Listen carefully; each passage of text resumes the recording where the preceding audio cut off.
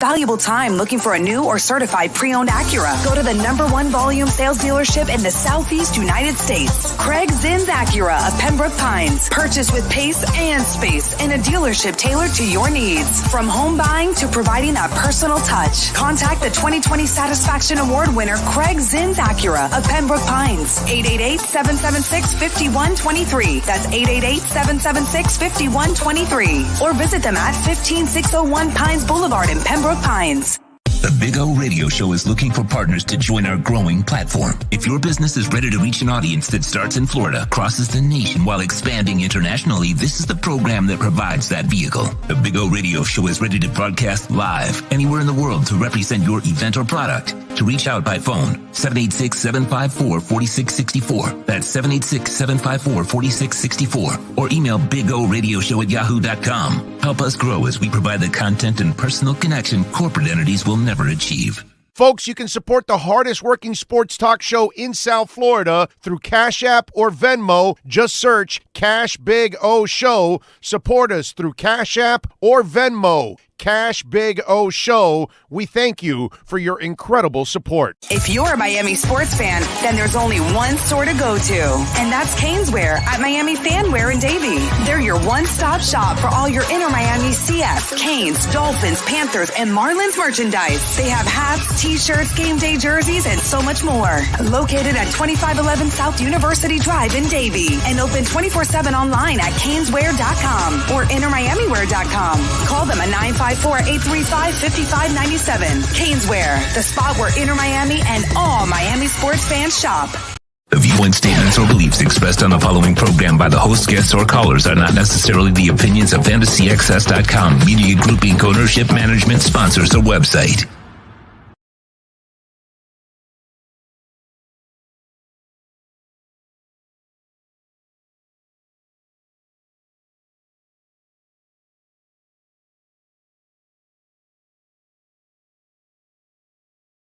Hey, it's Big O. Protect your home the way we do with Sloman's Home Security, folks. And if you want some great news, how about this? A free doorbell camera. That's right.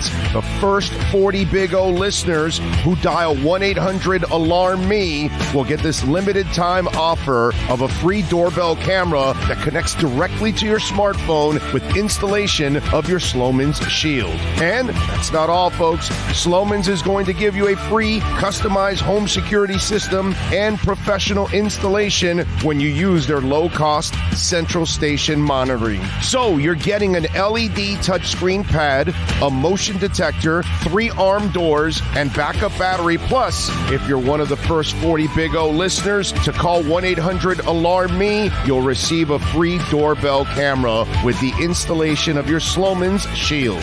Keep your family safe like we do here in the Alzigari family. Call 1-800-ALARM-ME. That's 1-800-ALARM-ME. The Big O Radio Show originates from the OK Coin Studios. Invest a little time and save big. Just set the recurring buy and pay, 0 transaction fee after your first purchase. The Big O Radio Show is mastered by executive producer Sean Stanley from the OK Coin Studios. When it comes to South Florida sports teams, very few in the media have witnessed, lived, and covered it like the Big O. Let's start the program dedicated to your favorite South Florida teams with a passion that's unmatched. The Big O Radio Show is on. Here's the Big O.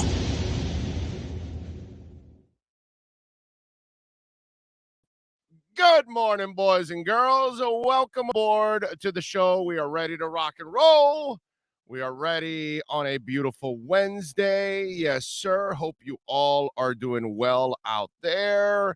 It's a new day on the show because it's a new edition. Yesterday, it was George Richards, right, with our Locksmith.com lockdown segment, baby, with the Panthers. And George Richards was the latest to add to the family. Today, it is going to be Ian Rappaport. Yes, NFL insider. He was all over the place the last couple of days, breaking all kinds of stories. The Gesicki tagging, the Aaron Rodgers story, Seattle trading Russell Wilson. I mean, he was all over the place. So we will talk to Ian Rappaport at 10:10 this morning. He will make his debut, so now you can lock it in every Wednesday at 10:10. You can put it in there and say, okay, well, I'm going to catch Ian Rappaport now, man. I get to hear one of the best NFL insiders in the country tuning in every week here on the program. So we continue to improve, and we're not stopping there, by the way. We are continuing. We are going to add more and more elements to the show, more different shows that we're also going to add. So there's all kinds of things that we're still working on. We're not done yet. It's going to take a little bit to put everything together, but we're in the process of it, and we're really excited overall that we're able to grow. And thanks to all of you out there, subscribing, hit that like button, man. Smash that like button while you're watching. Always smash that like button when you're listening. All of that, please make sure you do that, because it's very important for us to grow in that direction. So thank you all out there as always. And remember, you can always chime in anytime you're listening to the show, day, night, weekends, holidays, middle of the night, whenever.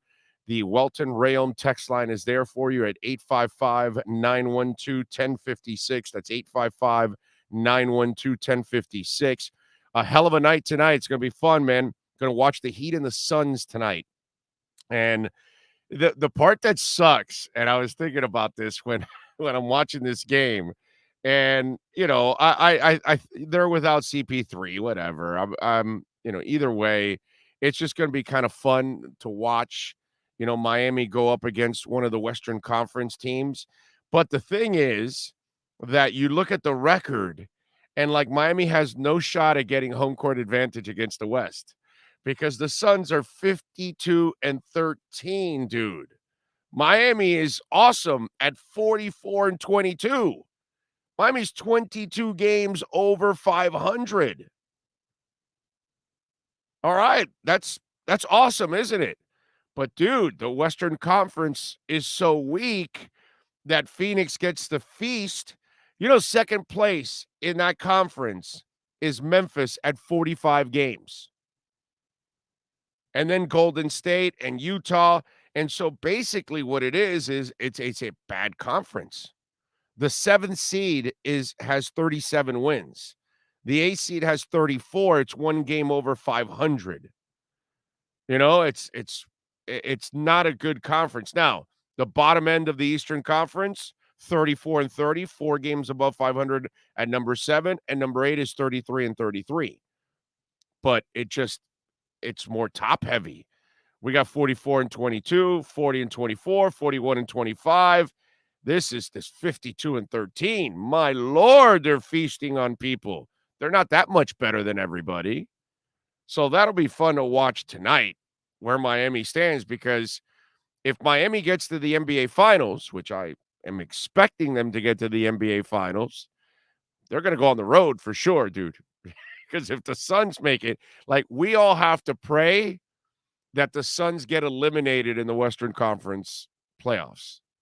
That's what we have to do. We have to hope that they have a rut somewhere in a 7-game set and they end up losing. So that way Miami has a great chance of having home court advantage in the NBA Finals. But that's kind of where we're at. We got to kind of root against the Phoenix Suns.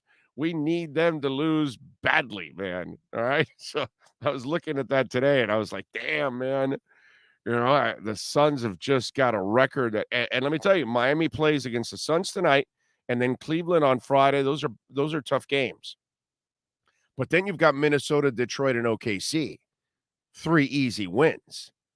Well, you should win. I mean, you could lose to anybody in the NBA on any night. But you're going to be able to pile up the wins. But the problem is the Suns playing an easier conference. So we got to hope for the Suns to get eliminated in the playoffs. Okay. That's the only thing right there, because that Miami will have no shot at home court at all. So that's what we got to do. Not only beat the Suns tonight. Okay, that's good. Gain a game on them. But more importantly, we got to be rooting for everybody in the Western Conference, not named the Suns. Okay. So that's it. That's how That's how Miami has a shot at home court all the way to the NBA Finals. Man, I'm telling you, talk about a smorgasbord. Those boys are feeding on an easy conference. Man, I tell you. All right. So there you go. We got Ira and Clay coming up at the top of the hour. They will get you ready. They'll probably talk a lot about this and talk about the Suns and talk about the amazing return of Oladipo, which was so cool to watch that return. And just if he's confident, that's the scary part. If he believes in his body, that's when you know he's arrived and he can be, get back to where he was. Because I saw a guy in 15 minutes, the confidence meter just went all the way up right away. Felt like Bitcoin last night. Last night, Bitcoin's screwing around 38, right? 39. All of a sudden, it shot up last night to over 42,000. Stuck over 42 right now. Kind of like that. That's it. Oladipo was Bitcoin last night. That's what he was 2 nights ago. It just 15 minutes. Dude that was juking, doing all kinds of stuff. I saw a guy that was pretty confident, man. I was impressed, I got to say, with the way that young man played and how because the first couple of drives were a little shaky. And then it got better as the game got going and the assists and everything else and taking the charge. I mean, for an injury-prone player, his first play is taking a charge. That's if Oladipo believes in his body, that's scary. They added one hell of a player at this point of the season.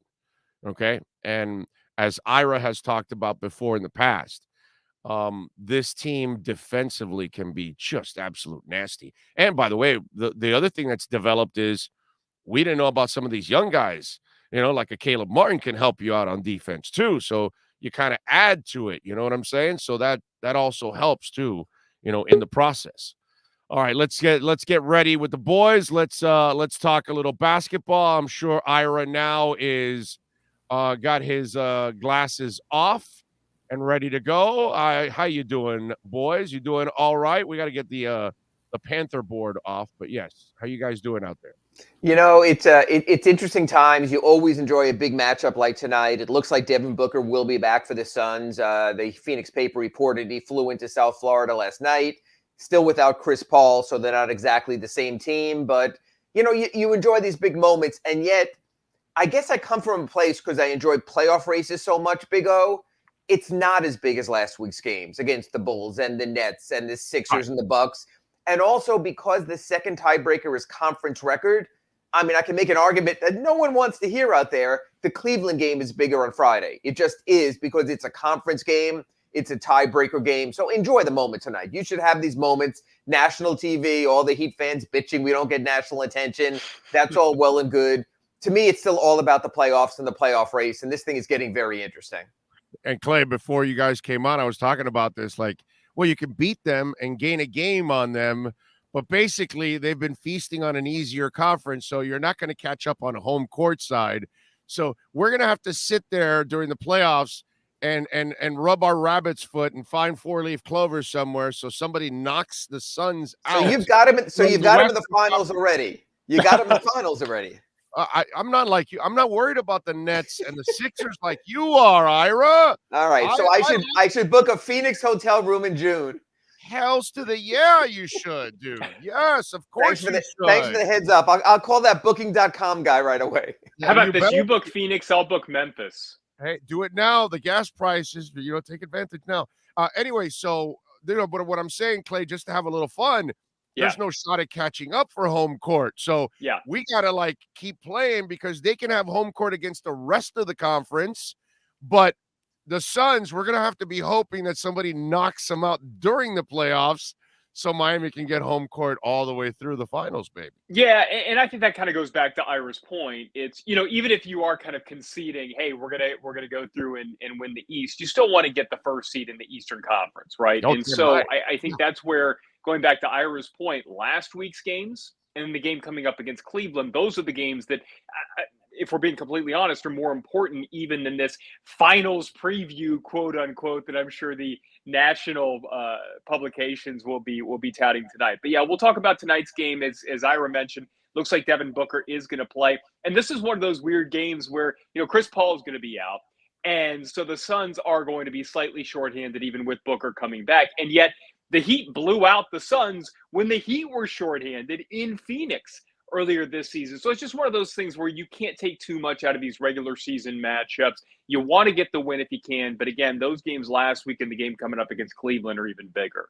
I know we got to go to the show, but in 15 minutes in his first game, I saw the confidence meter just skyrocket with Oladipo. And to me, guys, if he has his confidence, then that means he's confident in his body and he can be whoever he wants to be again. Yep, I got a lot of thoughts on that. I'm not going to waste it on the pre-show because the good folks at Sloman's Home Security paid for the real stuff. So I will drop those nuggets on you in about 2.5 minutes. So how's that for a tease, man? You're in the wrong business, man. Forget the newspaper business, man. You got to get into TV. You got to get into radio. You got this tease thing down. That's outstanding. So we'll talk about that. From the Big O Master on his 19 different stations in South Florida. As you scroll the dial, it says Big O worked here. Big O worked here. Big O worked here. No more stations. Only one platform now. There you go. And now, because when I signed on to the web this morning, it said the internet brought to you by Orlando Alzagari. So I get it. Go. So it's gone from Al Gore invented the internet to Orlando Alzagari invented the internet. Or dominated, one of the two.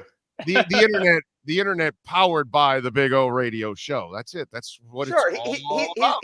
He's like the Bitcoin of internet. He might be down for a while, but he's going to get back up. We're Latin in many ways, even on this radio station. Look how big the family's getting. Look at that. Look how many we fit in one house. It's amazing. Love it. Yes, I'm the only one that can say that. All right. Ira Winderman, Clay Ferraro coming up, baby. It's the Sloman's Home Security. Yes, Inside the Paint show. And ladies and gentlemen, that is next.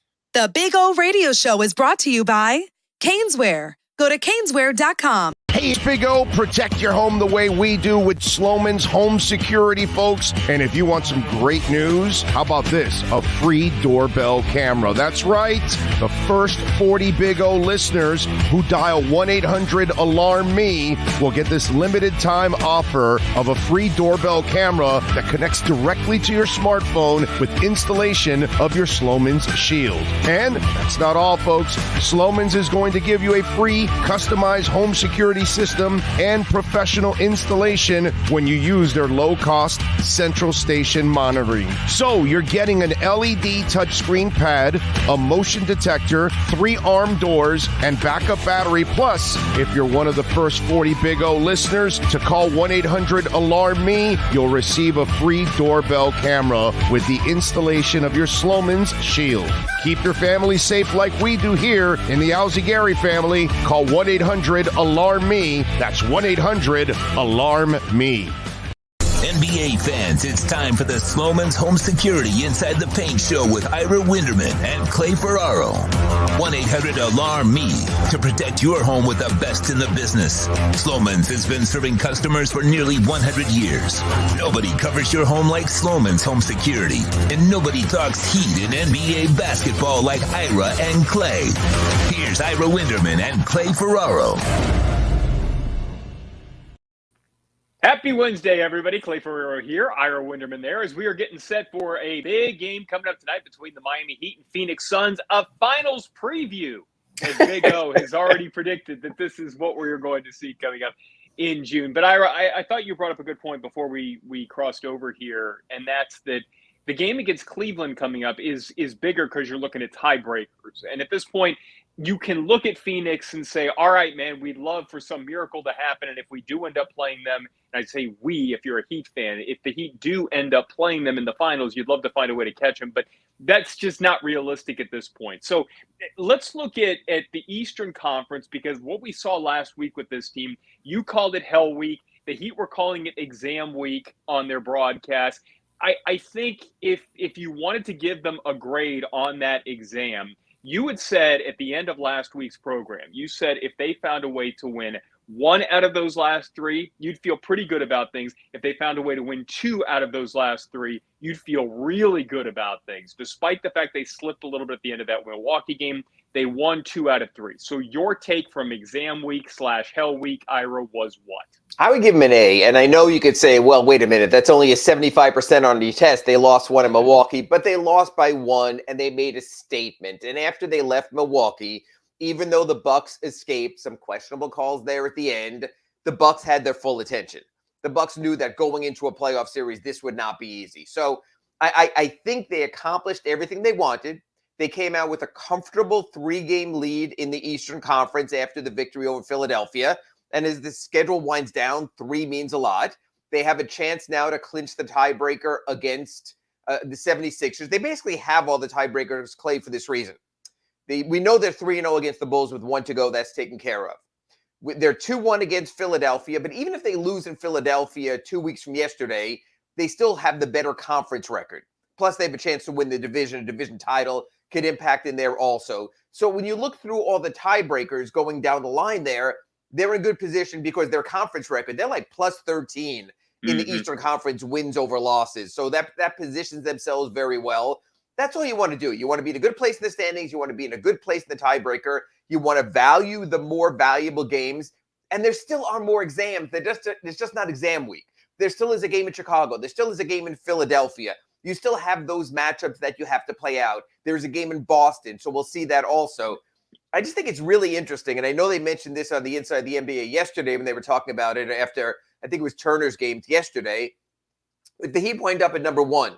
And you get Brooklyn playing Toronto in the 7-8 game, I would think the Heat are going to be rooting quietly, not saying anything, really hard for Brooklyn to win that game, to go up to 7. They never would say it because that would be disrespecting Toronto, of course. So it's almost like I think we're going to be turning eventually to watching the Heat games into scoreboard watching, where either you want the Nets to, to wind up getting to number 6 if possible, and Cleveland's a little shaky. They have the Jared Allen finger injury right now. They're not their full team. So I think we're going to be watching the rest of those standing as well. But last week went very well. The Heat came back home. They showed their strength again. They took care of we spoke about this earlier in the year, Clay, the games you can't let get away, the games against the bad teams. And even, I think you would agree with this, Clay, and then I'll leave it up to you. Even after the Heat were down 13 in the first half against the Rockets, I know I was sitting there and going, they'll be up by double digits by the third quarter. You just saw that coming. That's the difference in this season's Heat. You take care of the little ones, the Rockets game in the past. Next week, you're going to have the Pistons. You're going to have the Thunder. Take care of those. You'll build your resume, and no one will be catching you in the East. Guys, make sure to hit the like button for us, or smash the like button, as Big O would say, and make sure to drop your questions, your comments. We're going to get to them as we go along. I know you got a lot of thoughts on Victor Oladipo. I do as well, so we'll talk about that in a little bit. But to your point, it's always driven me nuts at the end of the season with some of the more recent Heat teams where you look at the standings and where they ended up seated, and you could pick out games against a terrible Knicks team, games against the Magic, games against the Hawks before they turned good. I mean, there were always the Washington Wizards. There was always like 4, 5, 6 games that you looked at the schedule and you're like, man, how did you let that slip? If you had won one of those, it would have been the difference between you fighting for 6 or 7 spot and being up 4 or 5 spot in the always jumbled Eastern Conference. This year, they'll have those lulls at the beginning of the game like they did the other night, but they find a way to fight through them against the bad teams. It's like eventually the defense tightens its screws, and it felt like they know they're the frickin' Miami Heat, and they turn into that. Yeah, and it's like they know that their defensive intensity is going to be such that eventually it's going to change them. And by the way, Tyler Hero, I don't know if that game would have changed quite as quickly. It may have been a little bit more touch and go in the third quarter had Tyler Hero not single-handedly pulled them out of that at the end of the second quarter. I mean, what he did, but having somebody like him to come off the bench and do what he did, it gives you that extra tool in the toolbox when you do have to make up those deficits. And I think you and I have talked about this, that come playoff time, there are going to be moments that are going to have to be Tyler Hero moments. And when he does things like that, even if it's against a bad Houston Rockets team, when he does things like that, I think it just gives you more confidence that when the games really do matter and really do get big, he's not going to be, the moment is not going to be too big for him. We've seen him rise to that occasion time and time again. And tangentially there, we know that Tyler's the runaway winner already of Sixth Man of the Year, the Sixth Man Award. I think you would agree with that, Clay. There's no competition. Kelly Oubre is putting up meaningless numbers on a bad team. Right. Clay, my question to you is this. This was discussed early in the year and then not so much when Tyler had some uneven moments. Why is he not either at the top of or heavily involved in the discussion for most improved player? Yes, he was very good as a rookie. Then he, that sort of up and down, roller coaster. He was very nominal as a second-year player. Didn't have the offseason, didn't have the break, went from the bubble, season started right away. The improvement in Tyler Hero's game from wildly and maddeningly inconsistent to what he is now, the jump from 2021 to 2021-22. Yep. I mean, I even wonder statistically if there's other players in the league who have made as much of a jump. I know there's guys like Fred VanVleet who went from a supporting player to Kyle Lowry to a leading man in Toronto. There's a bunch of other guys also. But I think Tyler deserves votes there as well, because I think he is also one of the most improved players in the NBA this season as well. Certainly, and to be completely honest, I haven't scoped kind of the landscape to who else may even be on that list. You know what I mean? And because I think we've been so focused on the sixth man, you might be right. I think, to your point about sixth man, I want to bring this back to Victor Oladipo. Sure. What I love is Tyler Hero he's able to do a lot of things now, especially offensively, but that role is defined with him. It's, he's going to come off the bench, he's going to score for you, and then you kind of read the matchups down the stretch. And you see, like, all right, if you're getting late in fourth quarter, you need somebody to get a bucket, you're going to go to him.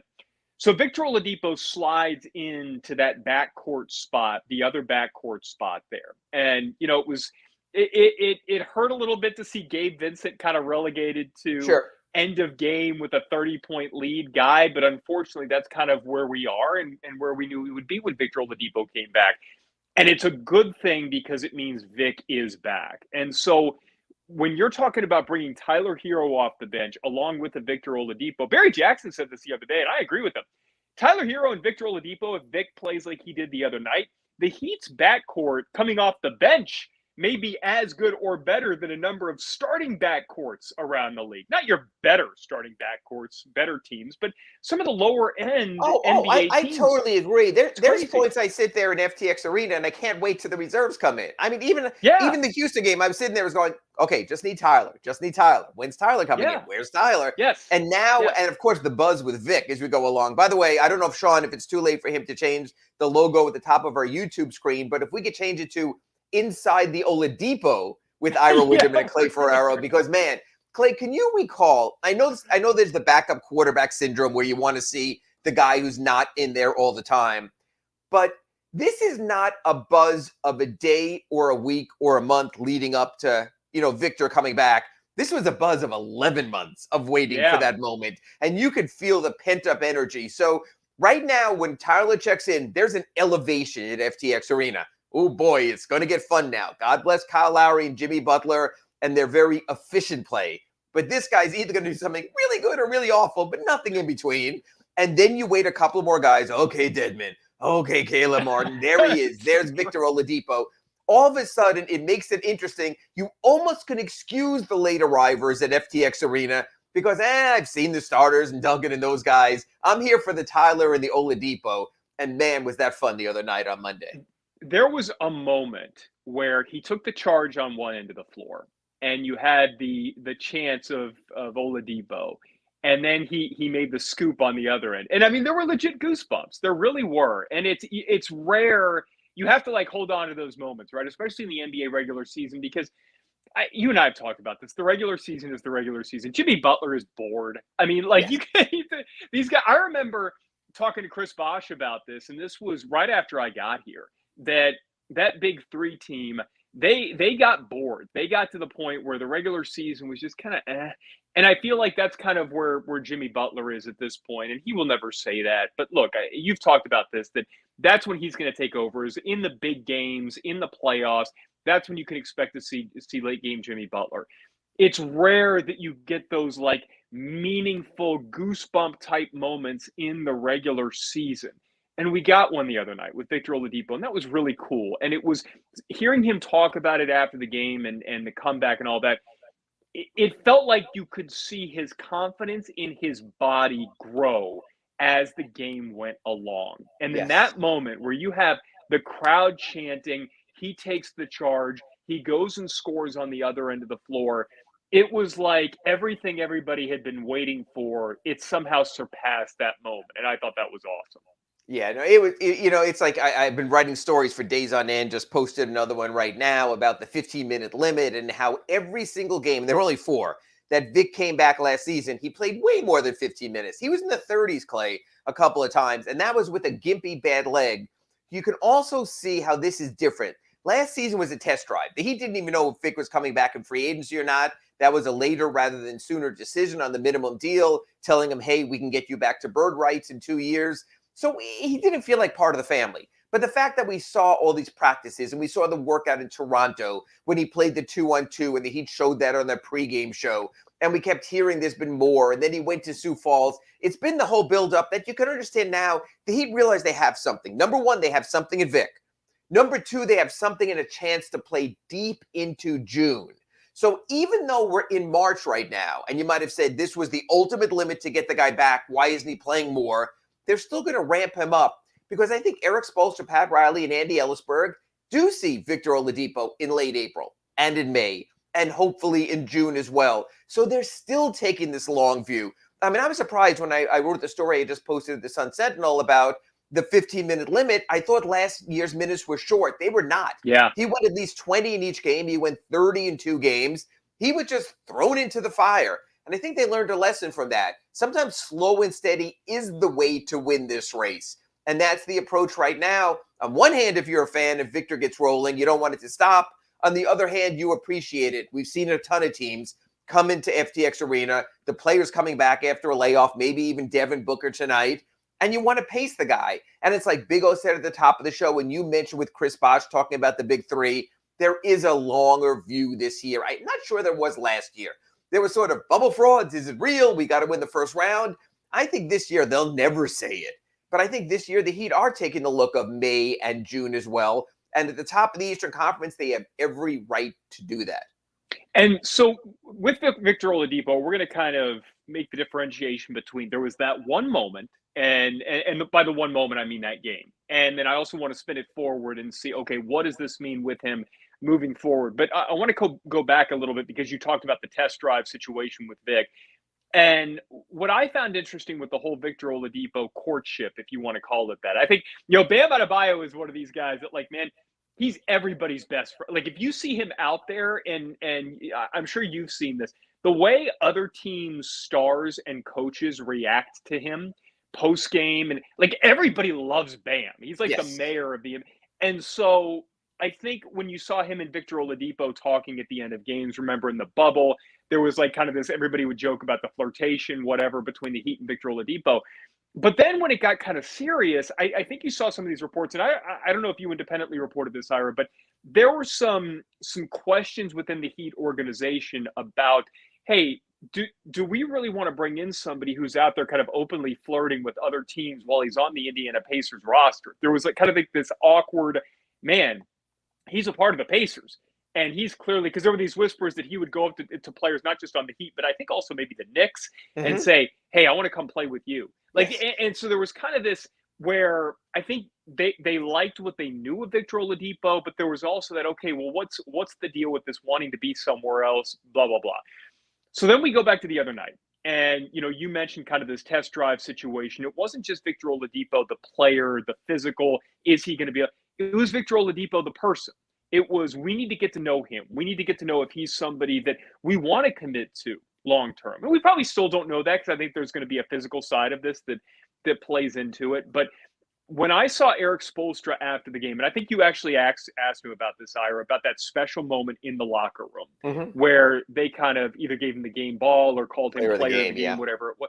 It was like everything had come full circle, and any questions that people in the organization may have had about him, they were all answered because of the 11 months of work that he put in for that night. And so it's just kind of like this whole story arc it was like there was one ending the other night, but then now it's a beginning leading towards what's next. How does he help this team as they hope to go to the NBA Finals and hopefully win a championship, but also his future here? He was humbled. And once you're humbled, it's different. Yes. He was humbled by having to have surgery again. He was humbled when he got to the free agent market. There was nothing out there for him but the absolute veterans minimum. He was humbled by the Heat saying you have to work your way back. He was humbled by taking 2 flights, I assume connecting, to Sioux Falls, South Dakota, to have to work there also. So he went through all of those steps. That changes a man when you've been through all that. I think that's why there was that unbelievable, ebullient smile and effervescence he had out there, because he was humbled. In Indiana, he was an all-star. He was third-team All-NBA. He was, hey, you want me, you got to pay for me. I'm Vic, I'm the man. And then I think that changed him a little bit. He also was appreciative that the Heat stood by him. And other teams might have thrown him in the fire earlier and said, screw it, he's a free agent at the end of the year. We'll burn out the last remaining cartilage he has, in that knee. We'll strain that quadricep. We don't give a crap. He's gone anyway. The Heat took the other approach, even with Vic and a pending free agent. Even with Vic having every right to go somewhere else for the Knicks or someone else's cap space and clearly out sort of pacing the Heat's market, that the Heat still stood with him and said, whatever it is, whether it's a month, whether it's 2 months, whether it's to the Eastern Conference Finals, the NBA Finals, we'll stick with you now. We'll worry about later. I think that humbled him also. I think he found the right place. He could have been lost in the Oasis if he would have stayed in Houston or gone to another team that wasn't willing to make an 11-month investment. So if you have any more questions, drop them in the chat. We could do the entire show on Victor Oladipo. We really could. And we'll talk more about him as it goes along. I want to kind of spin this forward with him. Where does his role kind of play out here as we talk about the rotation moving forward? Again, it's unfortunate you saw Gabe Vincent at the end, but that's kind of where I think we're going to be at moving forward. How does he help this team get to the next level?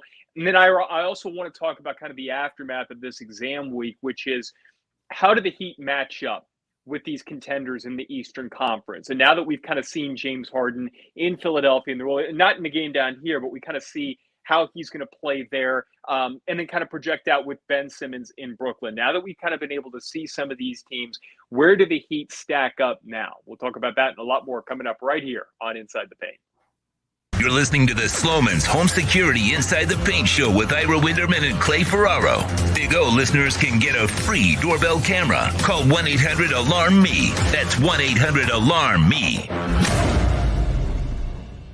When you're ready to purchase a new home or refinance the one you have, American Dream Lending will make sure your loan experience is easy with fast approvals and quick closings. With many loan programs and competitive rates, now is the time to turn your dreams into reality. Ask about special financing for veterans. They never charge an application fee and you will work directly with one of their experienced loan professionals. Stop dreaming and contact American Dream Lending today. 786-802-1727 or online at adreamlending.com.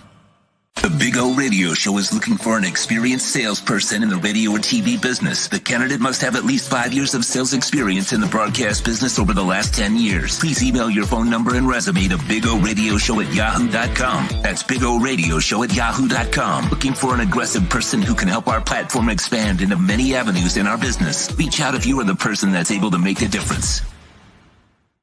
For over 25 years, South Floridians have counted on Tommy B. Butts Jr. Enterprises for their roofing needs. In South Florida, we battle the sweltering heat, rain, winds, and all kinds of tropical storms. That's why when it comes to protecting your family, home, or business, call Tommy B. Butts Jr. Enterprises.com. 954-735-9826 or 954-394-1411 and ask to speak to Tommy, the owner. They specialize in all kinds of roofs. All work fully guaranteed with the customer's complete satisfaction. A+ rated member of the Better Business Bureau. Licensed and insured. There's no buts about it. When your roof needs repair or replacement, go to TommyBButtsJrEnterprises.com. A certified whitening contractor. Oh, great. You got a doorbell camera. Now you got a front row seat to your house getting robbed. No. And there's nothing you can do about it. Get out of my house! Oh, Mom's jewelry. There goes the TV. I'm sure it'll turn up at the pawn shop. No! Just because you can see them, that doesn't mean you can stop them. With Sloman's, you get 24-hour monitoring, a free home security system, and professional installation. Plus, a free doorbell camera. Free? One that'll actually work for you. It's not total security unless it's the Sloman's Shield. Call 1-800-ALARM-ME. Welcome back to the Sloman's Home Security Inside the Paint program with Ira Winderman and Clay Ferraro. At Sloman's, we never charge for installation. There's no minimum requirements, no activation fee, no games. See how easy and affordable it is to secure your home at 1-800-ALARM-ME. 1-800-ALARM-ME. Here's Ira Winderman and Clay Ferraro. Welcome back to Inside the Paint. Ira there, Clay here. So, like I said, we could spend the entire show talking about Victor Oladipo. And hey, if you liked what you saw from Victor Oladipo the other night, why don't you smash the like button here? That would do us a big favor as well. But Ira, I want to spin it forward now with Victor Oladipo. And we saw him come off the bench the other night, and the minutes are going to be limited. We're not sure how long the limit will last, the 15 minutes or less. But what I think you saw the other night and what I think his role can be is the Heat have needed somebody who can get to the paint, can break somebody down off the dribble, that there are a few things that he can do offensively that like you just can't go and find somebody even at the trade deadline that you're going to trade a conditional second round pick for. And we always talked about, okay, well, the Heat's big trade deadline acquisition is going to have to be Victor Oladipo. And there were a couple of moments the other night, Ira, where his first step, I don't remember it being that quick last year. It's like, now, I don't know that we're necessarily going to see him turn into the guy who is going to fly through the air and dunk on people like maybe he would have 5 years ago. But he's still got that quick first step into the lane. And what that does is it puts so much pressure on a defense. And I do remember last year there was one point, and I forget which game it was, where he came back, where it may have been his first game, where it was late in the game. He had the ball in his hand, and he was able to just get one step on a defender. A second guy came out, and he passed it to Tyler Hero for a game-sealing layup. That's the type of play that I think you're going to want to see from Victor Oladipo moving forward, which is you get by your guy. You have somebody who can come off the bench and beat a second team defender fairly easily. And it just gives you that extra element that I think they were lacking. Yeah, you know what? And I think he was a little bit out of control the other day just because of the excitement. There were a couple of times he got into the lane. It's like, what the hell are you doing? Yeah, and early on. Yes, at 100%. Yeah, and you can see the excitement of that. But again, there's a couple of things. And this almost goes back to when we talk about Duncan Robinson starting or not. And I always say whether he's hitting or not, he's on the scouting report. He has the respect. He creates the spacing. Victor Oladipo is automatically on your scouting report. So when the Heat play someone now, all of a sudden it's changed. And when they list the starters in this column and the reserves in this column, Tyler Hero's number one, but probably Vic is now up to already number two on the scouting report when it comes to the reserves. So that alone has the opposition's attention. There is a scout on him. It might be bring the second defender. Don't let him break you down. Let's go zone a little more. Let him shoot the outside shot. He's been very uneven with his three-point shot in recent years. So you have that also. So just the effect of having the name recognition, it changes the way he's approached. Now he has to find his niche in this group. And it's interesting. He was asked after the game about, playing with high usage players. I mean, Tyler Hero dominates the ball on the second unit. Who's the leader of the Heat second unit? I don't think it matters how good Victor Oladipo, what level he gets to. This is Tyler Hero's bench mob supported by Victor Oladipo. I also thought it was interesting when they asked Tyler that question. He had a really good answer. What's it like playing with another, usage guy? He said, hey, for the last 2 years during the regular season, I played with Goran Dragic. He had the ball in his hands a bunch also, and that certainly worked. And that really is good. So I think for Tyler, the adjustment will be easier. He's played with another guy who was someone at some point, who was an all-star previously. I think for Vic, he needs to sort of feel it out. And that's why I think it's important for Eric Spoelstra, whether you agree with Gabe Vincent and Max Strus being out or Caleb Martin being in, to say, hey, this is my second unit. I want you to learn to play with Tyler Hero, learn to play with Dwayne Dedmon, learn to play with Caleb Martin. I want to get back to that in a few minutes. Learn to play with these mainstays of the second unit. This will be your teammates. This will be your team when we scrimmage for the rare practices. You'll play with them. When we go in games, you'll play with them. That's what makes this important. It's not only Victor Oladipo coming back. It's Victor Oladipo settling into a role so nothing by the time we get to the playoffs is uncomfortable. And that was a big step for that reason. It's opponent scouting him, but it's also him adjusting. What in the world was Charlotte thinking, letting Caleb Martin walk out the door? I mean, you said you wanted to get to him in a couple minutes. I want to get to him now because the more I watch him play, it's not even that, oh, hey, this is really cool. You have somebody, explosive and a good defender coming off the bench. Like, I'm kind of getting to the point, Ira, where I love seeing him late in game. Oh, Big O's got something to say. 2 words. Big O's got Michael Jordan. So, okay, we have one non-vote for executive of the year. Yeah. We have a non-executive. You know what? First of all, I thought for a second he was comparing Caleb Martin to Michael Jordan. I was like, hold on, slow down. I think we'll stay away from that analogy. By the way, for folks who were just listening, whether it's the podcast afterwards or just listening to the audio, Clay and I always know when Big O pops up in the third square there, something is up. The man of strong opinions, and I'm sure when we get to Duncan Robinson at some point, the third box will pop up as well. Look, I think Charlotte was as simple as saying, hey, we've got 2 of these. We've got a Cody and a Caleb, and we have to make a decision. And Cody's played very well for them also. So I think it really was a matter of they had a matching set, and they just needed one. The point, Clay, I wanted to make was this. I was very curious to see who is in and who is out of the rotation and the second unit. So when Tyler Hero entered first against the Rockets, I said, that makes sense. When Dwayne Dedmon entered second, I said, we know they need at least one more big man, so that makes sense also. But the fact that Caleb Martin was the third reserve off the bench, part of the 9-man deep, followed by Victor Oladipo, that was interesting. And that to me was Eric Spoelstra's statement I wasn't sure if he was going to make. I said this, I wrote about it at the Sun Sentinel, that I think Caleb Martin has too much of a game that is built for the playoffs. He will defend. He's not afraid of the big moment. He will energize at the finish. I said he was a rotation player. So simply by process of elimination, Eric Spoelstra has felt comfortable all season with 9. We don't know if that gets reduced for the playoffs when you have no back-to-backs and can have those lengthy weeks off if you take care of business round by round. But the fact that he picked Caleb Martin, I thought was the right decision, but still an interesting decision. That a guy from 2-way contract to full contract on a minimum scale to this kind of role, God bless Gabe Vincent. How crazy is it? He was very good on Saturday against the Sixers. He doesn't play except for garbage time. He played the Kyle Guy minutes on Monday against the Rockets. Max Strus hit 3 3-pointers against the Sixers. He had his big moments. He didn't play either. So you wind up in a situation there where you have to make tough decisions. But I fully agree with if you had to pick one of the 3, of Vincent, Strus, and Caleb Martin, I too would have gone with Caleb Martin. And I'm glad you brought up the Philadelphia game because you're right that the Houston game, it showed you kind of what number he was in the rotation.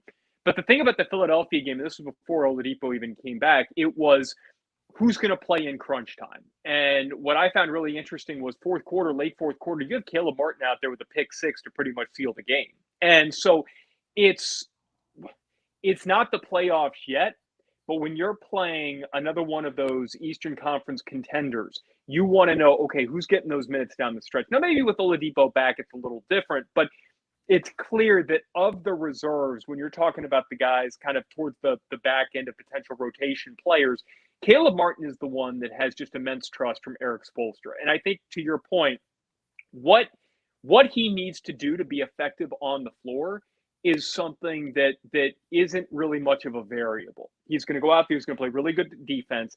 He's going to jump and jump out of the gym and be the athletic guy and get rebounds and that sort of a thing. He made shots down the stretch against Philadelphia. He made 1 3-pointer in particular that was big, but he doesn't have to do that to impact the game in a positive way. That was kind of an added bonus with him. So that's when I say, what was Charlotte thinking? It's like he just, and I get your point, and it's valid, but that it kind of kills my agenda if Charlotte made a big mistake. But it's just what he's been able to add to this team. It's hard to see how you take him off the floor completely. in the playoffs. I agree. Like you almost have to find minutes for him at this point. To your point about how his role, it plays well to playoff basketball. And I would say this, and I would say don't worry too much for Gabe Vincent. And matter of fact, Clay, I'm curious. They have a home back-to-back this weekend. They play Cleveland on Friday and Minnesota on Saturday. I would not be shocked to see Kyle Lowry perhaps sit out that game against Minnesota. Non-conference game, second night of a back-to-back. So Gabe Vincent will go from nothing, from 0 to 60, and he'll be back in the starting lineup. So I think they have about 3 or 4 back-to-back sets left this season. They have another home back-to-back in 2 weeks. Knicks on Friday, big game against the Nets. The Nets on Saturday. They have a back-to-back set late in the season at Chicago, at Toronto. Maybe Kyle sits before going back to Toronto if the COVID situation there is copacetic. So I think there still will be time for Gabe Vincent to sort of stay warm in the bullpen. And again, the other day, Duncan Robinson was hitting threes, so there wasn't the need for Max Strus.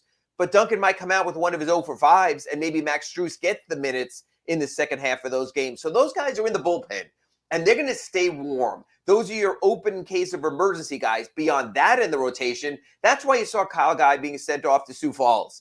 They're almost whole right now. We're just waiting for Markieff Morris. I don't even know how that's going to work right now. So because of that, there's sort of there's the 9-man rotation, and then it's almost like Joe Lunardi, and the next 2 on the bubble, would be Max Strus and Gabe Vincent, open in case of emergency. But I think you're not going to go beyond those 11. Matter of fact, I'm not so sure if Markieff Morris comes back and is ruled eligible and has some moments. I still think, unlike Vic, he will have to crack the rotation. There simply won't be an opening created for him because, Clay, to be honest with you, the opening would be Caleb Martin as the backup power forward. And so I'm not sure there's any circumstance. There was a circumstance with Gabe Vincent. If Vic comes back, sorry, Gabe, but God bless you, he's in the rotation. I'm not so sure he would say the same thing about Caleb Martin when it comes to Markieff Morris returning. Yeah, and I think the only situation I could foresee would be if you potentially played a Cleveland in the playoffs, right? And you need a little more bulk inside because, Caleb is, man, he's got the length, and like he's the type of guy that if you put him out there on a wing player, man, he's going to make their life miserable. And I think Spo craves that versatility and the ability to do that. But if you're going up against the bigger 7-footers, the bulkier guys, your Jared Allens, Evan Mobley's, Markkanen's not a bulkier guy. Maybe you have Caleb Martin guarding him. But if you need a Markieff Morris to come in and spell PJ Tucker, or maybe you feel like you need to go 2 bigs off the bench with a Dedmon and a Markieff Morris if you have to play against Mobley and Jared Allen, that's where I think maybe you could see it. But it's the versatility that Caleb Martin brings is just I've been blown away by how he just seems to get better as the season goes on. Something just kind of hit me, Ira, and you talked about this a couple of weeks ago, where when you get to playoff time, Eric Spoelstra is going to go into the lab, and he's going to come out. We saw it, in the bubble where Myers Leonard goes to the bench. Kendrick Nunn is no longer getting the big minutes come playoff time. Like some of the things that he does during the regular season that you're like, why is that happening? All of a sudden change in the playoffs. What would you be surprised if there was a switch? Tyler Hero goes to the starting lineup. Duncan Robinson goes to the bench and kind of becomes, would that shock you? Well, it's easier done now because you have another ball handling playmaker in Victor Oladipo. So you could do that because Vic would anchor the second unit then in the Tyler Hero role. But man, that to me is a if it ain't broke, don't fix it kind of deal. Mm-hmm. I mean, he has been so good and so consistent in that role. When Spo did that with Goran Dragic, he was saving Goran Dragic for the playoffs. He was saving his legs during the regular season. Goran knew it, and then it became go time because he was a career starter. I'm not so sure that even in free agency, if Tyler gets the huge rookie scale contract, rookie scale extension, he doesn't stay as a sixth man. He just fits that. He just fits everyone else out of the way. 4 guys out. I'm going to take control of this. I'm going to take awful shots that go in the basket. So I think that would be risky long term. Could Tyler Hero's minutes go up? Absolutely. I just think the Duncan spacing thing makes sense. Now, if you get into a series that's not working, or you struggle in the first round against Toronto and have to go 5 or 6 games and realize, hey, we need to do something, maybe in that case. But man, Tyler is so comfortable in this role and what he does. And Clay, think of the opposite. Tyler Hero starts and gets 2 early fouls. Everything gets messed up. Duncan point. Robinson starts and get 2 early fouls. You call it Wednesday. It's going to happen anyway. It's sort of a typical thing with him. You can adjust to Duncan getting 2 early fouls. I'm not so sure you can with Tyler. What has Duncan Robinson done wrong to officials throughout the NBA? Yes. I don't get it. No, that's a really good. And I guess where it kind of hit me was when you mentioned during the last segment about Victor Oladipo and how he's on everybody's scouting report. So if you start to see teams go zone when Victor Oladipo is in the game, then maybe you can make a little bit of an adjustment there to kind of counteract that. But it sounds like what you're saying, which makes sense, is maybe taking Duncan out, putting Hero in is more of a break in case of emergency type situation as opposed to hey, let's plan to do this. And it's interesting because the guys who are starting currently, where Duncan fits is he's a catch and shoot. Like there's not going to be the high usage rate there. Exactly. Whereas you've already got 2 guys, and really you could argue 3. Kyle Lowry, Jimmy Butler, and also Bam Adebayo, who can play that point center role so well, that need the ball in their hands.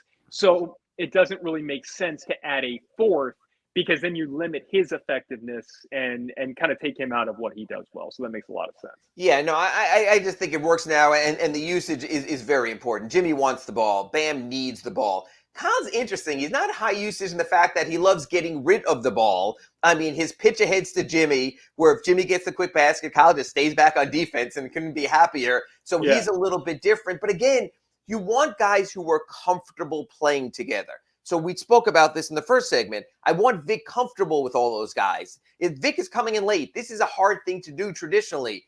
I want him to have the full month with Dedmon, with Caleb, and with Tyler to feel comfortable. And if he does, I'm leaving it that way. I'm making the other team have to adjust, and I'm preferring not to adjust if I can avoid it. The greater good is doing the good work right now, asking everybody to drop likes, and I appreciate that. He does bring up, he said, Tyler Hero is our Michael Cooper. Now, I was a Laker guy in the mid-'80s, loved watching those teams. Cooper played a lot more defense than Tyler does. Yeah, he was more of a 3-and-D. Yeah. The comparison to me is Vinnie Johnson. I mean, it's just they called him microwave for a reason. And it's like, man, he came off the bench. It was like all of a sudden he scored 15 points like in 8 minutes. Like, where did that come from? Or even more modern day Lou Williams. That's what Lou Williams has done in recent years. There's no pretense. There's no go in and defend it. And if you do well, you can get some shots, young man. It's like, here's the ball. We're going to be over there resting. Keep us in the game. Keep us afloat. And that's what Tyler's done. He's been amazing since the All-Star break. And again, at least get some consideration for most improved player, because the jump he has made from second year to third year has been huge. Man, this show is flying by. We're up against the break. Coming up next, I want to talk about how the Heat stack up with the rest of the Eastern Conference contenders now that we've seen them during exam week and seen some of these other contenders. And there's another one lurking, man. Boston is really making a run. So how do they fit in to this mix at the top of the East? That and a lot more coming up right here on Inside the Paint. This is the Sloman's Home Security Inside the Paint Show with Ira Winderman and Clay Ferraro. Check out Sloman's low-cost monitoring rates and how it could save you thousands on a security system at 1-800-ALARM-ME. That's 1-800-ALARM-ME. The Big O Radio Show is looking for partners to join our growing platform. If your business is ready to reach an audience that starts in Florida, crosses the nation while expanding internationally, this is the program that provides that vehicle. The Big O Radio Show is ready to broadcast live anywhere in the world to represent your event or product. To reach out by phone, 786-754-4664. That's 786-754-4664. Or email bigoradioshow@yahoo.com. Help us grow as we provide the content and personal connection corporate entities will never achieve. South Florida's premier law enforcement agency is now hiring individuals like you. The Fort Lauderdale Police Department is now accepting applications for non-certified and certified police officer positions. Minimum requirements and qualifications can be found at flpdjobs.com. That's flpdjobs.com. Are you ready? The city of Fort Lauderdale is an equal opportunity employer. If you're a Miami sports fan, then there's only one store to go to, and that's Caneswear at Miami Fanwear in Davie. They're your your one-stop shop for all your Inter Miami CF, Canes, Dolphins, Panthers, and Marlins merchandise. They have hats, t-shirts, game day jerseys, and so much more. Located at 2511 South University Drive in Davie and open 24/7 online at caneswear.com or intermiamiwear.com. Call them at 954-835-5597. Caneswear, the spot where Inter Miami and all Miami sports fans shop. For over 16 years, EJDconstruction.com has provided South Florida residents quality craftsmanship, accurate project management, and exceptional service. That's why EJDconstruction.com is an A-rated member of Angie's List and the Better Business Bureau. When you're looking for the right custom home builder for additions or home remodeling, please call my friend Eric at 305-433-4843. That's 305-433-4843 for EJDconstruction.com. Oh, I think I know what this is. Houston, we have a package. Hello? No matter where you are, the Sloman Shield home security system guards your home. With next-gen perimeter protection, 24/7 monitoring, and interior motion sensing. And right now, get a free Sloman Shield security system and doorbell camera, all professionally installed, for free. Shield your world, the Sloman Shield. The timeout is over. The Sloman's Home Security Inside the Paint program with Ira Winderman and Clay Ferraro is back. Access and manage your devices from anywhere with the My Sloman's app. Protect your family by calling 1-800-ALARM-ME. Here's Ira Winderman and Clay Ferraro. Welcome back. The home stretch here on Inside the Paint. This show's really flown by. It's amazing how much easier it is to do these shows and how much quicker they go when the team's winning and things are looking good. So after this exam week, the Heat go 3-1. Easily could have been 4-0. Mm-hmm. I didn't love the way the end of that Milwaukee game played out. I was kind of on an island where I actually kind of agreed with the 2-minute report. I didn't think there should have been a foul called on Giannis. I thought that was two guys going for the ball. And I don't like that we're seeing some of this weird stuff happen late in games. And yet at the same time, you could say, okay, Kyle Lowry didn't play. Yes. And unless and until we get to the point where there's that moment of truth against a really good team with Kyle Lowry on the floor and a game that, look, we talk about all the time where Jimmy Butler, he just seems to have his eyes on the playoffs, which you understand. Until you get to that point and there's a problem, then I guess it's time to just forget worrying about it, get that one seed and move forward. But based on what we saw last week and based on what we're seeing with some of the Eastern Conference contenders, how do you feel this team matches up with the Brooklyns, the Milwaukees, the Philadelphias, and I want to throw Boston into that mix now with, man, they're going on a run, and it looks like they're starting to figure out how to play together. I love the acquisition of Derek White. How do you see them stacking up, the Heat stacking up with those teams? Again, it's almost like we're playing bracketology in the NBA. There's a path of least resistance. It's like I want to be shipped west because it's the easier region. So I could see a scenario where you wind up with Cleveland in the first round. And Chicago, you played very well. Chicago in the second round. So you can wait for a Milwaukee maybe or a Philadelphia until the Eastern Conference Finals. It's all about matchups. But on the other hand, if Brooklyn is in the 7-8 game and the Heat are 1 or 2, let's say 1, and Brooklyn winds up at number 8, look, I know people think I'm overstating and worrying too much, but we haven't seen the full Brooklyn yet with Durant, who was very good in that game against the Heat in Brooklyn, with Kyrie, who didn't play in that game in Brooklyn, and with Ben Simmons, who hasn't played at all. In 2 weeks, in 2 weeks from Saturday, they'll host the Nets down here at FTX Arena. All three by then, I'm assuming Ben Simmons even by then would be ready. I'll have a better read. I would not be shocked if the Heat, as the number 1 seed, we wind up with one of those very rare 1-8 upsets, and it wouldn't be an upset. As a matter of fact, Clay, let me ask you this. You know the wise guys. You hang with those guys on the corner there when you bet the number every morning. So I know where you're going on this. So if the Heat were to play the Nets in the first round, who do you think Vegas would favor? Brooklyn.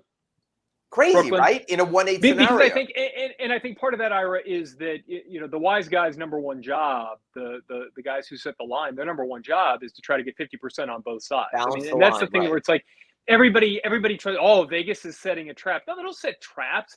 They don't want more than 50% of the money on one side because then there's not a guaranteed win there. So I think that the wise guys would look at this and say, oh, we can't put the Heat as favorites because way too much money would come in on Brooklyn. And then if Brooklyn wins, we're toast. So I think that because of the big names there, it would be more about trying to get the 50% on each side. Now, who do I think would win that series? I can't sit here and answer that question yet because I haven't seen that team together. I have seen the Heat. So I would probably lean towards the Heat right now as the more known quantity of those teams playing together. But if Brooklyn came down here and all those guys played together and Brooklyn won the game by 20 points, that wouldn't surprise me. I just feel like the talent level is such that if it clicks in Brooklyn, it's over. But I don't know that it is going to click because there's been no evidence yet to suggest that that's a slam dunk. They have the best player for sure. I mean, Kevin Durant is the best player in the world, but is it all going to come together in a way where the sum of the parts is going to be as much as, I always screw up that thing, but I understand that. But if you do the matchups, Kevin Durant is better than Bam Adebayo, and I don't think Bam Adebayo would be offended by hearing someone say that. Kyrie Irving is better than a 35-year-old Kyle Lowry. I don't think Kyle might be, but I think that's a reasonable supposition. So then you have Jimmy Butler better than Ben Simmons, and still the Nets take it there. I want to fill people in again. If you're at home and you have some scratch paper, you can write this down. The top 6 seeds in the Eastern Conference automatically advance to the playoffs. So Clay, jump in anytime if you disagree. So from the top 6, we're probably looking at Miami, in some order. Miami, Milwaukee, Philadelphia, Chicago. I would put Boston there, and then probably either Cleveland or Toronto. For argument's sake, after Cleveland won last night, let's put Cleveland there. At that point, number 7 plays number 8. Number 7 hosts number 8 in a 1-game playoff. The winner gets number 7. So if I'm the Heat at number 1, okay, I'm going to give the Heat the number 1 seed. Congratulations, Eric Spoelstra. Another banner going up for you. The winner of the 7-8 game is out of the Heat bracket. In that case, if Toronto, for argument's sake, is playing Brooklyn, if I'm the Heat, I'd root for Brooklyn. Brooklyn goes to number 7. They play Philadelphia, Milwaukee. Couldn't give a crap. Yes, Toronto will be drag out, knockdown fight. It always is. But Nick Nurse has been playing his players 49 minutes a game. They might be a little bit tired come then. Okay, let's take the scenario a little further. 7-8 game. Let's say Toronto wins because they're home court because Nick Nurse is a damn good coach. Then the loser of the 7-8 game sits and waits. The number 9 and number 10 teams play. For argument's sake right now, let's say Atlanta hosts Charlotte. As much as Charlotte with Gordon Hayward back is a different team, they always lose. So Atlanta winds up winning that game in the number 9-10. They then play the Nets if the Nets would have lost to Toronto for the number 8 seed. So again, if you're the Heat, you could root against the Nets and say, come on, Trae Young, drop a 50-burger on them. We'd rather play Atlanta. The Heat have been very good against Atlanta this season, not like last year when there's a little more uneven. So the play-in round is going to be freaking huge for the Heat. And that's the nice thing, that if the Heat wind up as the number 1 seed, Clay, we will have a ton of interest in the play-in round. First, in the 7-8 game, whoever wins, okay, that's out of the Heat's bracket. Don't have to worry about it. Or maybe you're hurt. Then a strong enough 9 or 10 team to maybe knock out who's left playing for the number 8 seed. The Heat's interest will go through that Thursday of that week. And someone asked me this at AskIra@SunSentinel.com. And they said, isn't it a huge advantage for the Heat not to be in the play-in round? And of course it is. Your last game is April 10th in Orlando. Might not even have meaning. Might even give your guys that day off anyway. You don't start the playoffs until the earliest at April 16th on that Saturday. So you have time to get ready for that series also. But coaches, Eric Spoelstra, we don't know our opponent. We can't game plan. We're just sitting here. He'll treat it like the worst thing in the world. Before the playoffs, we've only had 36 hours to prepare for our playoff opponent. This isn't fair. This shouldn't be for the number 1 seed. It's going to be a fascinating week. Even though the Heat's regular season ends on April 10th, the 11th, 12th, 13th, 14th will be really interesting days for the Heat season as well, unless the Heat drops to 3. If they drop to 3, they know they're probably going to wind up with Cleveland or with Boston. And like you said, to your point, Boston's playing really well now. That's another bad matchup for the Heat, if you were to ask me. And here's a flip side of that with having to, wait so long and not know who you're going to game plan for. You have enough time to come up with contingencies. And the Heat have enough really smart people working for them that Sure. work really hard to where they're going to be able to come up with these contingencies if it's going to be a Toronto, if it's going to be a Brooklyn. So based on what you've said, Ira, I think this is what you hope for if you're a Heat fan. Hope for the Nets to win some games to where they either finish in the 6 or the 7. Like you want them because then you're not facing them until the Eastern Conference Finals. If right? they win the 7-8 game, if they lose the Right. 7-8 game, then you're rooting against them and hoping an Atlanta emerges from the 9-10 that maybe Right. knocks them out of the playoffs. I think our swing team right here, Clay, is Cleveland. I think they've been teetering. I think Cleveland is what I referred to early in the year as a glad to be here team. I love to play glad to be here teams in the playoffs. Hey, we're in the playoffs. Our season's over. Yay! I think that's where Cleveland is. No one expected them to be alive this long as an elite seed. So you could make an argument that's another reason why the Heat's Friday game against Cleveland is a bigger one. Push them out of the way. Let the Nets slide up there. Let someone else deal with them. I agree with that also. So it's going to be interesting. I think Cleveland is the swing team in the East.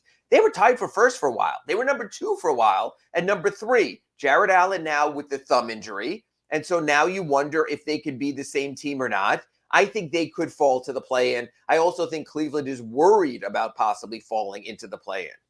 And there are a couple of comments here that I agree with, by the way. Cedola and the greater good about it. Nets have questionable chemistry. I agree with that because it's questionable because we haven't seen it. I mean, we haven't seen those guys out there together with the Ben Simmons. Because I think, look, if Ben Simmons weren't a part of this equation, I think the Heat would have enough to where they would outscore. Did you see Kyrie last night? I saw him last night, but I also you can't. There's only one basketball. And I feel like, man, you're going to be able to come up with something to where I'm not saying it'd be a slam dunk, but I would feel confident that the Heat could win that series. But here's what these guys are bringing up, and I agree with it. Mm-hmm.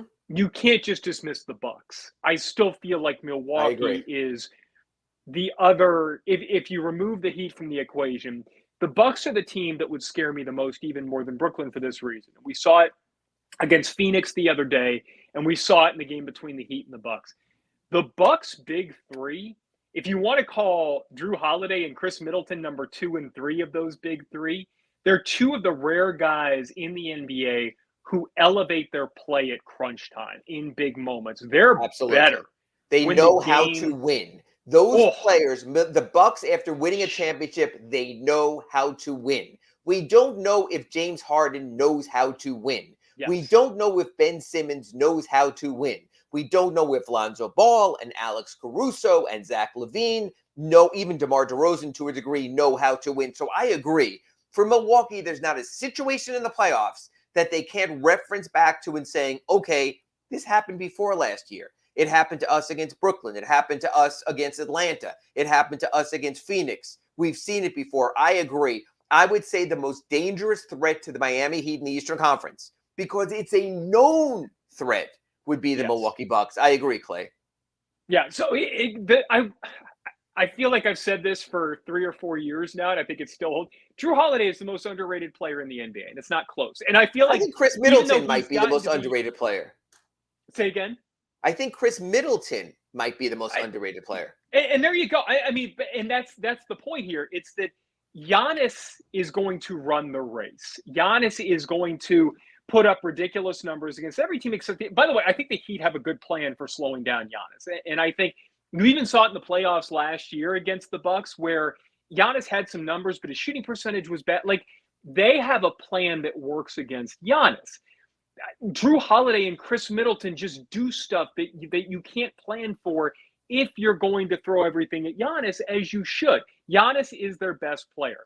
Drew Holiday and Chris Middleton are their most clutch players, and they're the guys who get you across the finish line. And that's what scares me about playing Milwaukee. It's that you can do everything right against Giannis and slow him down, and you can have a 10, 12-point lead in the fourth quarter, and then all of a sudden, Drew Holiday and Chris Middleton do what they did against Phoenix the other day, which was, we're not losing this game. We are not losing a nationally televised game to a Phoenix team without Devin Booker and Chris Paul. We are going to make sure we win this game. And, I mean, they did it against Miami last week, too, although Giannis made some plays down the stretch as well. It's Drew Holiday and Chris Middleton scare the daylights out of me when you get into those situations. So it's not that Brooklyn is the biggest threat to the Heat. It's that when you're talking about the first round or even having to play them in the conference semifinals, you don't want to have to play Brooklyn. And then if you find a way to beat them, then have to play Milwaukee in the conference finals. I still think Milwaukee is the biggest threat, but Brooklyn is close enough to where you don't want any part of them at all unless you get to the conference. I mean, Clay, imagine a path of Brooklyn in the first round, Philadelphia in the second round, and Milwaukee in the third round. This is like the old days of the Western Conference when they were cannibalizing each other, so you'd come out of there exhausted. There are just divergent paths. We are going to be standings watching so much beyond the Heat come the final 2 weeks of the season. I don't know how much the Heat can directly impact, but they do have games against Boston and Chicago and Toronto. The final week, the final 2 weeks of the season, they might be able to maneuver. They'll never tell you that, but they could impact their own fate, and they should. And you should set up your best path. It's almost like if we got back to the way they do it in the G League at one time where you drafted your playoff opponent. Believe me, if they were to pull names out of a hat or preference opponents, it wouldn't be the Nets, it wouldn't be the Sixers, it wouldn't be the Bucks. But that's not how it plays, and it's going to be so random and so tiebreaker-oriented, just like last year. One more win, and the Heat played the Hawks or the Knicks in the first round. Believe me, life would have been a lot different than a first-round sweep, against the Bucks. So it does matter who you play. Different horses for different courses. Celtics or Sixers? Which one scares you more? I'd say Celtics. They've been together longer. Jason Tatum scares me in a playoff series more than James Harden's playoff past. And I think that he can do enough against Joel Embiid with Bam and with Dwayne Dedmon. And by the way, you mentioned last week that the Philadelphia game was really big for Bam because he had to show that he could go out there defensively against Embiid. And it was almost like Bam knew that because his offense, he seemed to direct a lot more of his energy towards it, and it worked. Bringing it full circle as we wrap up the show tonight, Heat take on the Phoenix Suns. Latest word is that Devin Booker is expected to play in this game tonight. He's already in South Florida, should be out of health and safety protocols. How do you see this one playing out, 30 seconds or less? I think the Heat still like to make statements. And the fact is they had a day off yesterday. You're getting a team on the second night of a back-to-back. There are no excuses. You had Houston on the second night of a back-to-back, took care of business. You had Philly on the second night of back-to-back, took care of business. Fatigue does matter. The Heat should be up for this. It's all trending in the right way. Kyle Lowry's back. Victor Oladipo is back. You're pretty well whole except for Markieff Morris. Keep making the statements. If you're your best tonight, the Heat should have more than enough. We shall see. It's kind of nice just to get the national television, even though I'll be over there with Eric Reed and John Crotty. Great stuff. And thanks to you guys for listening and watching. You guys helped this show fly by today. It's been a blast. We'll join you again right here on Inside the Paint. Oladipo. Thank you. The Big O Show rolls on next. You've been listening to the Sloman's Home Security Inside the Paint Show with Ira Winderman and Clay Ferraro. With Sloman's properly securing your home, it's never been easier and more affordable. See how little it costs to secure your home at 1-800-ALARM-ME. Sloman's Home Security Inside the Paint Show is mastered by executive producer Sean Stanley. Please search Big O Radio Show on most platforms and smash the like button.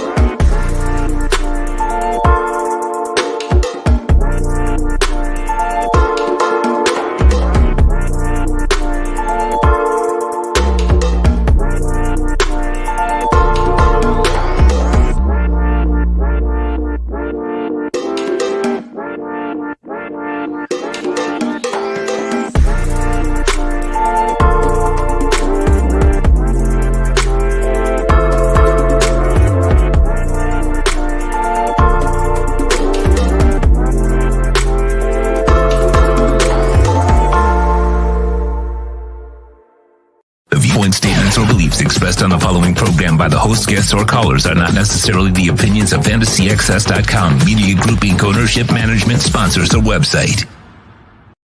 The Big O Radio Show is brought to you by HialeahParkCasino.com. Enjoy simulcast racing, dining, a magnificent poker room, and a casino with the most popular machines on the market.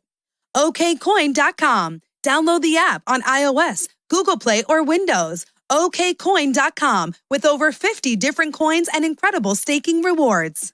Pallet Rack City. There's only one place to find the finest racks in the business. Pallet Rack City. 305-424-8547. That's 305-424-8547. The Big O Radio Show originates from the OK Coin Studios. Invest a little time and save big. Just set the recurring buy and pay, zero transaction fee after your first purchase. The Big O Radio Show is mastered by executive producer Sean Stanley from the OK Coin Studios. When it comes to South Florida sports teams, very few in the media have witnessed, lived, and covered it like the Big O. Let's start the program dedicated to your favorite South Florida teams with a passion that's unmatched. The Big O Radio Show is on. Here's the Big O. Boys and girls, ready to rock and roll. Yes, it's a hump day. It's a good day. It's an Ian Rappaport day because today is the debut of Ian Rappaport on Le Programme. So he will be joining us in about 10 minutes. We will be talking to Ian Rappaport, so we'll have some fun with him. Actually, in about 7 minutes because it's at 10:10 every Wednesday.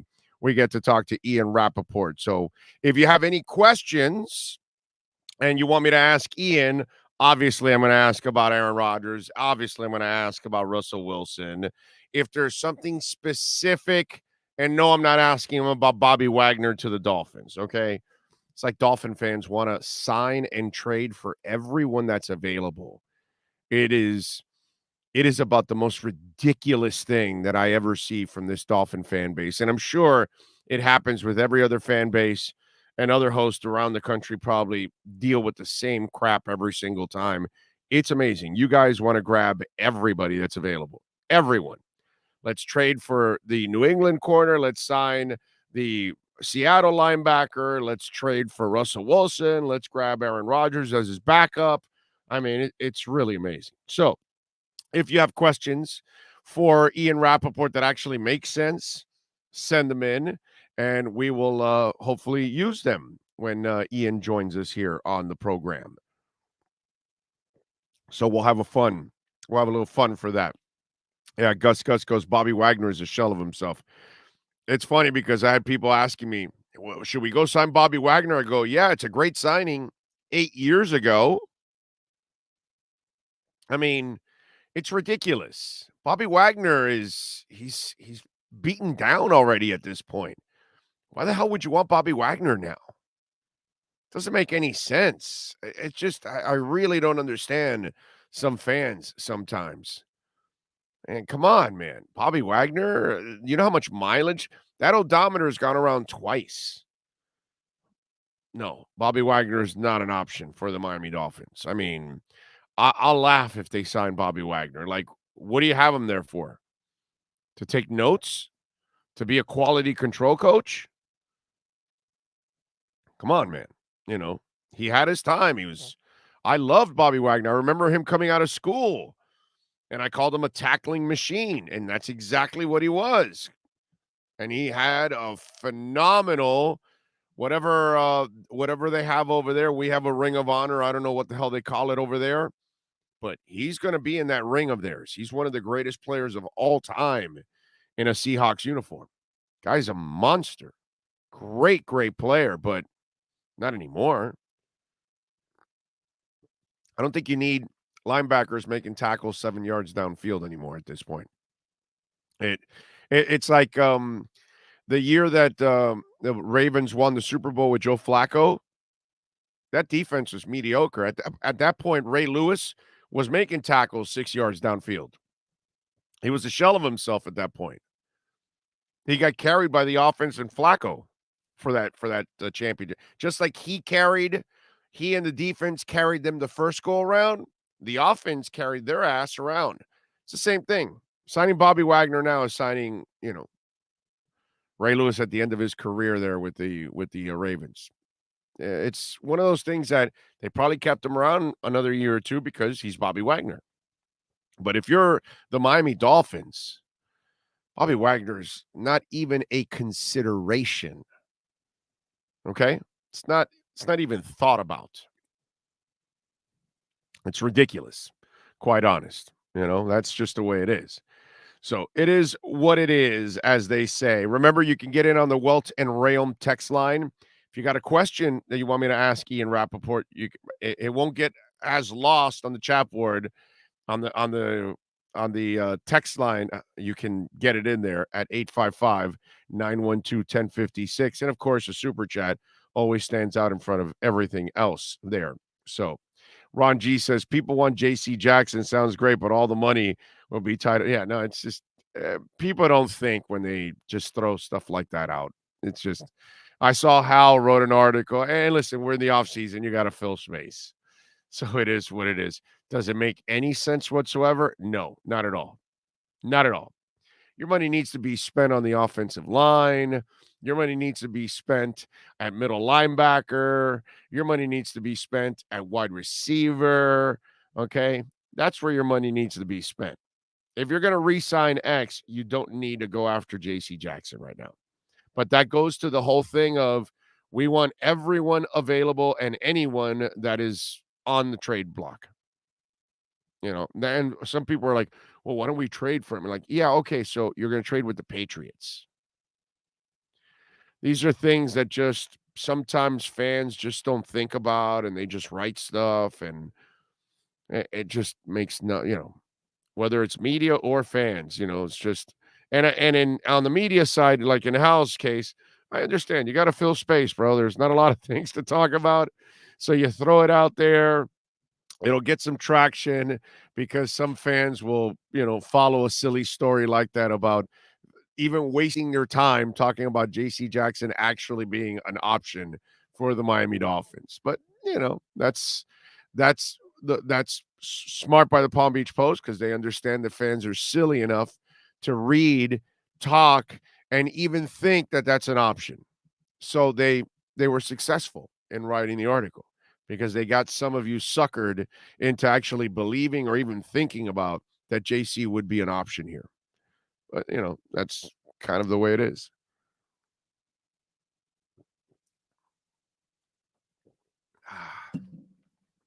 Nothing like a little honey and lemon. I'm sorry, lime in the morning. Let's see. Morning, Owen, Sean. I don't get why so many Finn fans think that going after high-priced old veterans they've been cut is smart. I've seen posts about wanting Van Noy back or Seahawks Wagner. Blind-ass fan alert. Amen to that, Lisa. That is as blind-ass fan alert as it is right there. Silliness with Van Noy and Wagner. Are you blind-ass fan alert? Look out, everyone. We've got a blind-ass fan coming through.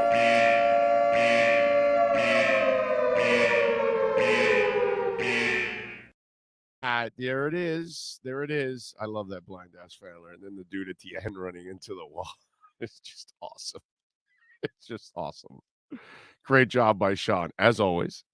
Fantastic. He always mastering the program. And you wrestling fans, I hope you're supporting Sean.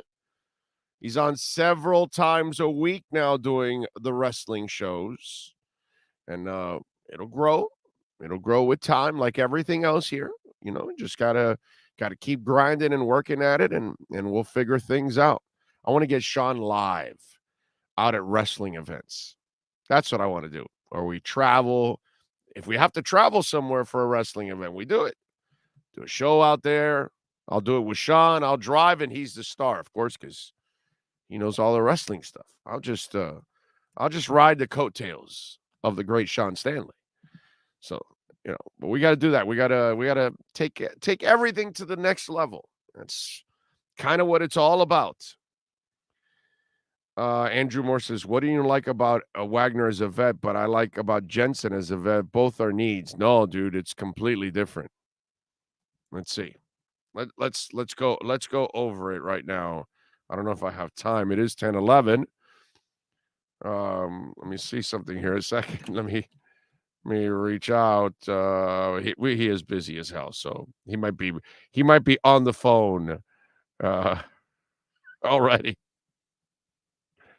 Make sure. I already talked to him about I talked to Ian about, hey, I know, dude, sometimes you'll get like a breaking story. You gotta go, that kind of stuff. All right, here we go. It is the debut, baby. We do it every week now. 10-10. It's the Slowman's Look Around the NFL, baby, with Ian Rappaport. Now, football fans, it's time to look around the NFL. But in the end, Stephen Ross decided that, he needed to make a decision that these two couldn't work well together, and he chose the GM, not the head coach. It's the Slowman's Home Security NFL Insider Zone with NFL Network's Ian Rappaport. Not 100% Jacoby Brissett or not 100% Tua. And he chose a not 100% Tua after watching the offense struggle mightily with Brissett, who was not very good. In the NFL, you need a great offensive line for protection. In life, call 1-800-ALARM-ME to protect your home with the best in the business. Slowman's has been serving customers for nearly 100 years. No one protects your family like Slowman's Home Security. Now, let's find out the latest in the NFL with one of the best reporters in the business, Ian Rappaport. All righty, there he is. Good morning, my brother. How are you doing? How are you? It's good to be on with you. This is nice. It is nice. It is nice running into each other in the combine, the Senior Bowl for the last 20 years. So it's good, man. You never know. Small world, right? How the world changes. Radio, television is not the same anymore, and all of this is kind of taking over. All these cool. Streaming is the way of the future. You have embraced it. You've done a great job. Got an awesome show. I'm excited about this, man. I really am. Thank you, my brother. I appreciate you. I'm looking forward to getting back on the road, dude. I haven't gone on the road the last 2 years. Oh wow. So next year I'm going to be unleashed again and go on the East West and Senior and Combine and all that good stuff. So I'm looking forward to getting back in the mix. All right, so talk to us a little bit. First of all, you broke the Gesicki story, and what did you learn from that? What was behind tagging him? You got any info on that? Yeah, I mean, I think it's really just where the tag number is. I mean, it's $10.9 million. The tight end market is the top is 15. I don't know if Gesicki will get there, but you figure he would like to get pretty close. So let's say he ends up with a deal for, I don't know, 13, 14 million. The tag is 10.9. So the tag is basically a bargain. And, I think all sides would like to get a deal done. Nobody wants the tag. The team doesn't like it because it's a cap hit all at once. It's just a $10 million cap hit plus. Player doesn't like it because there's no long-term security. So, I think they would like a deal getting done. But if he had to play on the tag, it's not a huge sum for a rising player who is, probably not a complete tight end, but at what he does, very good at it. Yeah, I love him, and I think for Tua, get a big target like that, I think is really important. Get guys with range. I think it really helps a lot.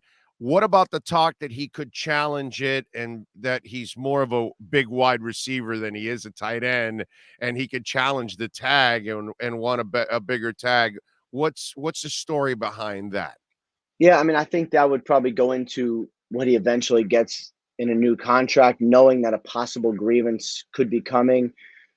We've seen some of this in the past. Jimmy Graham, for instance, tried to fight it several years ago. Man, that was a long time ago, 8 or 9 years ago, I believe, did not win despite being in a similar situation. It is, a lot of times teams and agents get together and agree on something in the middle.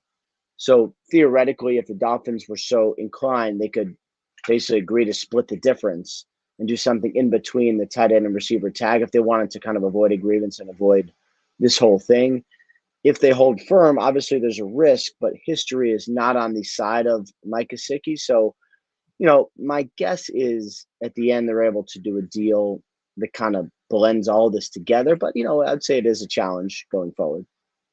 Ian Rappaport joining us. You can catch him every week here, Wednesdays at 10:10 here on the Slowman's Look Around the NFL.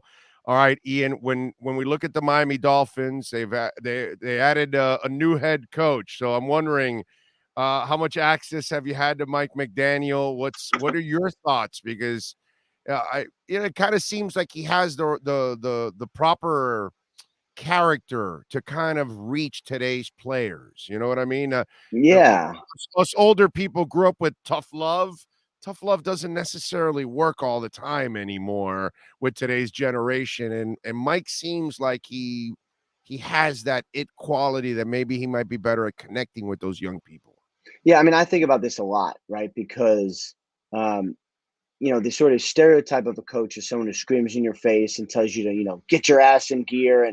And like, even me, like, I'm not that young anymore. I'm 42, but like, if someone screamed in my face now, I'd be like, what are we doing here? Like, really yelling at me? Like, we can't talk about this like humans. Like, I don't know. I feel like that's just sort of the reaction of the world now. And, Mike McDaniel is not going to be a kind of guy that's going to say, give me 50 push-ups and, on your knuckles. It's going to be more of the guy that's like, let me explain to you analytically how this works, or here's why this play is going to be successful. If you just listen to me, you'll be successful too. The sort of demeanor, I know, got a lot of attention, and he's a very funny dude. He listens to rap music. He is light and just a good guy. So I think that has got a lot of attention. What has probably not got a lot of attention is that he is a brilliant football mind. He is the guy that Kyle Shanahan has taken with him every step along the way. He is the guy that's kind of the brains behind the 49ers run game. So, rightfully, I think a lot of attention has been paid to how he's the anti-Brian Flores. Not enough attention has been paid to how brilliant a football mind he is. Because he is so in tune with the running game, can you clear up something with us? Sure. Because they say he called the plays and he would send them down to Shanahan. And then Shanahan could change the play if he wanted to, but he gave him the responsibility this year. Now, is that true, or is it that he was sending down running plays when Shanahan needed a running play? Which one is it? What's real? What's Memorex, my brother? Walk us through all of this, because that's something that people worry about, because they say, well, he's going to call a game. Well, has he ever done it? And they say he has in San Francisco. Yeah, Some say he hasn't. So what is it? Yeah, I mean, I think there's some levels of truth. I'm not sure he called all of it, but first of all, I don't know that matters. Kyle Shanahan relied on him extensively. Like, even if he didn't call the plays, he was Kyle's sounding board. So I do believe there were times when he called the plays. Was it all of last year? I'm not sure, because, part of the problem is, I would say the same thing for Brian Flores on defense, right? Like, when you're the head coach and it's your side of the ball and you're still sort of in charge of it, people can call plays, and sometimes it's a suggestion. Sometimes it's what it is. Sometimes you say, hey, like, you call this drive and I'll call the next drive. Sometimes someone's involved in, doing the game plan, but the other guy calls it. Like, it's definitely not as sort of cut and dry as everyone thinks. But I know that Kyle Shanahan relied on him, like, overwhelmingly, not just last year, but like the last 10 years. How active will Miami be in free agency? Because you talk about the run guy. He's an expert at it. Miami drafted a bunch of guys that I don't believe they're this bad. I just think they weren't coached up. And I think a couple of those guys will end up coming through when it's all said and done. But still, Ian, they need help on the line. And, I look across the state and I see Ryan Jensen and I say, that would be the perfect center for the Miami Dolphins and for Tua. So talk to me. What do you hear? Will Miami be active in free agency, and especially in the O-line? Yeah, I would think they're going to be active in free agency. Could sign, could they sign a corner? Possibly. O-line, possibly. Could certainly do some moves at receiver, and add some weapons there, figure out what to do with Devontae Parker. There's some things that they could do. O-line is definitely important. I would be curious to see what this O-line, how they function in a completely new system, though. And that's what's going to be interesting. It's like same thing with the running backs. Like, I don't know that the Dolphins need new running backs. This is going to be a new system. And if you look at the actual guys that thrived with the 49ers, they're not all household names. I mean, like, let's say on the offensive line, like Laken Tomlinson was traded for nothing, and he wanted to be a Pro Bowler and is probably going to make $10 million this year. You know, like, guys thrive in that system that don't thrive in other systems. So it's going to be interesting to see what the current players look like in this new scheme. Yeah, I'm looking forward to it. All right, two huge stories yesterday, domino effect for each one of them. Aaron Rodgers, we thought everything was going on by hiring the coach that in Denver that they were trying to get Rodgers. So that didn't end up happening. Why did Rodgers choose to stay? Was it strictly about money? Did they Gutekunst and him have some kind of a peace pipe and get together here? Walk us through how this looks so ugly a year ago, and 12 months later, here he is, 4 years, 200 million, and Yeah. I believe you reported 153 million guaranteed. Yeah. I mean, the Packers did an incredible job. They honestly did. I mean, it's like if you have if you have a fight with your wife or your husband and you have a, absolute screaming match, everyone's yelling and crying and throwing things. There's only two options. You can never be together ever again, or you can say, we're going to fix this relationship so this never happens. And basically, what the Packers did was fix this relationship so this never happens. They communicated a lot. They had endless meetings. Rodgers, instead of, when they lost in the playoffs, Rodgers could have flown home on the jet and never looked back. Instead, he stayed 3 or 4 days with Matt LaFleur doing game planning. He was all in on trying to fix this thing, and they were all in on communicating with him. So they did a really, really good job of recruiting their own player and making him feel important and special. And people use that as like a negative against Rodgers. To me, like, even though he's great, he still wants to feel like he's loved, for lack of a better way of saying it. I think they did a great job of showing him the love. I almost got the feeling too, believe it or not, that I think it was important for him to kind of end in Green Bay because he's kind of seen other people leave, and he kind of showed a little emotion about his connection with the fans, his teammates, the team overall. It almost felt like, yeah, of course, the money's great and the relationships you've got to repair, but it almost seemed like he also wanted to kind of end it in Green Bay. I think there was some of that legacy and all of that. But then, so I agree that, he wanted to play with one team. He wanted to do all that. But I would also say Green Bay gives them the best chance to win the Super Bowl. And I know they didn't win it this year, and they could have, and they were the number one seed and all that. But, like, look around. They got great players. They got Devontae Adams still in the fold. They got a great shot to win the Super Bowl every year. Whether they do it or not, like, he didn't play great at the end of the year. That is what it is. But they got a good shot to be in the playoffs and win the Super Bowl. And who would he go to? Like, Denver was his spot. But, like, are they definitely better than the Packers? Like, I'm not so sure they are. I think that was one of the reasons as well. Pretty amazing Denver, dude. They trade for Craig Morton. They trade for John Elway. They trade for Peyton Manning. And now they trade for Russell Wilson. They've never drafted one of their great quarterbacks. It truly is amazing how they've been a very successful franchise over the years. And it's not a John Elway problem. It just seems to be a franchise problem for decades and decades and decades. They can't draft their own quarterback. So once again, here we go. Russell Wilson. What'd you think of the trade? I thought it was a good trade. I had a pretty strong sense earlier this weekend that it was going to happen if they didn't get Rodgers. It was basically a contingency plan, but a great one. I thought the price was good. 2 1s, 2 seconds, several players, including a guy who actually was a 1. It was a really big package, but as it should be, right? I mean, he's a great player. He's a quarterback still in his prime who can take it to the Super Bowl. Like, he's a great player. So I think, I thought the actual trade numbers were fine. I mean, for Russell Wilson, he only wanted to go to Denver. Didn't want to go to Washington. Didn't want to go to Philly. He only wanted to go to Denver. And so did Rodgers, except for Green Bay. So I get it. They got a pretty good offensive line. They got a bunch of young receivers who are good. They got a good defense. They are stacked. And you're right. I mean, the Broncos can't draft a quarterback and haven't drafted a quarterback, but that's okay because they still get one. It just basically cost them all the draft picks that they would need to trade up for a quarterback in the draft anyway, except this time you know what you're getting. Crazy stuff. All right, Ian, we'll wrap it up with this. How does it end in Arizona with Kyler Murray? Because obviously no moves are made. He's there. He wants a new contract.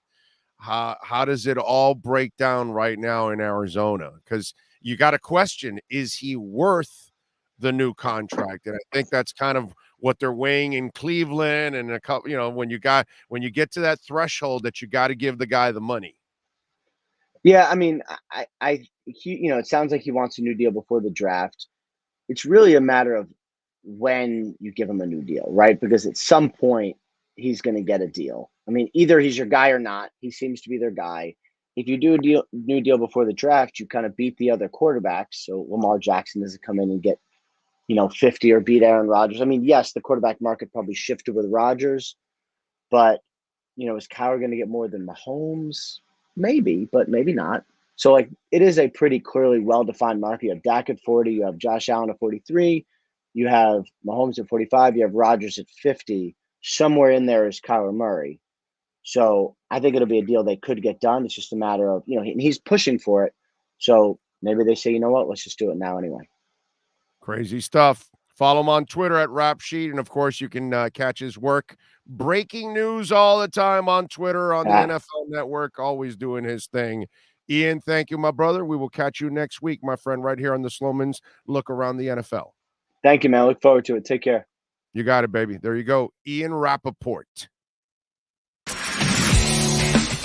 You've been listening to the Slomans Home Security NFL Insider Zone with NFL Network's Ian Rappaport. With Slomans properly securing your home, it's never been easier and more affordable. See how little it costs to secure your home at 1-800-ALARM-ME. The Slomans Home Security NFL Insider Zone with Ian Rappaport is mastered by executive producer Sean Stanley. Please search and subscribe to Big O Radio Show on most platforms and smash the like button.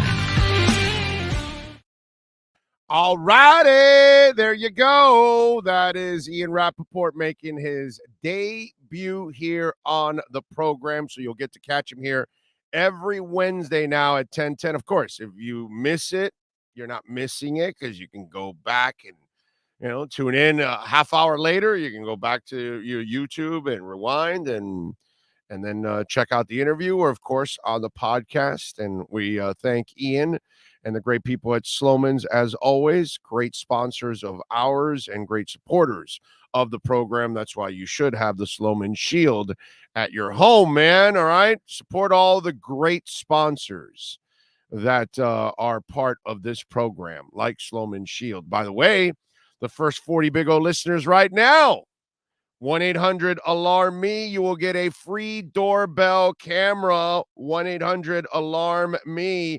It connects directly to your smartphone. It's a beautiful thing. You get to control everything going on in your home. That's what I love. I could be in my home and checking out what's going on outside, like I was the other day that somebody rang the doorbell. I saw it. I didn't feel like going to the door. I just said, hey, leave the package right there. I'll be out in a minute. Sure enough, it was like a half hour later that I went to, you're busy. You can't go to the front door. You can tell them, hey, just leave the package there. I got the dogs going crazy. The two big dogs are at the door wanting to eat that person alive. I mean, seriously, if that door would ever open with those two dogs, it'd be scary. Be scary. I'm telling you, Maiden she's a doll. She's an angel with us. But man, intruders or strange people or people she doesn't know. Wow. So anyway, I'm sure that person didn't want me to open the door anyways, because they heard on the other side the door trembling. So, But no, I just have to leave the package there. And that's what I love about Sloman's, man. How about if you're coming from somewhere else and you ordered some food and you're like 2 minutes away from the house, but the person gets there to deliver the food, you'll see it on your doorbell camera, tell them leave it there. It's a beautiful thing, man. So you'll have control of the cameras in, outside of your home, all of that. So you'll know everything going on. Maybe your camera films some craziness going on in your neighborhood. You'll have a video to go viral, all that good stuff. Call Sloman's 1-800-ALARM-ME. The link is on our Twitter page all over the place on any of the Sloman's tweets. And of course, you can get it right here on our YouTube page. And of course, you'll get professional installation when you use our low-cost central station monitoring. You can get an LED touchscreen pad, a motion detector, and 3 arm doors and a backup battery. Tell them that Big O sent you. 1-800-ALARM-ME. That's 1-800-ALARM-ME for the Sloman's Shield. Hey-O? Yes. Sloman's, by the way, is in 14 states. So not just in Florida. 14 states and moving on to other states, too. They're going to announce, I think, like 4 or 5 other states coming up. Yes, Sean, what do you got for us? No, you just answered it because there's some people in the chats asking if they were only in Florida, so I was going to get that brought up. Yeah. By the way, advertising on this show, sponsors, will be local and national now, because we have a huge audience outside of South Florida. Okay, so it's, so we're adding national sponsors now. Okay, whether it's OK Coin, whether it's Sloman Shield, you know what I mean? So we are starting to add national sponsors too at the same time. Hey, American Dream Lending, they work in 47 states.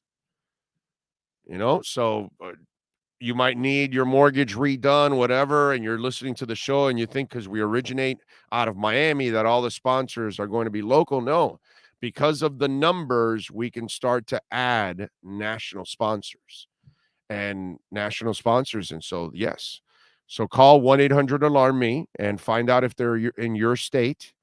And if they are, there you go. Somebody was asking me for the Sloman Shield code from New Jersey over the weekend. So, and they're closer to Sloman's than I am because they're in Long Island. But that's great. I mean, that's what we need for our program, folks. Mention us, reach out to us sponsors. You want us to keep adding insiders? You want us to keep adding content and shows? We're working on a Dolphin show and a Cane show that we're creating. Well, we've got the shows created.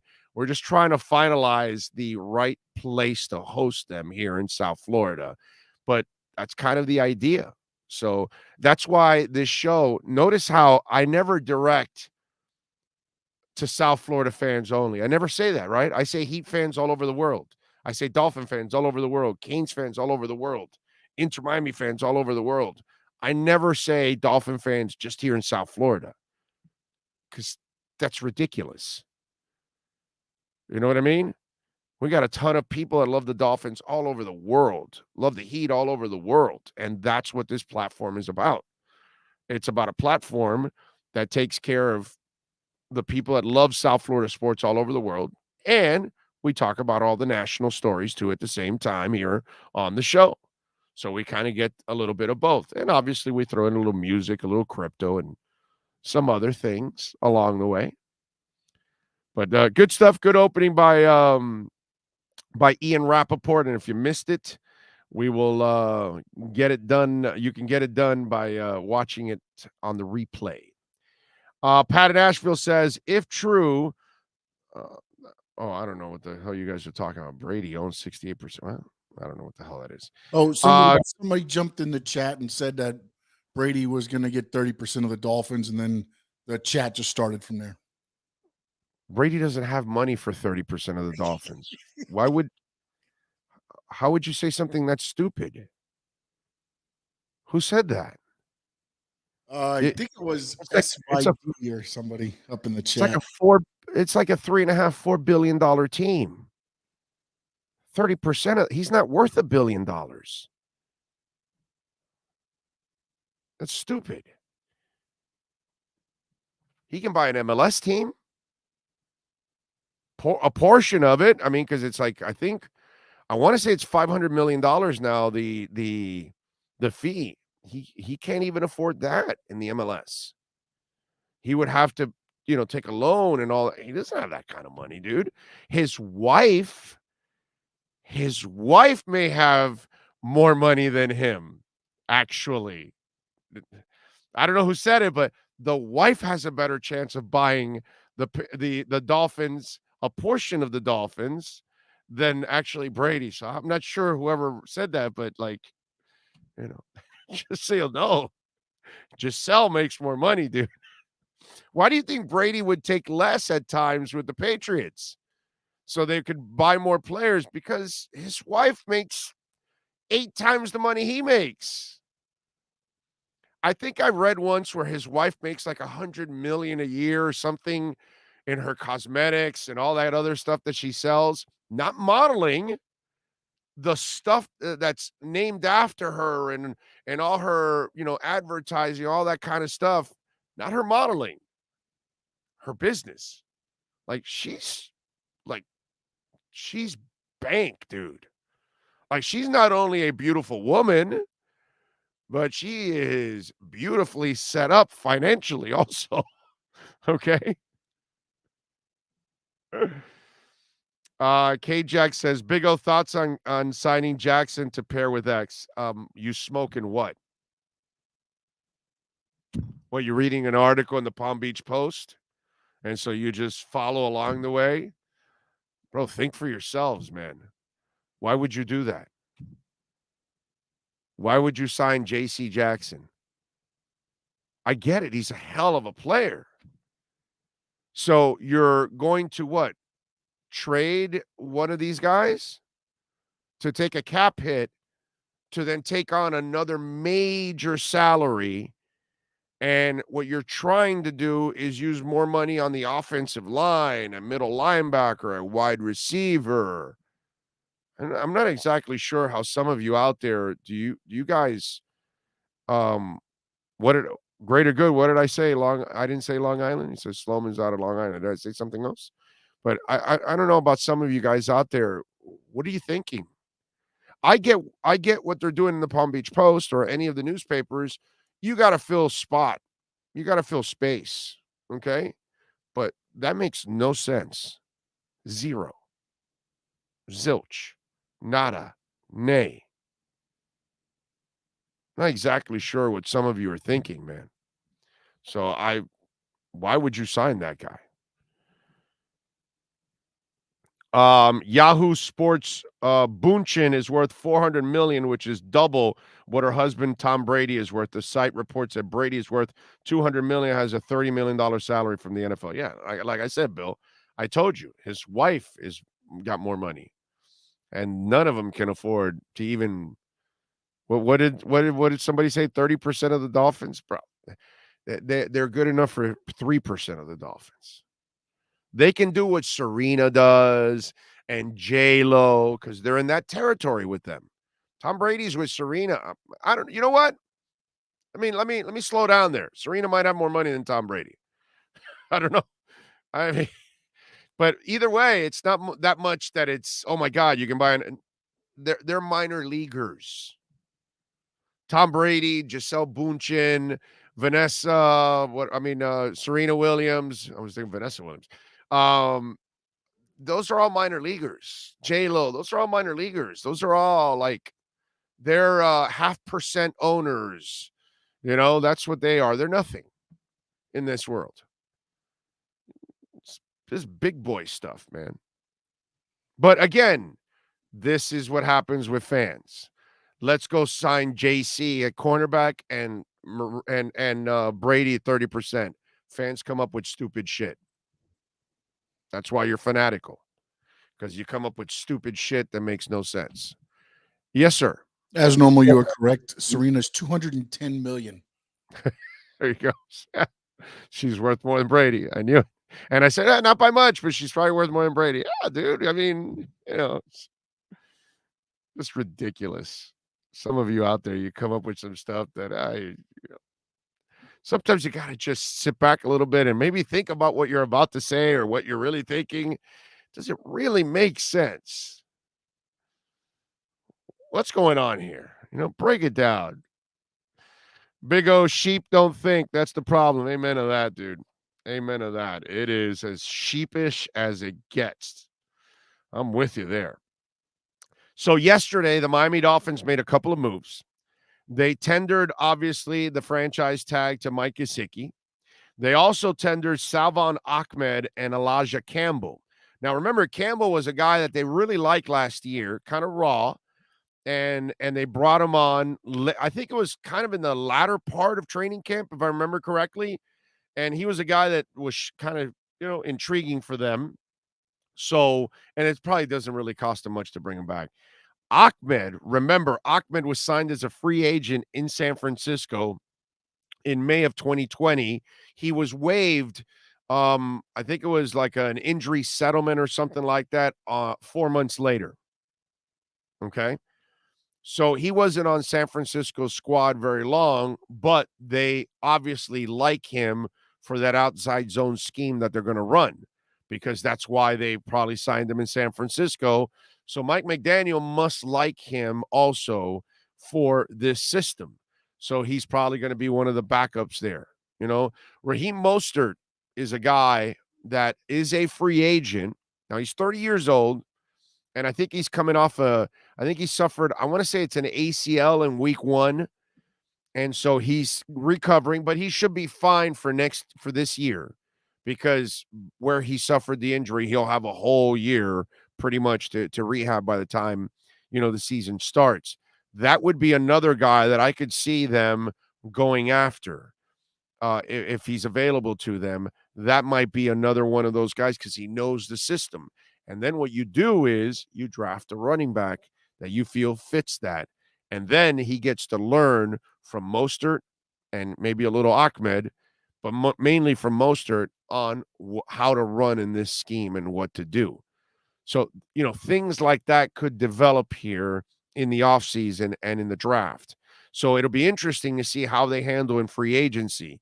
And, Ahmed might just only be brought back because he might be good enough to be a backup, or he might be good enough to just keep him around for training camp fodder. You know what I'm saying? So these tags aren't ones that are going to really cripple you or anything like that. The Gesicki one, obviously, you're committed to 10 million hard cap number. And as Ian Rappaport said, you want to be negotiating anyway on a deal so you can pull that tag. What is it? You have till June or July or whatever the deadline is. I don't know exactly. They change that all the time, but I know it's somewhere in June or July. You have to have a deal in place or the tag stays in place for the remainder of the season, which I would imagine that it all depends on how active the Dolphins are, how much cap space they use, that then they say, okay, well, we need to free up a little bit more just in case, for insurance purposes, for injuries, for a trade midseason. Let's get the Gesicki deal done before the deadline to make sure we have a little more cap space during the season after we've taken care of everything. So it'll be interesting to see how they handle all of this. But Ahmed, Elijah Campbell, and obviously Gesicki are the folks that got tagged yesterday. All right. Ken Sean says, Big O, besides being out leveraged by our own star X, what star has come to the Dolphins or wants to in 4 years under Greer? Which star wants no tax, okay, weather to help this young team win? What do you mean by star X? They haven't been in position really to go after big time stars because you've been in a rebuilding mode the last couple of years. So you bring in a Van Noy and you bring in a Flowers type and those kind while you're rebuilding. Now's the time where you're a 9-10 win team and you've got to take that next step. This is where they would sign a big free agent. If they're going to sign it, I think they'll sign a couple actually when it's all said and done. So we'll find out this offseason about that. So we'll see. And listen, it's not like you should be carried by free agency. But the Dolphins this year, definitely, they've done a lot of drafting already. They're going to do some more, obviously, this year.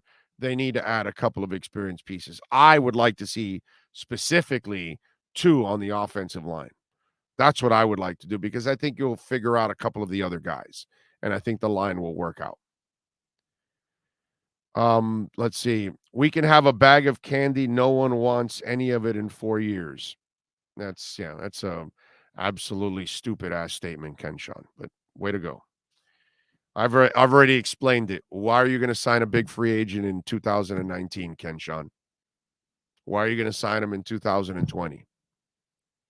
Why would a 5-win team go out and spend $25-30 million on a big free agent? Really, Kenshawn? Where does that make any sense in a rebuilding? Why would you waste your money and risk an expensive player in a rebuild? My man, look what's in front of you. Again, common sense. I just said this, Kenshawn. First, think about what you're going to say before you say it, so you don't sound like a freaking idiot, dude.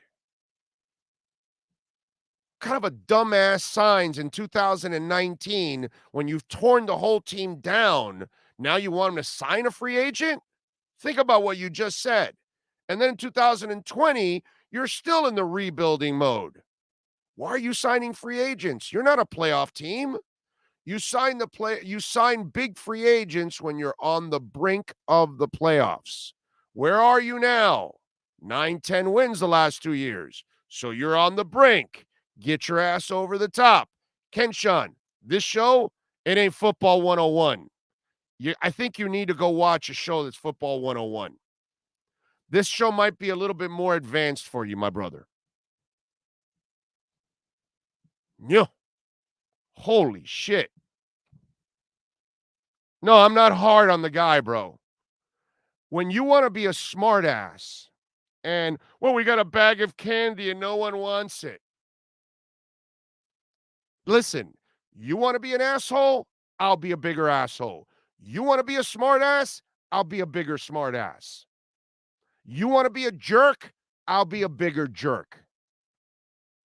It's pretty clear. So when you put something on the chat board and I see it and I challenge it, so you chat at your own risk. Planet Patrol used to do that all the time. Play at your own risk, right? Chat at your own risk. So I'm not hard on you. I'm going to teach you. I'm going to show you the way. So that way you don't look stupid in front of your friends. Hey, we should have signed a big free agent in 2019.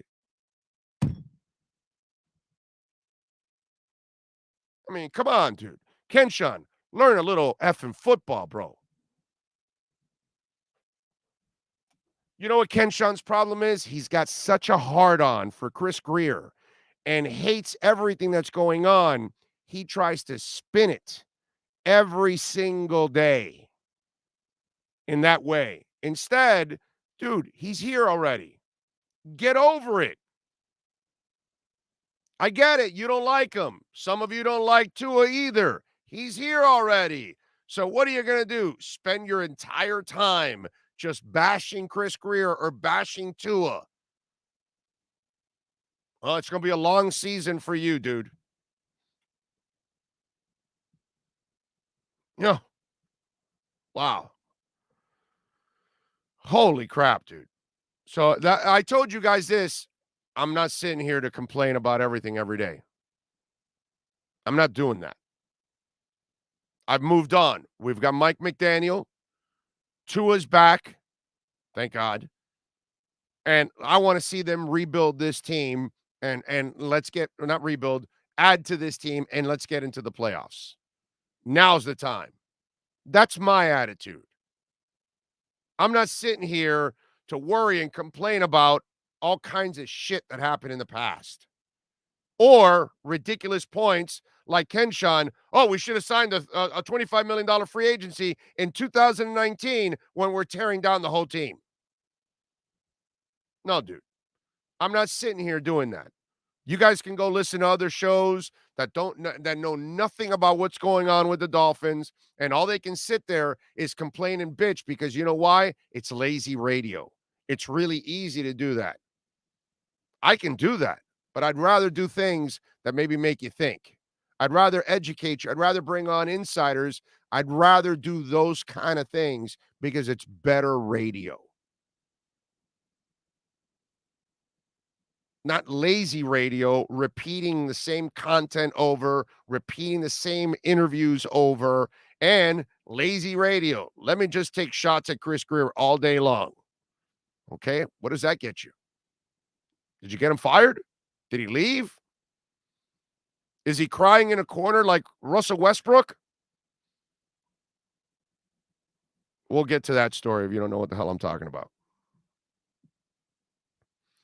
By the way, give us some love on the super chat. I mean, I'm sorry, on the chat board. Smash the like button there. Appreciate all of you out there as always. I hope Joe Shad really thinks about being fair about Tua. O told him exactly the way it is. No, I mean, by the way, we will have Joe tomorrow. He's feeling better. Got a cold, man. When you go to Indy, okay, I mean, I'm always locked and loaded. You know what I mean? I got my Nature B all the time. We got to get Joe on Nature B. But because you go to that cold-ass weather, right? I see people come back from the comment. Luckily, it's not, anything serious. It's not the C word. Okay? But he got a regular cold, and he's hurting, so he's back tomorrow. He'll be on with us tomorrow and Saturday. Two weeks in a row, Joe Shad's joining us on a Saturday. Remember, Saturday, we are at the Smoke Inn in Pompano. We're going to be out there. We'll have the big old beautiful tent, 1 to 5 p.m. We won't be on for all 4 hours. We're only going to be on for a couple of hours, probably 1 to 3 or something like that. But we'll be out there hanging out, having a good time, Sean, myself, and the big O tent will be on display, baby.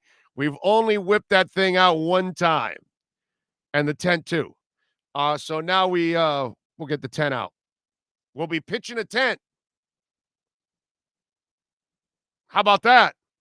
That's right, baby. We're going to be pitching a tent on Saturday. Come watch us pitch the tent on Saturday. Smoke Inn, Pompano. Let me give you the address, by the way. 4640 North Powerline Road. All right, 4640 North Powerline Road, Smoke Inn, Pompano. They're opening up a brand new Perdomo lounge. And you know how we feel about Perdomo. Oh, yeah. Get ourselves a little Perdomo action, man. Nothing wrong with that, right? Maybe I'll have a Lot 23. Maybe I'll have an Habano. Maybe I'll have a 20th anniversary. Maybe I'll have a 10th anniversary. There's a slew of them. 10th anniversary Maduro. Ooh, it's nice. Although, you know what? A champagne on Saturday, that might be the winner there. Maybe I have myself a champagne on Saturday. I think I might do that. Drew Boo goes, Kenshawn, tell Big O how to run his show, please. Ben Volen reporting Dolphins will go after JC. Well, we'll see. We'll see if they go after JC. If so, you're going to cut a corner. Well, wait a minute. You know what? Hold on a second. If you trade X for picks and sign JC as a free agent, that might be the move. That might be the move. But you're not going to add JC when you have all these guys. There's no way. It's ridiculous. It's too much money. Way too much money. The thing about the X, the Byron Jones, you're going to take a bigger cap hit. So I don't think Byron Jones is going anywhere. it would be X that you trade because X has got the knee injuries and the history and all that other stuff. And as I told you last week when Chris Greer was talking about it, he didn't really sell it like it was a done deal. It's like, oh, well, we're trying to work on it. I expect him to be here. All that doesn't mean that he's going to be here. So, that kind of stuff. But I have a hard time believing that you're going to pay that kind of money and take that kind of a cap hit when you need everything else on your team. You need the O-line. You need that middle linebacker. You need the receiver. Now, you can get some of it in the draft, but some of it has to be in free agency. Like, you can get the receiver in the draft. You don't have to spend it in free agency. But your O-lineman, I don't think you do that in the draft. Unless maybe, the Ryan Jensen, or you don't get the center you want, and maybe you get the Boston College guy because you got Applebaum, something like that. But I just have a hard time believing, because he's going to get a lot of money. He wants over $20 million. It just it just doesn't sound like it makes a lot of sense because of all the money you've got to pay that kid that he wants. Because that's why he's leaving the Patriots. Because the Patriots don't pay, and he wants to get paid top line. They just traded another corner 2 years ago that wanted to get paid also. They just don't pay that much, man. Samuel says, yeah, the Dolphins are going shopping at JC, but not Jackson JC Penny. Yeah. Yeah, that's Volan. That's Volan just filling space, basically. Drop the mic on him again, Big O. Enjoyed a Perdomo last night, says Nyborg. Great smoke. Always, isn't it? It's so well crafted. So good, man. Let's see. Did you look into the Gather? No, I did not. I had a long day yesterday. I did a lot of work, and then I went to the FIU game over at FIU. I went to FIU baseball against last night. won. And it was a fun time, man. Had a really good time. Was hanging out with all the guys from KSDT, Alan, George, Yordani. Yordani is the crypto guy. So for those of you that need a CPA, business or personal, and you're into crypto like I am, a lot of accountants really don't know. A lot of CPAs, they don't know about crypto. They don't know all the rules and how to make sure they take care of you. So the folks at KSDT do. That's why we teamed up with them, because, I needed a CPA that also knew crypto now that I'm into crypto. And I got to meet them, and they are a phenomenal company. So they help so many people out. KSDT, baby. Check them out. Check them out. KSDT. Right there. CPA. So I was hanging out with the fellas yesterday, and I didn't get home till like 10-something last night. So it was just one of those, you wake up early in the morning and you don't stop working till, at night, so it's just one of those deals. You're always moving around. You don't realize all the work that Sean and I have to do in order to put all of this together. You know what I mean? Like Ian, when I reached out to Ian, I've known Ian Rappaport nearly 20 years. I've known him since he was a Dallas Morning News reporter. And he was like, he freaked out when I approached him about, he goes, damn, this is amazing that you've been able to build this. And I said, well, it helps that local radio is completely disappeared. So, and plus they don't pay they don't even pay the people that work with them. They don't even pay them the way they should. All those people that work there, man. I mean, right now, what Joe and Hawk and Zach and Crowder and Zaz and all these people that are still left there, what they're doing is amazing because they have zero resources. They have a company that doesn't support them whatsoever. That's why it's really easy for us to kick their ass. You know what I'm saying? So it's just, it's rough, dude. It's rough. There was one of the guys that's the announcer in the state. I told him he likes, the business. I told him, whatever you do, don't go into radio. Whatever you do, don't go into radio, dude. Stay away from radio. It is one of the worst mediums that there is out there, if not the worst.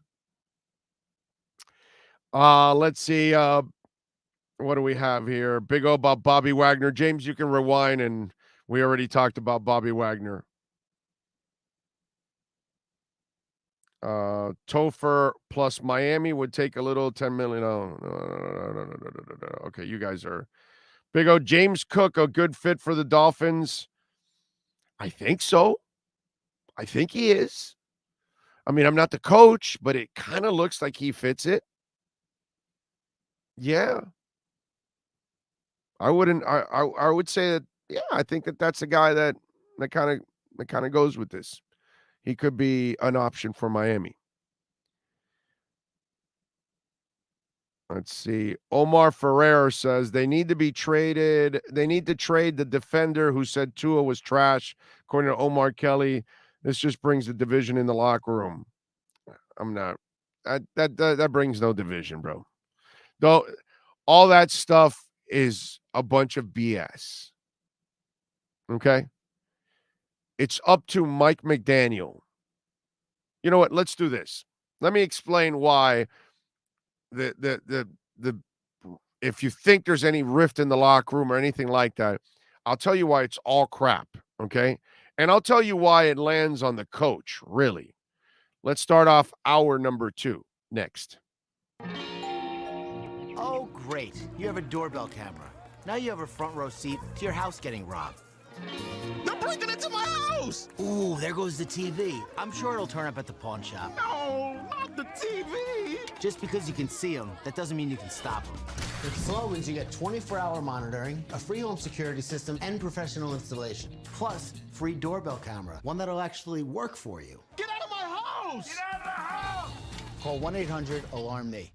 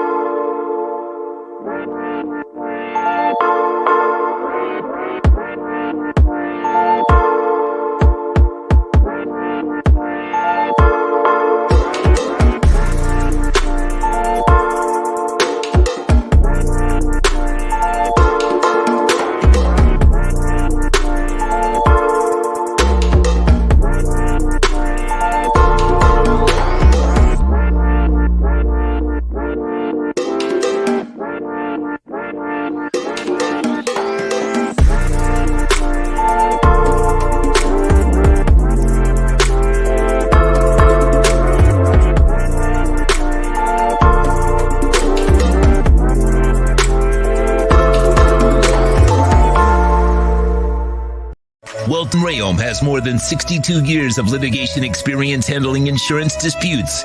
They're committed to resolving even the toughest insurance claims quickly. Call them for a free consultation. 954-966-4646.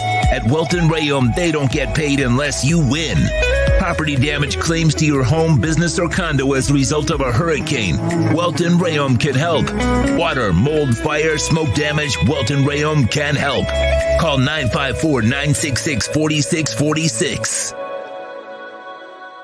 The viewpoint, statements, or beliefs expressed on the following program by the host, guests, or callers are not necessarily the opinions of FantasyXS.com, Media Group Inc. ownership, management, sponsors, or website. The Big O Radio Show is brought to you by Caneswear. Go to Caneswear.com, where all orders over $99 get free shipping. Sloman's Total Home Security. Protect your home with the best in the business. 1-800-ALARM-ME for the company serving America for nearly 100 years.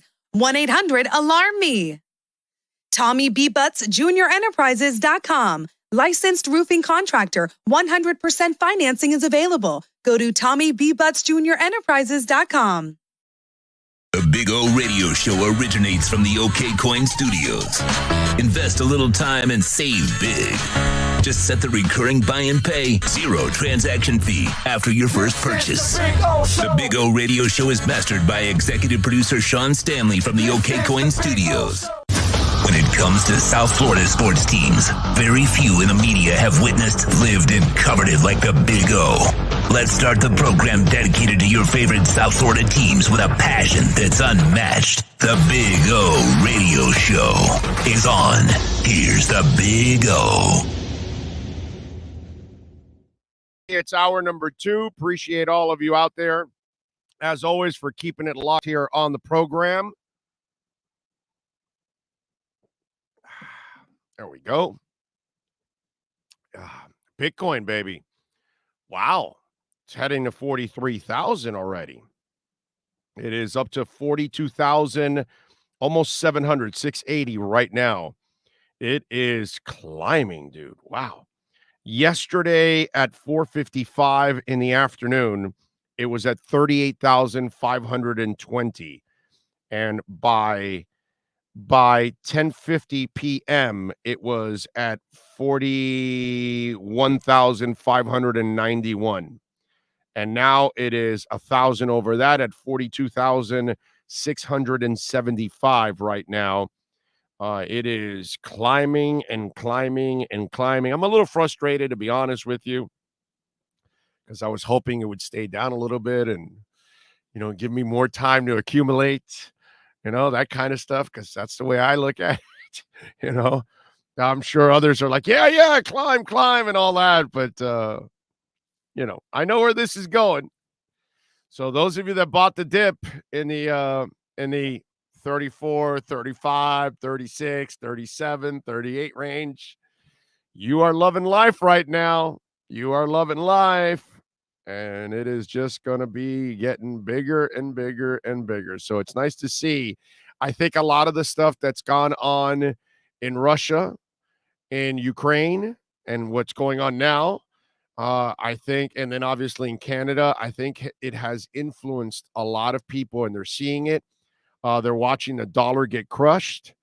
They're noticing that, crypto is where the direction that we're going in.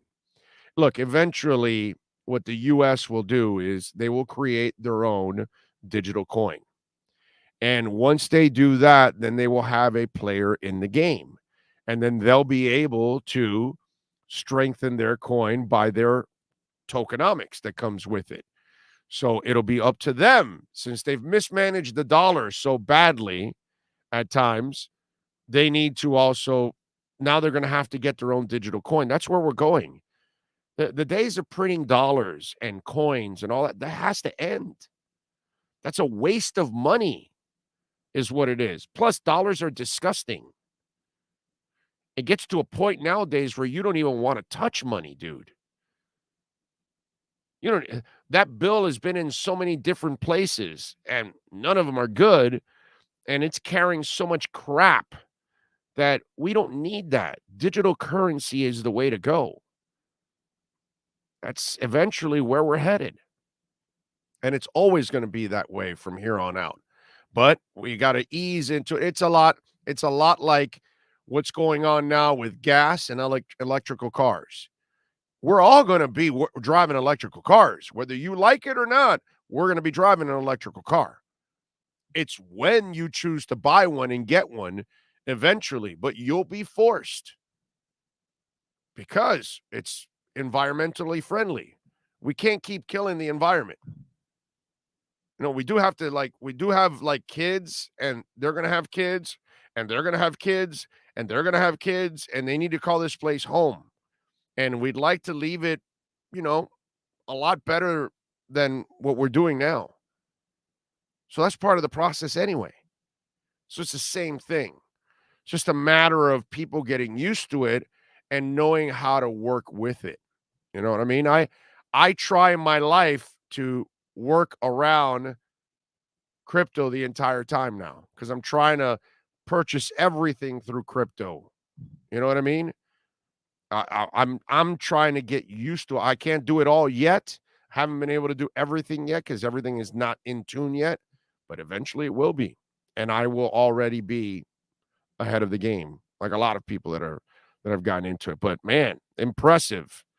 Impressive. My buddy said yesterday, well, I think Putin's buying Bitcoin, which behooves him. You know what I mean? It's like El Salvador has, like, they figured it out, and they figured it out quickly. And they're going to be one of those countries that is going to be way ahead of a lot of other countries in Central and South America for making that decision. So impressive stuff watching Bitcoin bounce back strong here and go over 42. Even though I'm a little disappointed. I was hoping it'd stay down. I was really hoping that it would hit 33, 30. Like, I don't, the stuff that people talked about 20. No. But there was so much resistance. It held so strong around 38. And remember what I've told you. You don't want a complete parabolic run to the top because then you're going to have that fall. But if you can go up and you built a floor at 38 for several days, now you're up at 42. I don't know what happens now.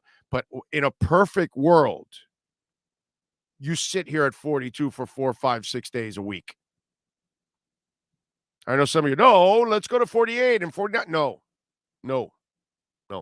Floor, and then take off again. Go to 47, 48, floor again. Hang out there for a week or two. That's the healthiest way to move up. This whole thing where you shoot up and you go up 60%, it's not sustainable. And that's what's gone on. When we went to 65, it wasn't sustainable because it was a shot up all the way up from like 19, 18, 16, all the way up to 65. And it was too drastic. And so it was hard to maintain it. And then there was a drop, and then you went back up again. And then now there was a monster drop. And now we're making our way back up again. But it needs to be gradually. You got to find a floor, build, floor, build, floor. That's the best way. That's the most sustainable way. So that's what you got to look at right now. If you have another parabolic run, do not buy in the middle of the parabolic run. Not a financial advisor, just a guy that loves crypto. You wait for dips. Be patient. Do not panic. Because I get people all the time, hey, is it time to get in now when it's going parabolic? And I'm like, no, dude, you had to get in before. When everybody's panicking, that's when you get in. You have to go against the grain because the people that are going, with it, they don't know what they're doing. That's the problem. And it seems like since you're going against it, it feels like, well, wait a minute, I'm purchasing crypto at 34 while it's dropping. Why am I doing that? Everybody's selling, but I'm buying. And you're thinking you make no sense, but you're actually the one that makes the sense. What doesn't make sense are the people selling off their Bitcoin at 34, at 36, at 38, at 40,000 when they bought it at 50, 55, and 60, and 65 because they're panicking and they think it's going to go down to 20 and never come back up again. Which, if you're patient, you buy at the lower number, you lower your overall price, and eventually, if you bought it at 55, 60, 65, it's going to pass that. It's going to soar way over that. It'll be double of that down the line. But you got to be patient. What you don't do is sell on a loss. You buy on a low and lower your overall price is what you're doing. Okay. Let's see. Big O, are you concerned with Ethereum staying at its current rate for a while now? No, Jesus. It was stuck at 15, 16, 1700 for months. And guess what I did? Load it up. And it's been now on a down at 25 and 2600, which I'm making bank. And I'll wait, and it'll get. Remember what I just said about Ethereum, that it wasn't sustainable when it's shot up to 65? Bitcoin. Ethereum was not sustainable when it shot up to 4,700 or whatever it was so quickly because it went on one parabolic run way up there. And now it's found its floor in the mid-2000s. It'll go up higher now. I think it's at 2,900 now, 2,700. Let me see. I want to say. Let me tell you right now where Ethereum is at. 2763 right now. So again, same as Bitcoin, same as anything. You want it to go up and find a certain floor. You don't want it to shoot up 40%. You want it to shoot up 5, 6, 7, 8%. Find the floor, hang out for a couple days, a week or two, then go up again. You know what I mean? And find the floor and hang out there. The problem with Ethereum and the problem with Bitcoin, the problem with Polkadot, the problem with a lot of Cardano got nearly to $3 and now it's under $1. Polkadot got to $57. Now it's at $15, $16, $17, $18. All of these are going to return and go to higher numbers. But again, it was such a parabolic run at that time earlier last year that none of it was sustainable. And that's the problem. So it was undersold then, now it's oversold now. And eventually Bitcoin was going to explode. And maybe this is the one. We shall see. We should be building natural gas powered vehicles, low emission existing tech without huge resource issues. They have that hydrogen car, I think. They've got a couple of those type of cars. But electric is the way to go, man, because that's the one that's not going to have any kind of emissions whatsoever. And that's really what it's all about. You know? All righty. What do we have here? I know this sounds dumb, but will Dogecoin ever... No. Don't invest in Dogecoin, man. Dogecoin has got no technology behind it. I'd rather invest in SHIB. I think you'll make more money off of SHIB. That's just me. But I'd rather you go into Polygon. I'd rather all the money you put in SHIB, I'd rather or Doge, put it on a Polygon. My Lord, just put it in a Polygon and you'll be just fine. Stake it too, man. The Panthers looked good yesterday. I didn't see the game. They won against the Penguins 4-3. I was at the baseball game, so I couldn't see the Panthers. Barkov had a couple of assists. Verhaeghe had a goal and assist. Ekblad had an Ekblast. So they've got Philadelphia on Thursday, but it is just awesome to watch these Panthers. I'll probably watch it tonight. When I relax a little bit, I have it recorded. I'll be able to watch it. Last night I could not. I got here late, and by the time I got here, I just wanted to watch some news, see what's going on in sports, find out what's going on in the world, and then go to sleep. That's basically what I did last night when I got home from the baseball game. But yeah, man, the Panthers, it's just amazing to watch what they've done. They are so awesome. We've never watched a Stanley Cup winner here so far, right? We saw the Panthers get to the pinnacle and get swept by Colorado. I know this is like strange territory for us, and I'm sure Tampa Bay Lightning fans kind of felt that early on and their existence when not from the beginning of time when they were expansion. What I mean is when they became a really good team and won their first Stanley Cup, it must have been strange for them to kind of adjust like, wow, we're in the Sunshine State. We're the Tampa Bay Lightning, and really, we're the best team in the NHL, and it's kind of weird, right? You mean we're not the Toronto Maple Leafs? We're not the New York Rangers? We're not the New York Islanders? We're not the Detroit Red Wings? Wait a minute. You mean we're here? We're where the Montreal Canadiens have been several times? Holy crap, really? And that's kind of what it is. And I think because hockey is so kind of foreign to all of us in a way, right? Because football is natural to us. Basketball has become natural to us. Baseball, obviously, is something that's been natural to older people. But hockey, if you grew up down here in South Florida or in the South, it's not something you grew up with. Now, all of our friends from the Northeast that are watching or living down here or whatever, to them, hockey is like, left foot, right foot. It's normal for them. You know what I'm saying? Because they grow up with passion for hockey. We don't even grow up with it as existence. Forget passion or knowledge or anything like that. So now we're watching the Panthers, and they're the best team in the league from beginning to end so far. And it's one of those things. And I think that there's a lot of Panther fans that are sitting back going, okay, this is cool, but I don't understand this. Do we really belong here? Is this flukish? Do I pinch myself? What they really need to see is a long playoff run. They need the players believe in themselves, and you can tell the way they play after that 3-game losing streak. Have you seen how these guys have played? Like, they have played with some fire. Like, they were pissed that they had that 3-game losing streak, and you love this team about that. They'll fight you. They'll score on your ass. I mean, they're just fantastic. And I just think that that's what we need.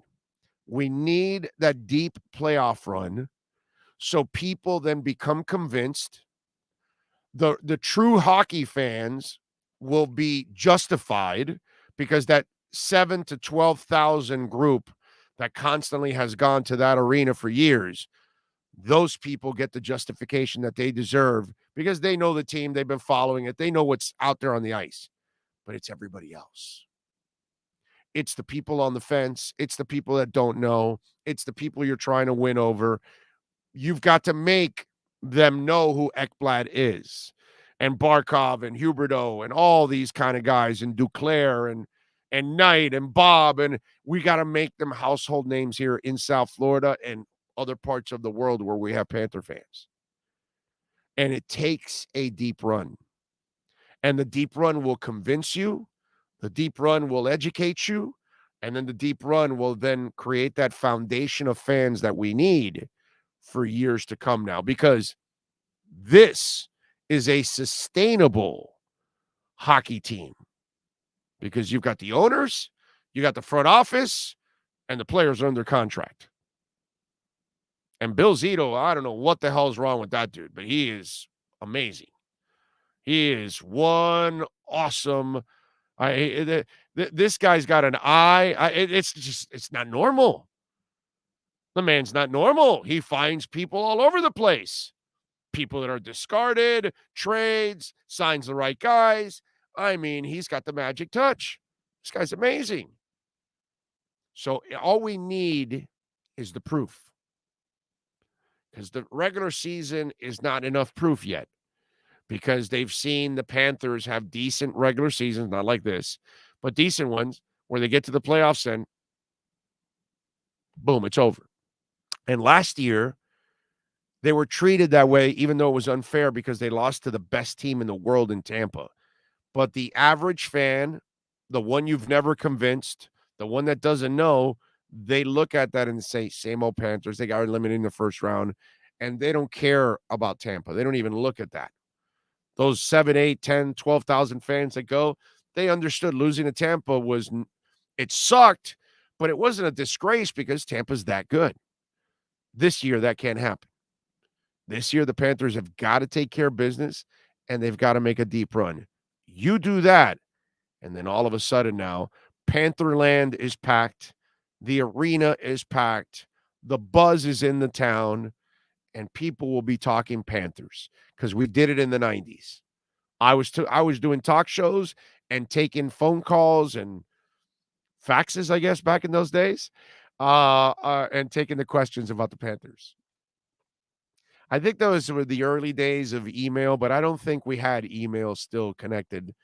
I was like one of the first to get like an email and start giving out my personal email to people that I, created for, I remember I created a chat board like what we have here.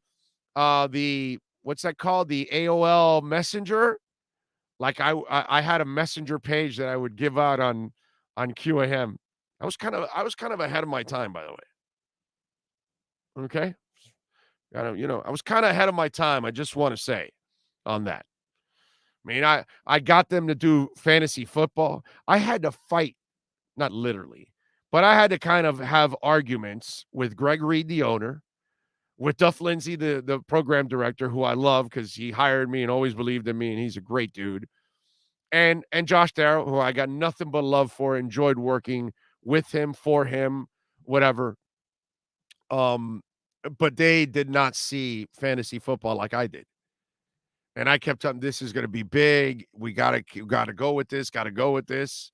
And it's like I still to this day remember Greg Reed telling me, "We broadcast here. We don't narrowcast." And I'm like, "You guys don't understand. This is going to be enormous." So 25 years ago, I'm having that conversation with him. So there you go. Ahead on the curve there. I was the only radio guy, by the way, going to the Combine, the Senior Bowl, and the East West Shrine Game. I think nobody ever really did that after that. Still, nobody does that in radio. What else? Where do we pioneer? Did you know? Here's a little known fact about me. There's a lot of bad ones, a lot of ugly ones, obviously, because I'm completely imperfect. But did you know that yours truly is the only person in the history of South Florida sports radio to have a full-time sports talk show in Spanish and in English? Nobody ever else has done that in South Florida history. Nobody's had a full-time Spanish sports talk show and then done a full-time English sports talk show. There you go. So ahead of the curve, right? We started this platform ahead of the curve. I keep telling you about crypto. I'm just telling you my history here. Ahead on the curve. I'm just telling you. Some of you all out there, you're crazy. This crypto thing is a Ponzi scheme, all that stuff. A few years from now, those of you that took the ride with me, we'll be enjoying it. Just telling you. Rusty says, you're a legend in your own mind, Big O. Hells to the yeah, bro. Double legend. Big O can read the future. Sometimes we read the future. Most of the time we get it wrong. So those were guesses, not really reading. Irving says, I came out of my mother's womb riding a bear, wearing a Russian Ushanks, and carrying a bottle of Absolute vodka was something fantastic. Now that is beautiful. Some Finns podcast want Wagner. Yeah, well, whatever, bro. That line of Barkov, Huberdeau, and Duclair. It's the Duclair pickup by Zito is just sick. Sick. Just a great pickup, Duclair. What do we have here? According to AAA's, cold weather can cut electrical car range by over 40%. EVs often lose 12% of their range in cold weather, but the loss leaps to 41% when the heater on full blast. This is an issue. Carlos, like everything in life, my brother, as it starts, it's never its best. Did you see the Model T? Remember they used to crank the cars up? Not that you remember, but you know what I'm saying? The first plane, the first car, the first big wheel, then you got a green machine that was better than the big wheel. You know what I'm saying? Because you had that handle in the back that you can slide, and you're like, I want a green machine now. I don't want a big wheel. You know what I'm saying, dude? That's life, brother. You get a cell phone and no, I'm sorry, wait a minute. You get a cell phone and it comes inside a briefcase. So you carry around a briefcase as a cell phone. Then it became a brick. You see what I'm saying? Your first beeper just said beep, beep, beep, beep, and you had to go call a number. So then they tell you what number called you or what recording was on. Then you got a beeper that went beep, beep, beep, and the message was loud and clear that everybody could hear it. Then you got a beeper that also had text messages, right? Like a phone number. And you would turn those numbers into letters at times to have fun with people, correct? Then you got a beeper that actually gave you scores. And you were like, oh my God, I have moved up in the world. I've got a beeper where I can get the scores, dude. That's life, my brother. Nothing that starts off perfectly. You know? Anything and everything pretty much starts off kind of mediocre. And then it gets better and better and better because technology gets better. They get smarter. They figure things out. You know? So that's life, man. That's nothing new, my friend.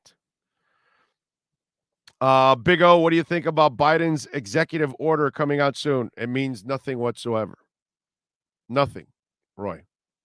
I worry zero. Do you know who Biden's biggest donor is? Sam Friedman. Do you know who Sam Friedman is? The CEO and owner of FTX Cryptocurrency Exchange. You know, the FTX arena where the Miami Heat play? That's the biggest donor to Biden. Don't believe the FUD.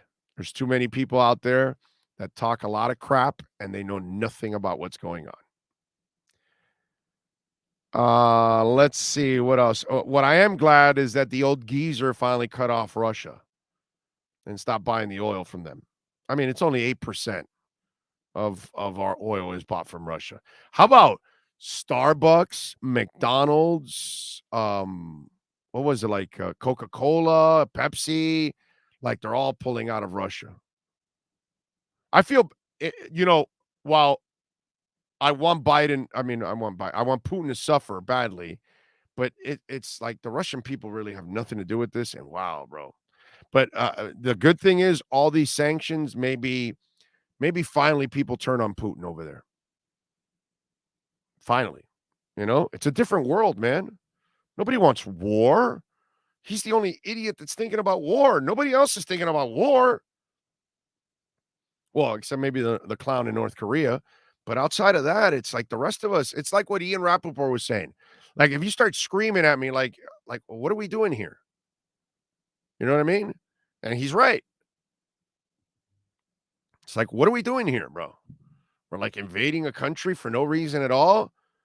We're watching millions of kids have to leave. And by the way, I will stand by this. Poland needs to be given the Nobel Peace Prize. I know it goes to a person, but the definition of the Nobel Peace Prize is the country of Poland. I'm getting goosebumps. Poland, for the first time, do it, baby. Give that country the Nobel Peace Prize, because what they've done and how they've opened up their arms, and all those women and children who are walking into that country, and unfortunately the husbands and fathers and sons, uncles and grandfathers have to stay back and man a gun. This is devastating to watch this stuff. Watch it unfold before our eyes. And this has happened in wars in the past, but we didn't have the video and the technology to watch this. And it is heartbreaking. But to see Poland open up their arms the way they have for the Ukrainians, they won the Nobel Peace Prize. They need to be given the Nobel Peace Prize. I know you can't print billions of them or millions of them for the people in Poland, but you know what? Let's create a big giant medal and let's put it in the center of the biggest. I don't know what their capital is, but they deserve the Nobel Peace Prize. Okay? That's my story, and I'm sticking to it.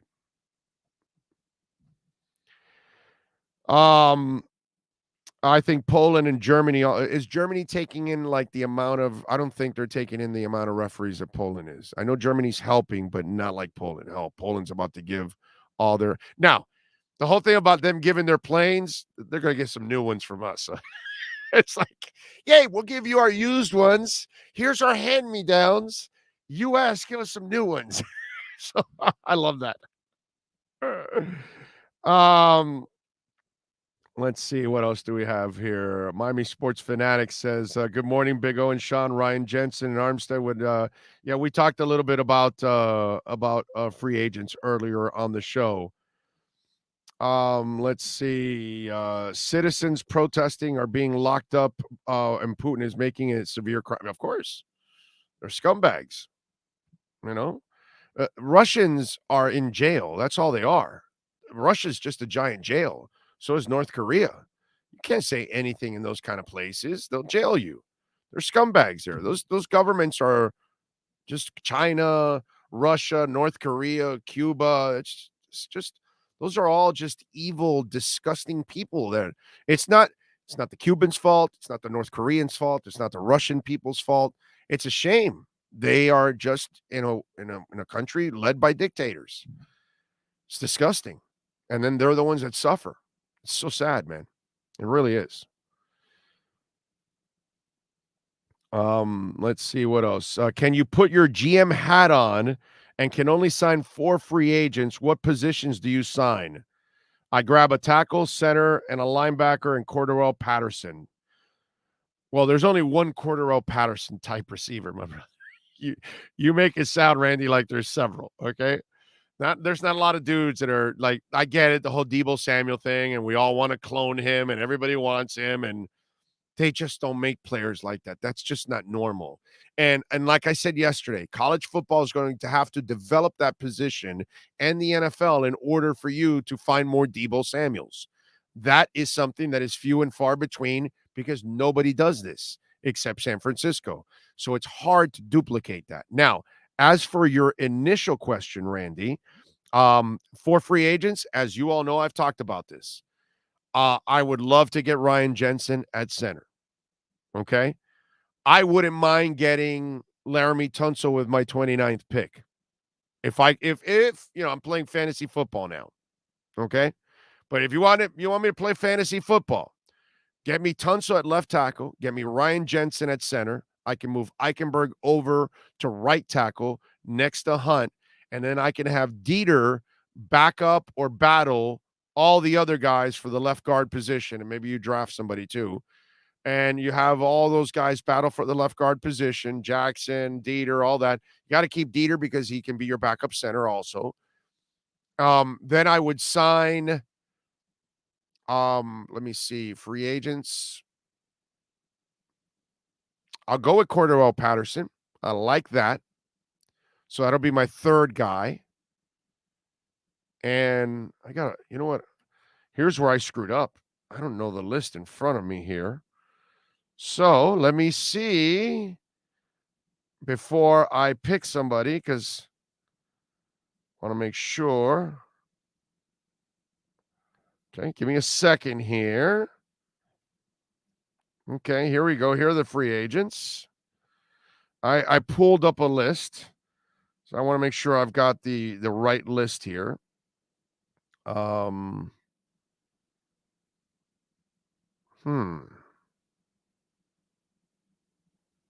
by the way, I'm not signing Teron Armstead because he's too injury prone. If I could get him a little cheaper, maybe I would take the chance. But I'm not taking the chance on a guy that is just incredibly injury prone. Looking to see who would be my fourth. Oh, Jamison Crowder. There you go. Move Waddle over to the outside. I put Jamison Crowder in the slot. There you go. That's my story, and I'm sticking to it. Okay? And I can draft a receiver. That way I don't have to depend on him because I have Waddle, I have Gesicki, and I have Jamison Crowder working the slot. There you go. How about that? So I put my GM hat on there, Randy, to disappoint you, and I hope I did. Let's see. What else do we have here? Irving Figueroa says, Mike Moynihan, I don't. Oh, okay. You guys are talking to each other. Do you think the Canes will ever be able to compete with the SEC schools? Oh, yeah. Yeah, no, they don't have their staffs aren't better than Miami's anymore. Those days are over now. They have the money now to compete with the SEC easily. Clemson beat the SEC. Just a matter now, dude, it's really a matter of recruiting and coaching. You have all the NILs.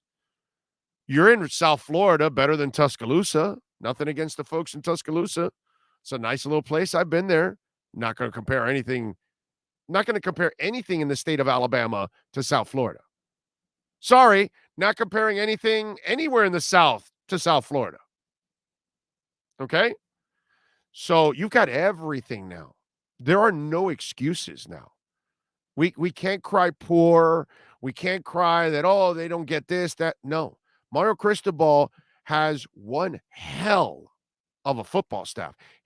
I'll put his staff up against any staff across the country. I'll put up his recruiters against anybody in the country.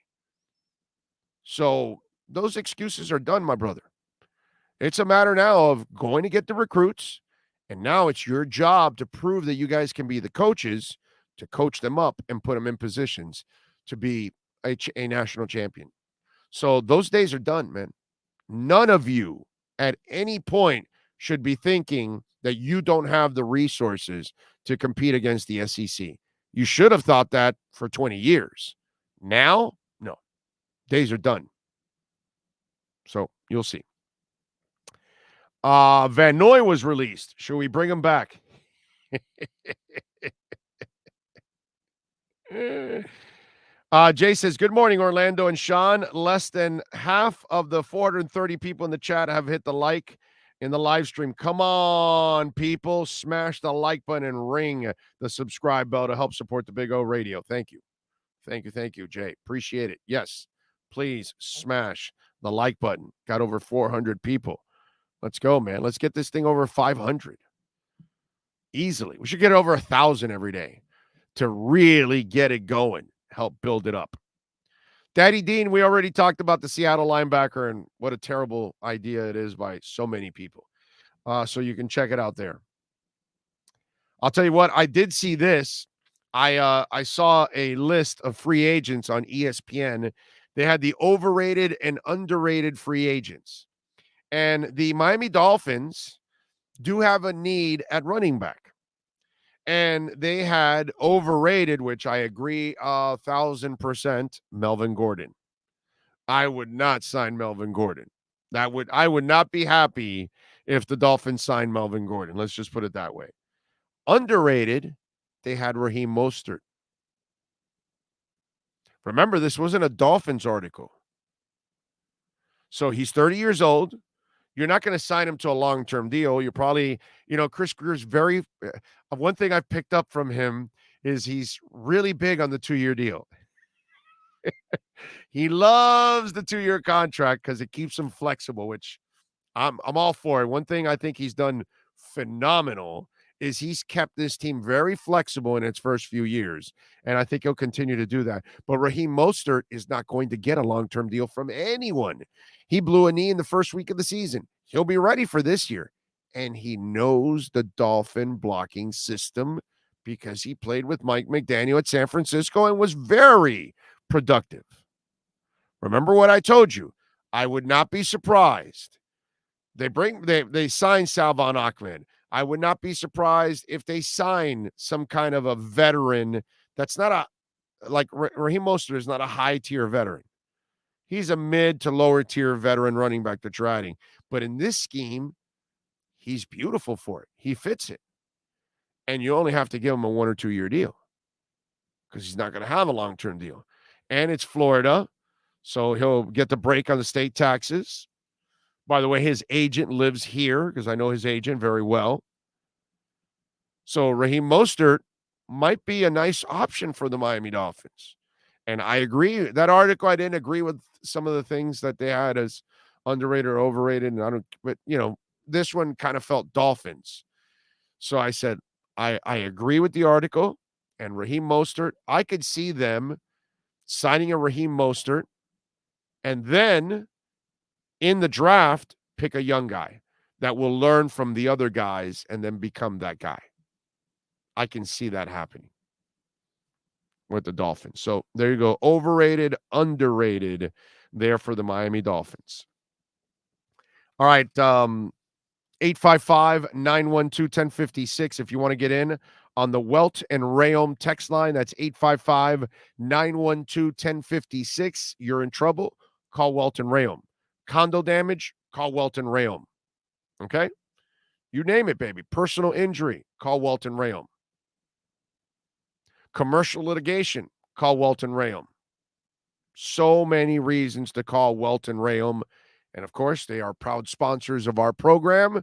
So, Jeff Welt has been listening to our show. I say listening because he's been listening for years at QAM. And so I've gone back and forth with him as a listener for a long, long time. Had no idea he was a lawyer until a few months ago. And he called me and said, hey, man, love what you're doing. We'd love to be a sponsor and support you. And Welton Rayom is here supporting us. They're in Hollywood, man.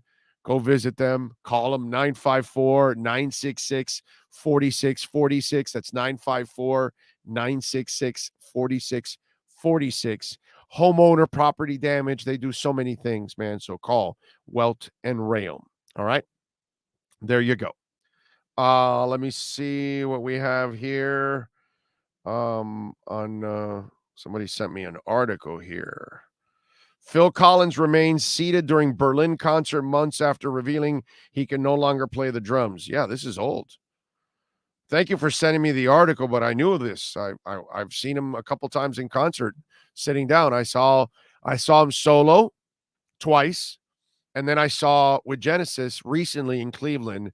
And yes, he sits down. Although I'll tell you this, we got a little treat at the Fillmore. When he did In the Air tonight, he stood up, which was really cool.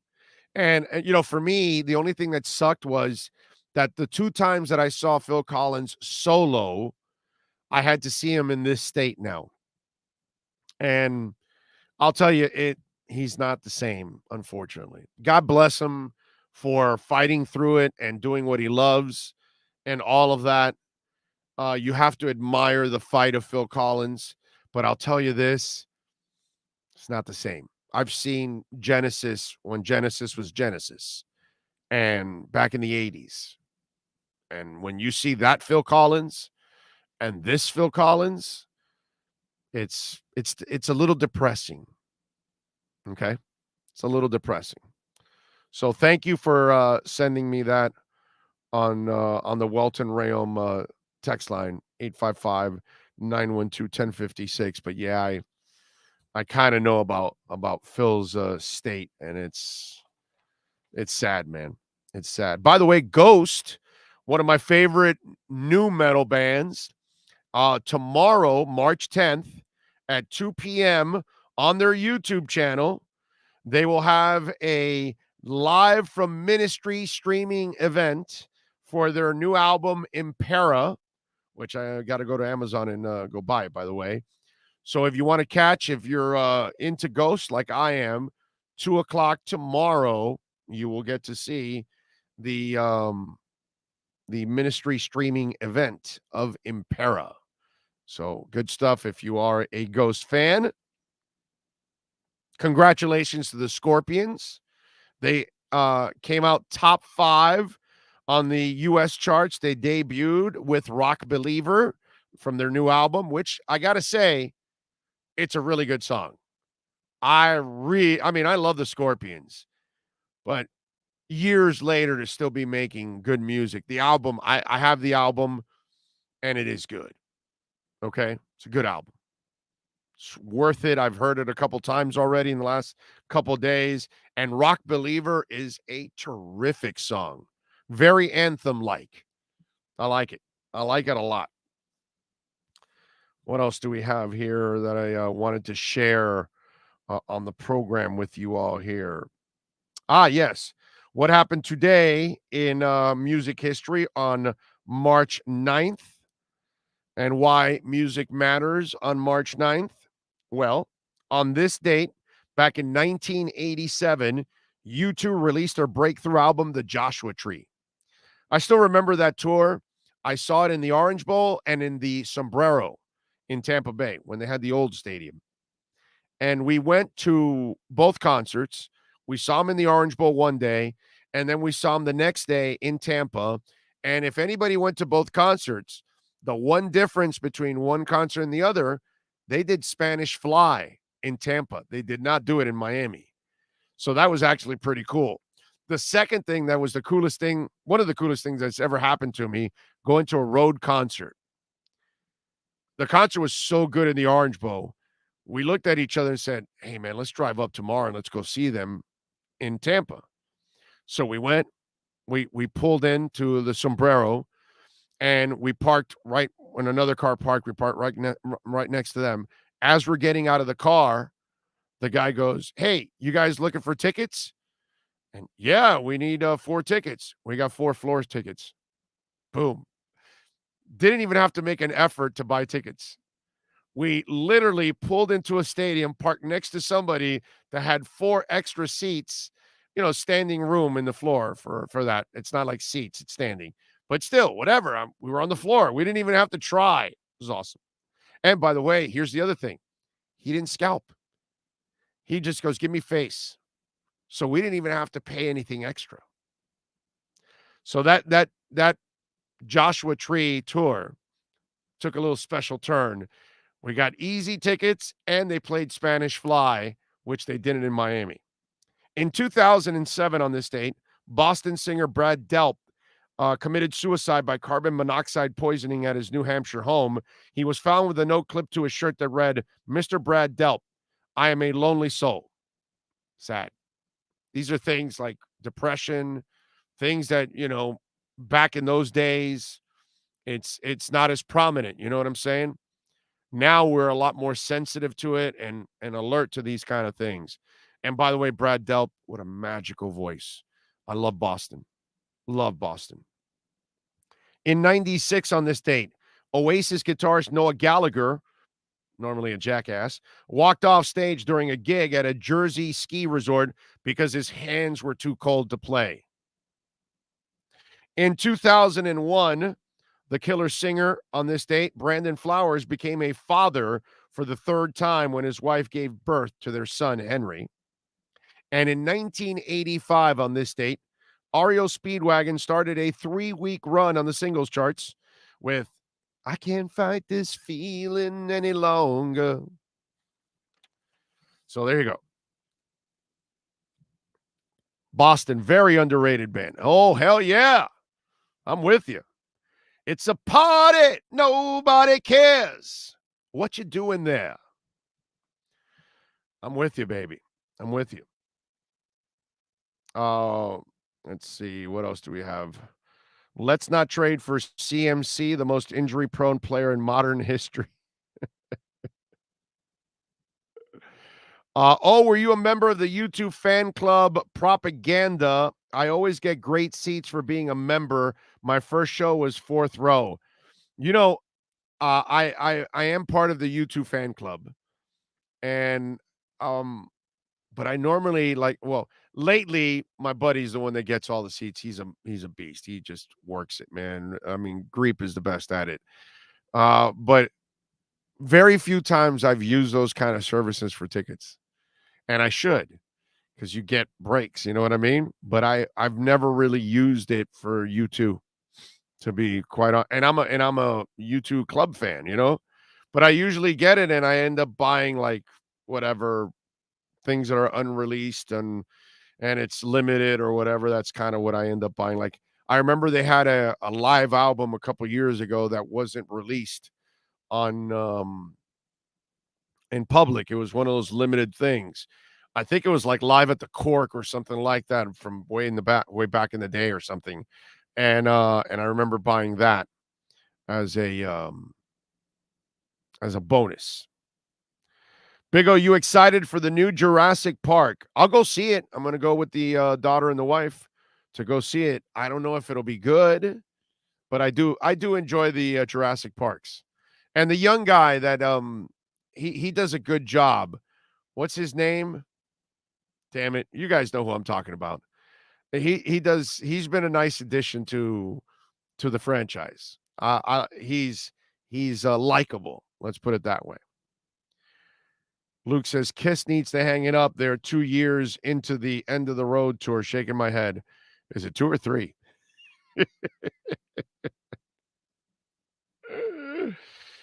Oh, man. What else? I saw Phil Collins 3 times live. Let me see. 2 of them, he was still in his pre-nerve damage state. I never got to see Genesis. I wish to God I had. I saw Rush 4 times. I'm blessed. Rush I've seen them many, many, many, many times. That is one of those bands that you never get enough of those bands. You know what I'm saying? Never get enough of those bands. Where the hell is Bitcoin, by the way, just in case? Let me see, make sure. If Bitcoin is still climbing. 42,430, so it's found a home right now at 42,000. Boston Schultz was an audio genius, graduated from MIT with over 30 patents for guitar. And yes, yeah, he's a genius. He built his own studio. They would record everything in his house. That's where all the music was made. Yep, you are correct, sir. You are correct. Correcto mundo, as they would say. What else do we have here? Gimme the loot, Biggie. Okay. What's the Biggie thing? Chris Pratt. Yes, that's the guy.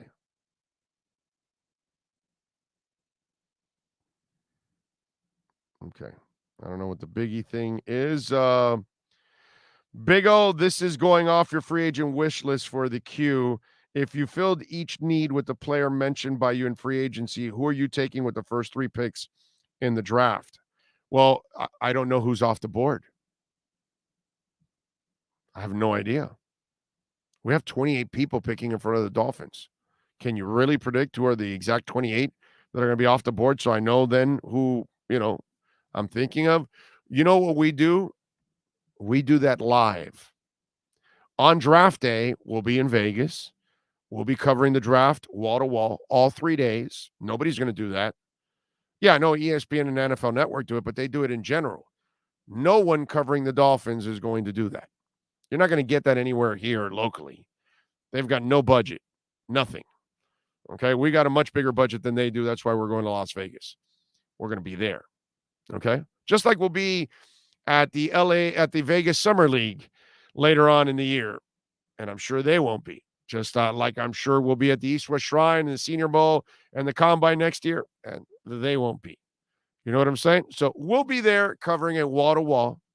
And if you haven't followed us during the draft, whether I was on Twitter or live, we will do the picks live. That way I know who's off the board and then who's available. And then I'll have a couple of players and I'll tell you, look, they might be looking at this guy, and this guy. And that's kind of the way we do it. Okay? It gets a little harder in the third day because, it's a little bit more wide-ranging, but that's how we do it. So follow us along, DMB, and then I can give you a educated answer. At this point, I can't give you an educated answer. In fact, no one can give you an educated answer. And that's the problem. Now, I do want to educate you about getting Nature B. Because if you can get those 2 golden capsules in your system every day with those 27 vitamins and amino acids, and I talk about Nature B all the time, come on, man. What happened there? Come on. Got to fix my man here. I knocked him over. So there you go. You got to get yourself a little Nature B, 27 vitamins and amino acids, 29 or 28 powerful antioxidants. And I'm telling you, this supports great health, digestion, energy. So at 2, 3, 4 o'clock after you've eaten lunch and you're like, no, Nature B will power you through. Okay. And my favorite thing about Nature B is boosting my immune system. This is why I rarely ever have a cold. And in today's virus-filled world, okay, you want a little extra protection. And those 2 golden capsules, and by the way, completely all natural, comes straight from Mother Earth and clean green New Zealand. That's where it's all grown, coming straight from the ground. So no chemicals. It's great for the kids. It's great for the adults. You don't have to worry about. You know how it passes the test. You can grab one of the capsules and break it in half, okay, and have it and eat it. Right there. Just break it in half and then eat it. How about that? You can do that. So that's how good. Try doing that with other vitamins. not going to do it with medicines because that'll taste terrible. But try doing that with other vitamins and see how they taste. That's how good it is. It's all natural, baby. Nature B, use my code Big O, free shipping. 1 month supply, 2 month supply, 3 month supply, 1 year supply, 87-year supply, whatever. Big O, use the code. And as I've told you before, check out some of the other products. My wife loves the wrinkle cream. For those of you that live up north or out west, the lip balm is awesome. Fantastic. Okay. The soaps are great. They got all kinds of products. NatureB.com. Hour number 3 is next.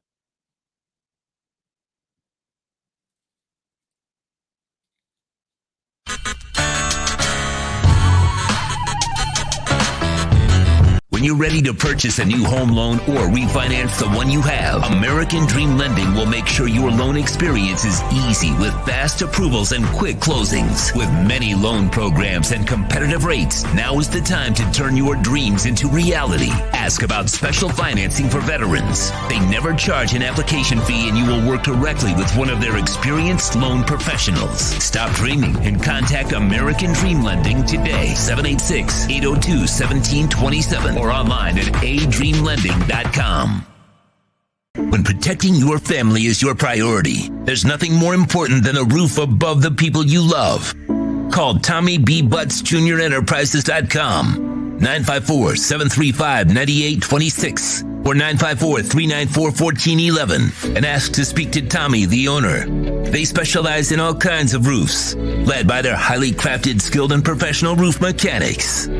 All of their previous customers have an opportunity to enter their bi-weekly drawings to receive free an exterior impact metal door. Please call for more details. That's Tommy B. Butts Jr. Enterprises.com, 954-735-9826 or 954-394-1411. Trust Tommy to fortify and protect what's most important to you, your family. The Big O Radio Show is looking for an experienced salesperson in the radio or TV business. The candidate must have at least 5 years of sales experience in the broadcast business over the last 10 years. Please email your phone number and resume to BigORadioShow@yahoo.com. That's BigORadioShow@yahoo.com. Looking for an aggressive person who can help our platform expand into many avenues in our business. Reach out if you are the person that's able to make the difference.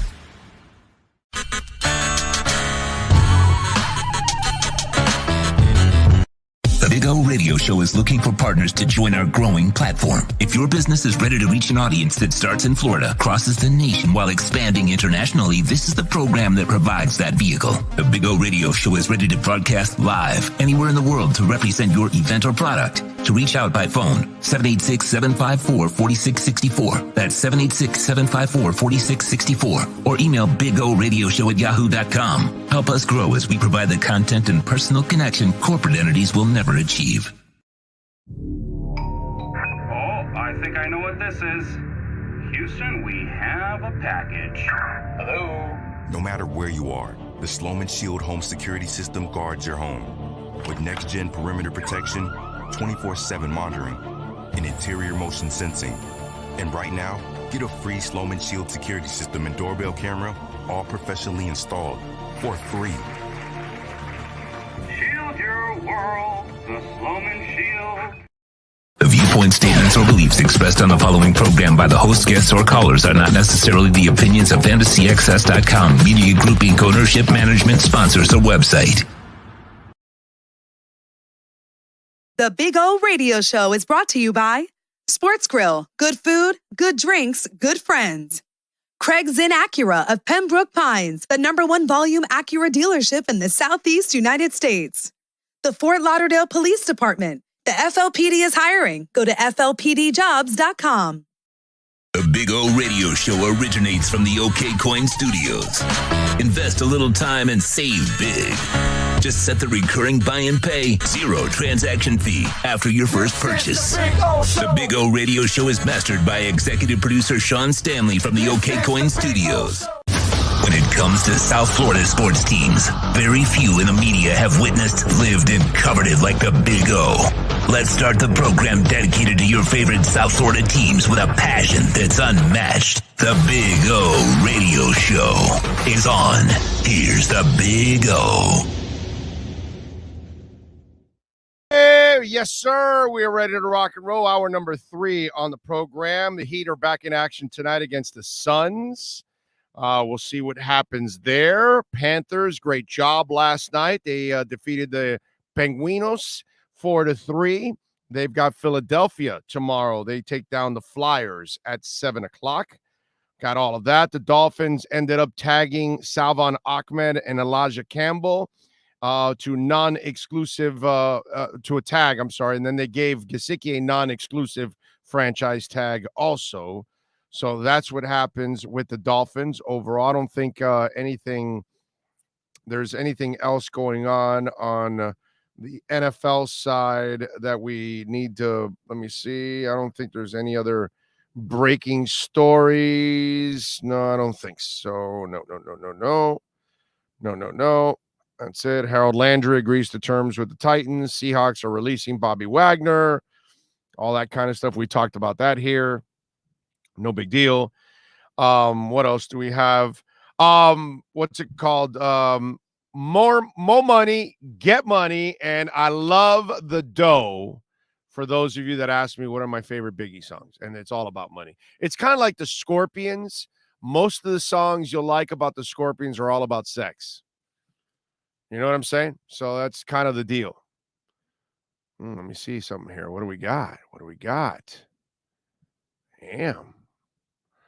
Okay, I'm seeing they got like a picture of a festival that's out, Loudness Festival, and I see 9 Inch Nails is part of it. Bring the Horizon, Evanescence, Hailstorm, Tenacious D, Ministry, not bad. Dorothy is there. Oh, I love Dorothy. New Year's Day, or New Year's Day. Damn, not bad. Shinedown. Lamb of God. I'm not a Lamb of God guy. Slipknot. I'm not a Slipknot guy. Interesting. In Louisville, Kentucky, the Loudness Festival. How about that? All right, that was coming across the feed there, so it just caught my eye. So, did you guys see what happened in Seattle? Now, Seattle is, if this would have happened here in Miami, it would have freaked a lot of people out. In one day, they release Bobby Wagner and trade Russell Wilson. What if the Dolphins in one day traded Dan Marino and cut Zach Thomas? Do you realize that that's what Seattle did?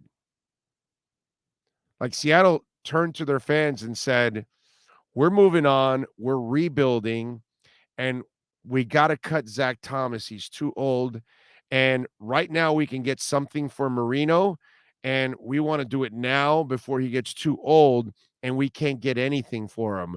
So you won't get to see Marino retire in your Dolphins uniform. How do you handle that?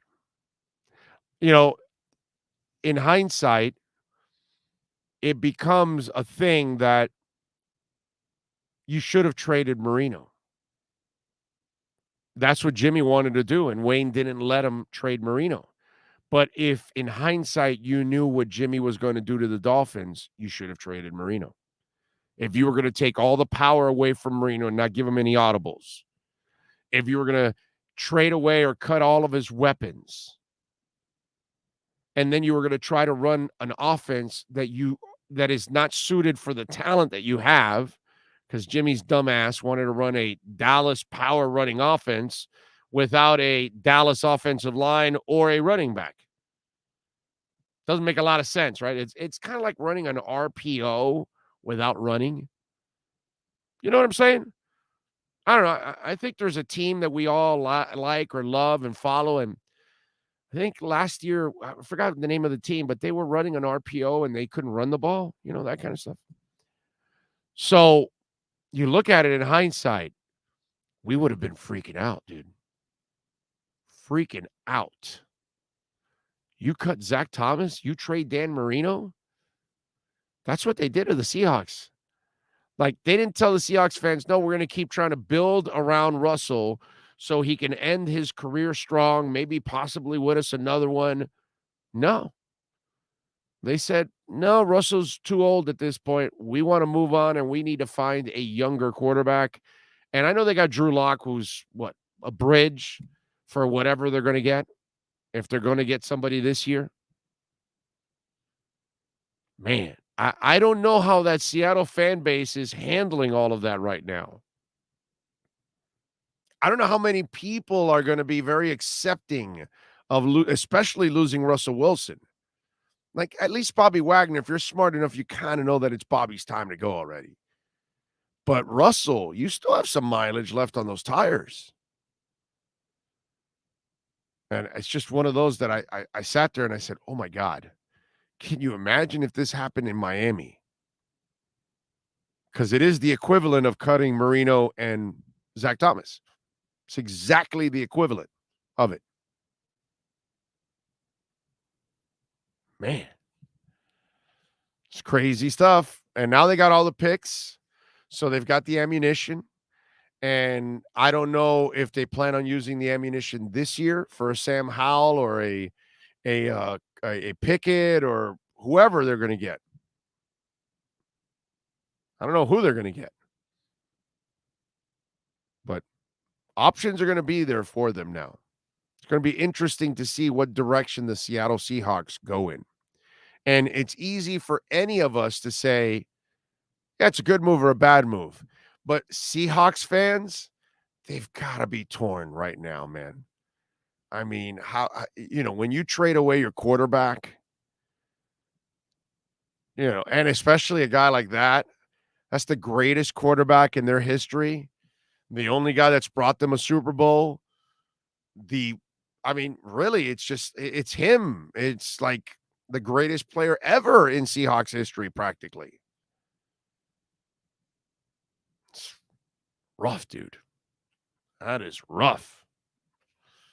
Man, just, we're 3,000 miles away, and we just hear it in separate transactions. Russell Wilson traded. Bobby Wagner going to be re-signed. It just goes right past us. But if we actually compared it to us being Dolphin fans all over the world, and if you had to use a comparable example, it would be Marino and Zach Thomas. And oh my God, people would be freaking out. They would be ripping Chris Greer, telling the owner he needs to sell the team, all of that, man.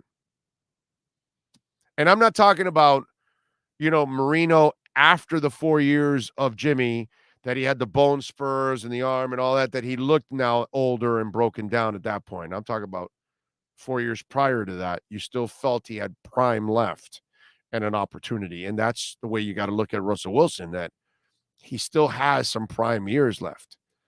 And Denver has now got a shot at a Super Bowl now. If that defense stays as good as it's been, and that offense can run the ball and protect Russell, because Russell's not going to do it by himself either. It's not just a Tua thing. It's not just watching Pat Mahomes get his ass kicked in the Super Bowl 2 years ago. It's not watching Tom Brady come up short. Your team has to help you. It's not the quarterback by himself. But if the Broncos have an offensive line and a running game, their defense has been excellent. They got every shot at going to a Super Bowl next year. Every shot. John says, Big O, Guns N' Roses versus Motley Crue. Axl Rose had a beef in the early 90s with Vince Neil. Which is a better band? It's a great question. It's a great question, man. Wow. That's tough. It's a really tough one. The better musicians are on Guns N' Roses. I like Mick Mars. I think he's a hell of a guitarist. Slash is better. In their prime, the better singer is Axl Rose. The better drummer is Tommy Lee. And I would go with the better bassist. Yeah, I'm going to go Nikki Sixx. I'm going to go so half and half. And then they all have iconic hits. But Welcome to the Jungle might be more, although, what is it? Coming Home or whatever. That was a very and Smoking in the Boys Room also was. They were big songs, just like. But I mean, man, that's a good one, man. That's a good one. I would probably lean to Motley Crue having maybe more songs overall because they had a longer career, but maybe Guns N' Roses is the bigger band in the end. And Welcome to the Jungle is probably the biggest hit out of both bands because that song transcends everybody. Doesn't matter who you are. Everybody knows Welcome to the Jungle. Everybody. So I'll go slight lean to Guns N' Roses. Slight lean to Guns N' Roses. Okay. What else do we have? Big O, I just feel a great sleuth of free agents coming. Well, I hope so. I hope so. Vince Neil in his prime better than flaky Axl Rose. No, dude. No. NorCal, that's not true. No. Vince Neil had a nice falsetto, right? But voice, bottom line, Axl's voice is way better, bro. Way better. You could say now it's not as good, but I mean, Vince Neil can't even sing now. I mean, it's even worse for Vince Neil. No, but I would never. You hate Axl Rose, so that's your problem there. Also, NorCal, you're not unbiased. You're biased. I get it. Vince Neil is maybe more likable, and Axl Rose is kind of a jerk. But then Vince Neil did kill somebody. Axl did not. Only issue with DK is he's immature. Why? What's the Oh God, are you guys talking about trading for D? You don't trade for receivers. Okay? I don't know if that's what was going on the chat board, but you don't trade for wide receivers that need contracts. No. That's a double whammy. If you're going to get a receiver, just sign him straight up as a free agent and pay him. I'm not trading for DK Metcalf when I can sign Amari Cooper outright as a free agent. You get what I'm saying? So that's my point. Okay? I've heard Axl Rose several times. He has sounded great live. So maybe you got him on a bad day. But I've heard Axl Rose a couple times, and he sounded excellent. Sounded really good. So I can't tell you that. Listen, everybody goes through rough patches. I saw REO Speedwagon a couple years ago where I was a little pissed that he probably shouldn't have done the concert, and they kind of went with it because they still want to get paid. Because if they take the stage and do the music, they're going to get paid. You know what I mean? Because that's part of the contract. But I thought Kevin was not good enough to be on stage. Metallica a couple of years ago, Avenged Sevenfold opened up for them over at Hard Rock, and the lead singer for Avenged Sevenfold was having voice issues. Now, I like Avenged Sevenfold, and I was glad that they opened up, but I was there mostly for Metallica. In the pit, baby. That was good. That was fun. Michael says, I love your wrestling show. I know I do a great job of talking wrestling all the time. Yeah, baby. Fantastic. I know all the ins and outs of it. I'll be on again. When am I on again, Sean? Talking wrestling? When am I on again? Huh, Sean? When am I doing wrestling again? In about 45 minutes, possibly. 45 minutes. That's right. Yes. It is Wednesday. And when we're done here, then I do another half hour of wrestling. Me. Come on, Michael. Give Sean the love he deserves. Sean, we love your wrestling show. I'm surprised the whole group didn't kill Axl. Is that I know he's also a jerk, so it doesn't help. Anardo Alonso says, REO Speedwagon High Infidelity, one of the greatest albums ever. It is. It is a phenomenal album. Yeah. Finn's Tailgate says, lead singer from Avenged Sevenfold has been having voice issues forever. By CD number 3, he already blown out his voice. Really? Wow, I didn't know that. That was my first time seeing Avenged Sevenfold. No, that's not true. I saw him 2 times. I saw him in Rockville also. But he didn't have voice issues at Rockville. He was fine at Rockville. Okay. Big O, what album would you put head-to-head against Appetite for Destruction? Oh, Shout at the Devil goes up against Appetite for Destruction.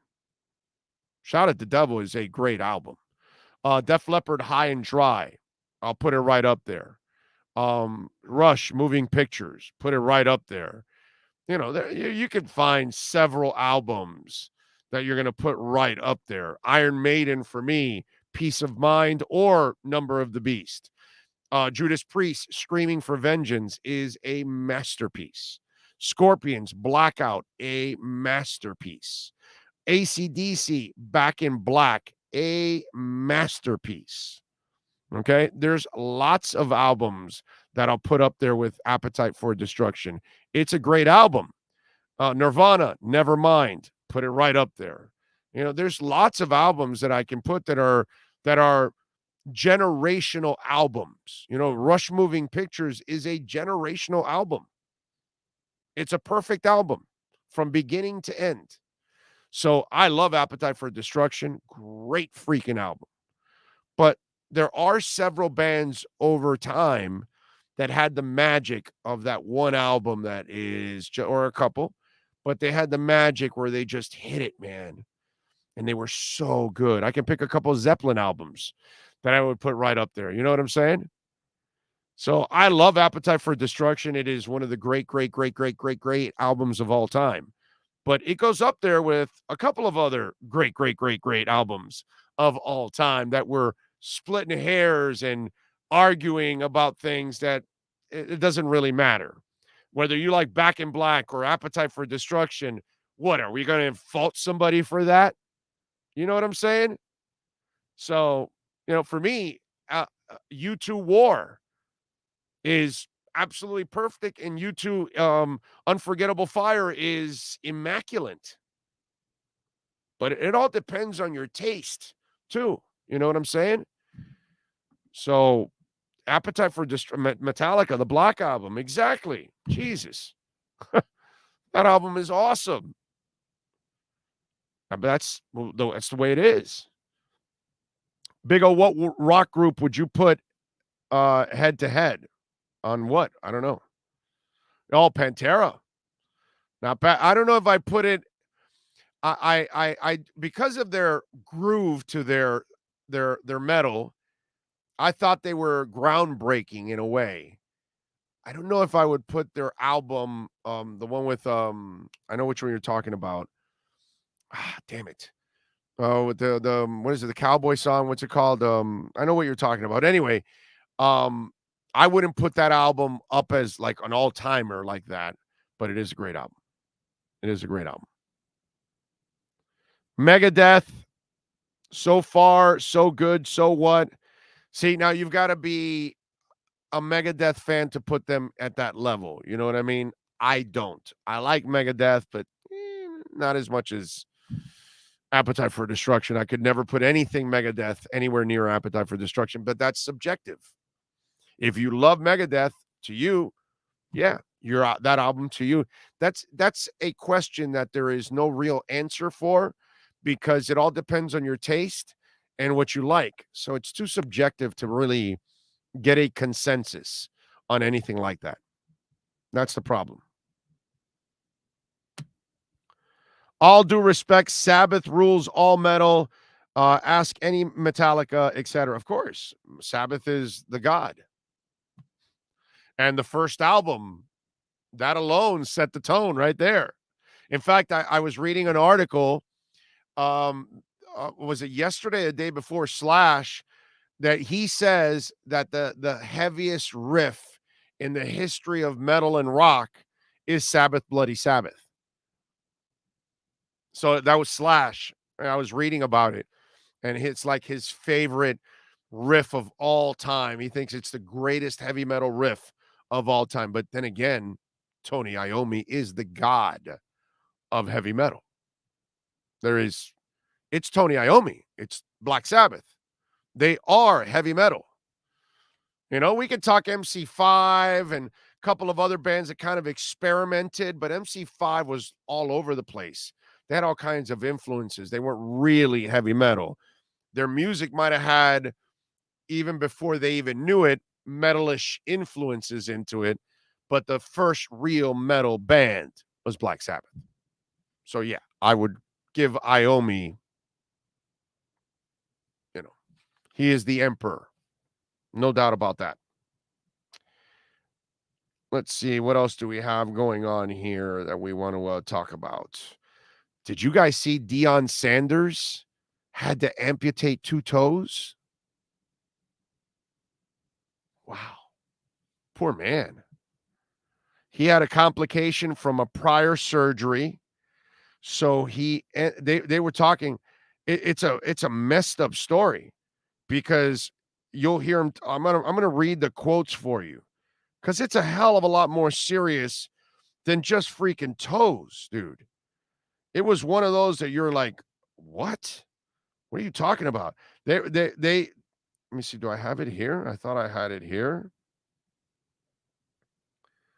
I guess I don't have it here. I'm going to have to find it again. But he was talking about that. First of all, they talked about amputating his leg below his knee. Then they talked about the foot.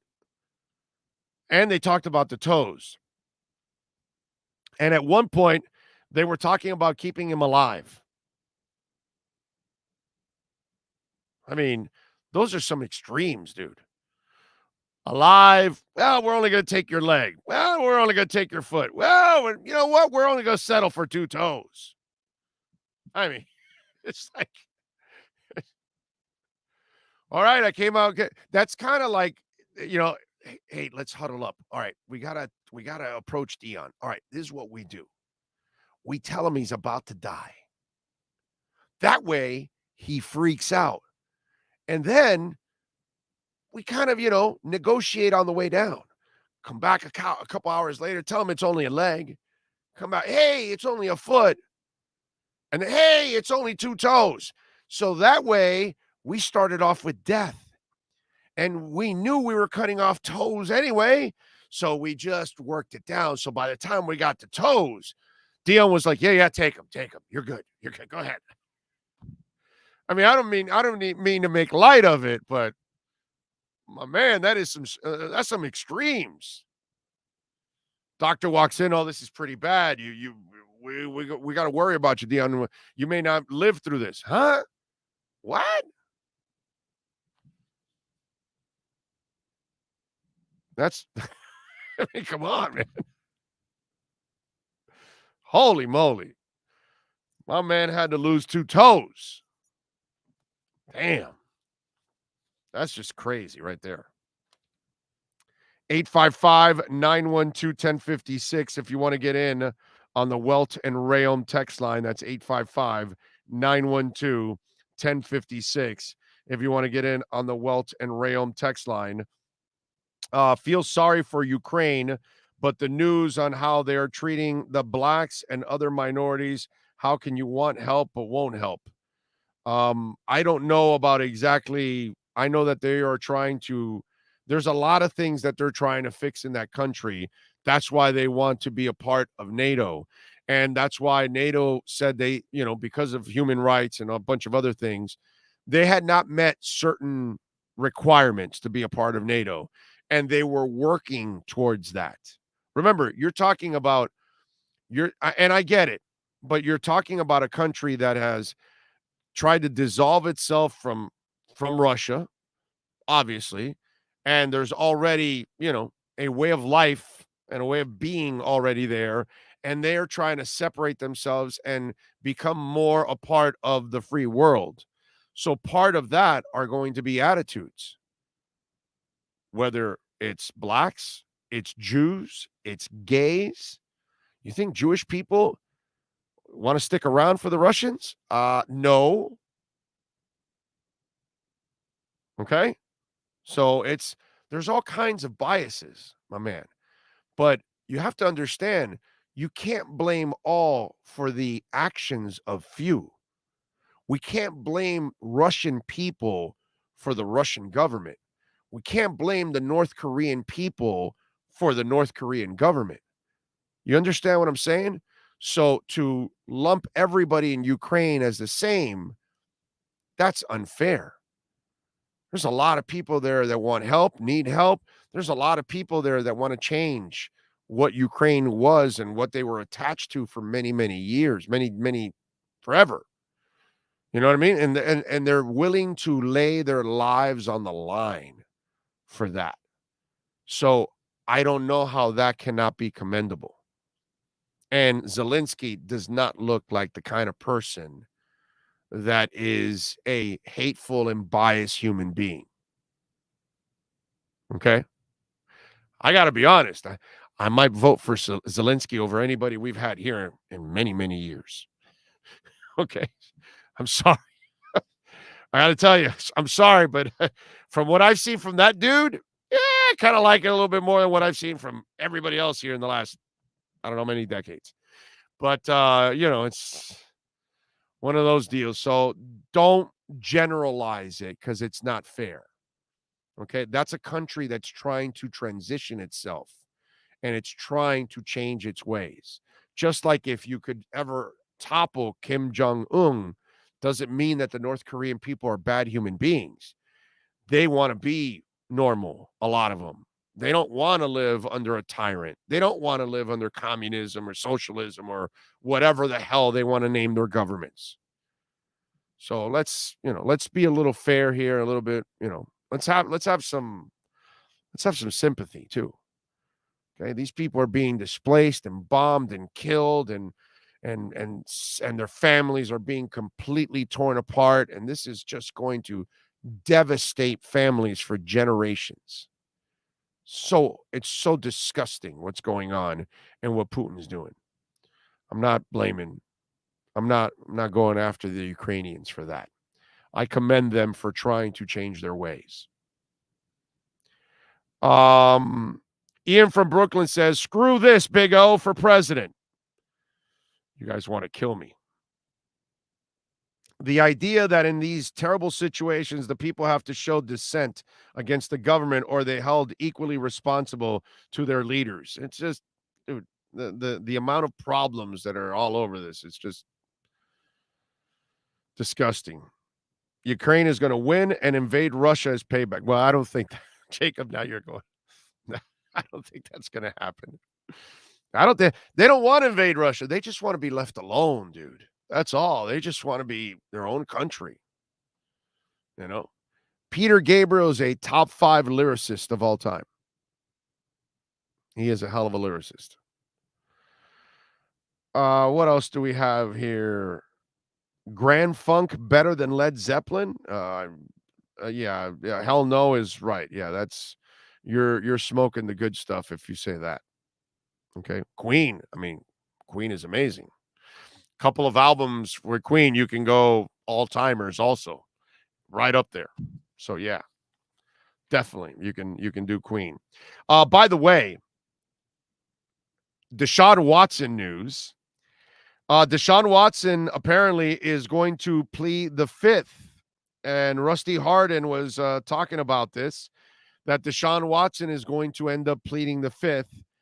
And here's how it goes. 10 women filed criminal complaints against Watson, the Houston Texans quarterback, last year, accusing him of sexual misconduct during massage sessions. According to Houston police records, the complaints released to the public were heavily redacted, but listed acts ranging from Watson exposing himself, touching therapists' hands with his penis, and ejaculating on them.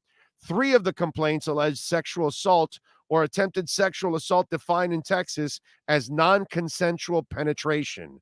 Prosecutors are expected to present at least some of these cases to the grand jury, which will decide if criminal charges will be brought against Watson. Search warrants issued in October in connection with the police investigation seeking access to social media and Cash App accounts said Watson used to book and pay for massages, name incident assaults as the crime being investigated. Incident assault is a Class A misdemeanor in Texas, punishable by 1 year in jail and a maximum fine of $4,000. And sexual assault is a second-degree felony. Hardin said the deposition of Watson on Friday will be a worthless exercise because he will be advising Watson to assert his Fifth Amendment right not to incriminate himself.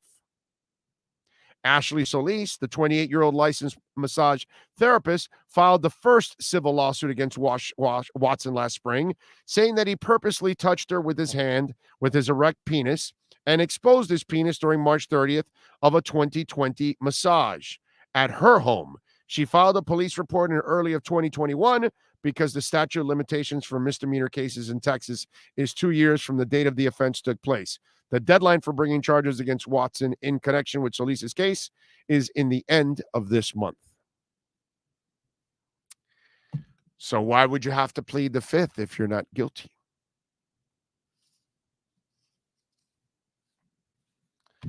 So I know they say you don't want to incriminate yourself, but it's also you don't want to prove that you're guilty too.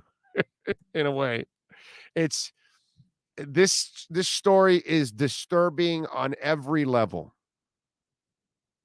And I would find any team that would trade for him disturbing also, including the Miami Dolphins. So you're going to trade for a guy that could be a sexual predator, a guy that went after not one woman, not that that's right, or, that makes it all right or less. No, several women. Really? That you're comfortable signing that? You're comfortable that representing your organization? You're comfortable that Deshaun Watson is the face of your organization? Now, this is the same league that had a quarterback that allegedly committed rape also in a bathroom where there was an off-duty cop protecting the door where nobody could get inside and nobody knew except him and her. And it became a he said, she said case. And yet he still became the face and stayed the face of the franchise. Why? Because we actually need Ray Rice video in order to actually believe it. Too many cases of people lying. So it's hard to take people's word for anything. And so in this case, just like what's going to go on with Brian Flores and Stephen Ross, if Brian Flores has no tangible evidence, it's over. And in this case, Deshaun Watson could be getting away with sexual assault once or maybe multiple times, allegedly, if there's no physical proof. So that's the question. Is there an incriminating photo, email, voice message, something? But Deshaun will be pleading the fifth in his deposition, which tells you all you need to know. Okay? By the way, if you're Tony Hawk and I know you're Mr. Skateboard, you're Mr. Badass, you're 53 years old, you can do all of that good stuff. You know what you need to do, bro? You need to get off that damn board. Okay? You got to get off that board. My man at 53 broke his leg. Look at the bone. Look at the leg. Look at that. Completely torn apart. Is that crazy or what? Right there. Both leg, whatever that, what is that? That thigh bone or whatever the hell it is, gone. Or maybe that's actually the lower leg. I think that's the lower leg. It's crazy. They got him. Look at him in crutches. 53 years old. I get it, dude. You're the badass of all badasses of all time. But man, you got to hang it up.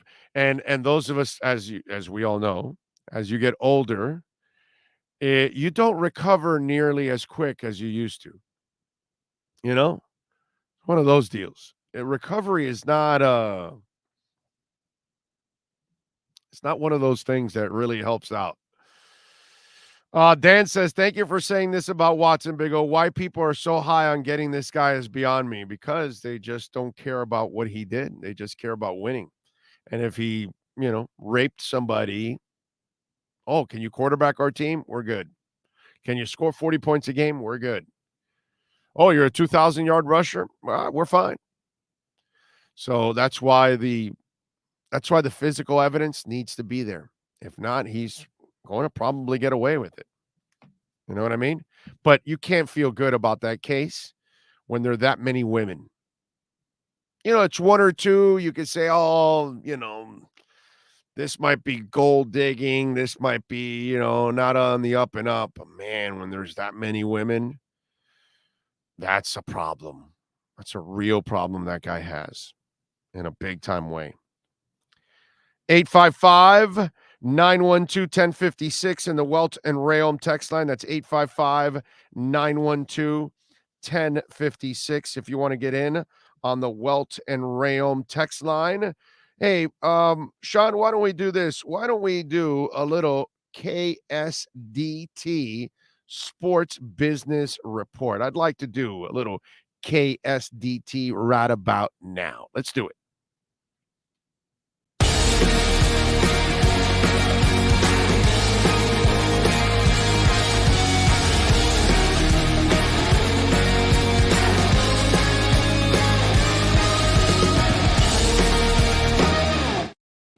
Speaking of business, oil has dropped for more than 10%. How about that? With all the talk about oil going even higher with the banning of Russia's oil. How about that? So it's gone down 10%. Not bad. All right. So we like to give you some interesting sports stories in the KSDT Sports Business Report. And this is one that's interesting. MLB and Apple made a deal today, comprehensive rights and agreement that includes a weekly Friday night baseball doubleheader on Apple TV. Tim Cook announced this, the CEO. And the multi-year deal kicks in this season, as soon as the regular season begins, of course. Executives would not offer guidance on how much Apple is paying for the rights. The Friday night games will be exclusive to Apple. They will not be carried by participating teams, RSNs. MLB will produce the games. MLB is still negotiating with Peacock on another package of streaming games. We're prioritizing reach. We need to reach our next generation of fans and people that find themselves outside of the bundle, says the Chief Revenue, Noah Garden. This is the most important aspect of the deal, says James DiLorenzo, who heads up sports for Apple TV and was the point person for Apple. In addition to the 2 weekly Friday night games, the deal has Apple launching a live highlight show every week called MLB Big Inning, which will provide a live game in-looks, 24/7 live stream with game replays, news, highlights, and classic games, and the opportunity to watch highlights in the Apple News app. This is sort of like an all-in deal that allows us to harness everything that people have assumed is powerful about the streaming space, and even more importantly, the power of our partner, Apple, Garden said. I love that idea. Okay? You got the Friday night doubleheader games. Then they launch a live highlight show every week called MLB Big Inning. So it's going to provide live game in looks, 24/7 live stream with game replays, news, highlights, and classic games. I like that. It's like Apple having its own MLB channel, right? And what I'd like to say to baseball, as an old baseball fan and a guy that sees the sport absolutely dying, especially here in our town, that we just can't get an owner that's truly committed, like Vinny Viola and Doug Sifu. Like, obviously Ross is dedicated Got to get it right, but he's dedicated. Mickey Harrison's dedicated, right? Jorge Mas is dedicated as hell. So you got to get that kind of owner here, and you don't have that. But besides that, this is what I would say to baseball. This is a great move, a nice start for them. And they're right. They've got to connect with their future fans. You've got to get on platforms, okay? Because traditional radio and TV are dying. People are using this, okay? Let's be honest now. So this is a nice move. But where are you in social media, baseball? Where are you players on social media? Where are you promoting your game, doing fun things? Where are you? Baseball, where are you in advertising and promotions? Where are you? Basketball, football, soccer players, they're all over the place. Billboards, on the internet, social media, you name it. They're being marketed all over. Baseball has to get back to marketing itself. Make it cool. Get on TikTok. Players get on TikTok. Do fun things, tricks. You guys are so skilled, so talented. Do things none of us can do. Trip us out. I've seen more trick things from Dan Marino on social media than I see from baseball.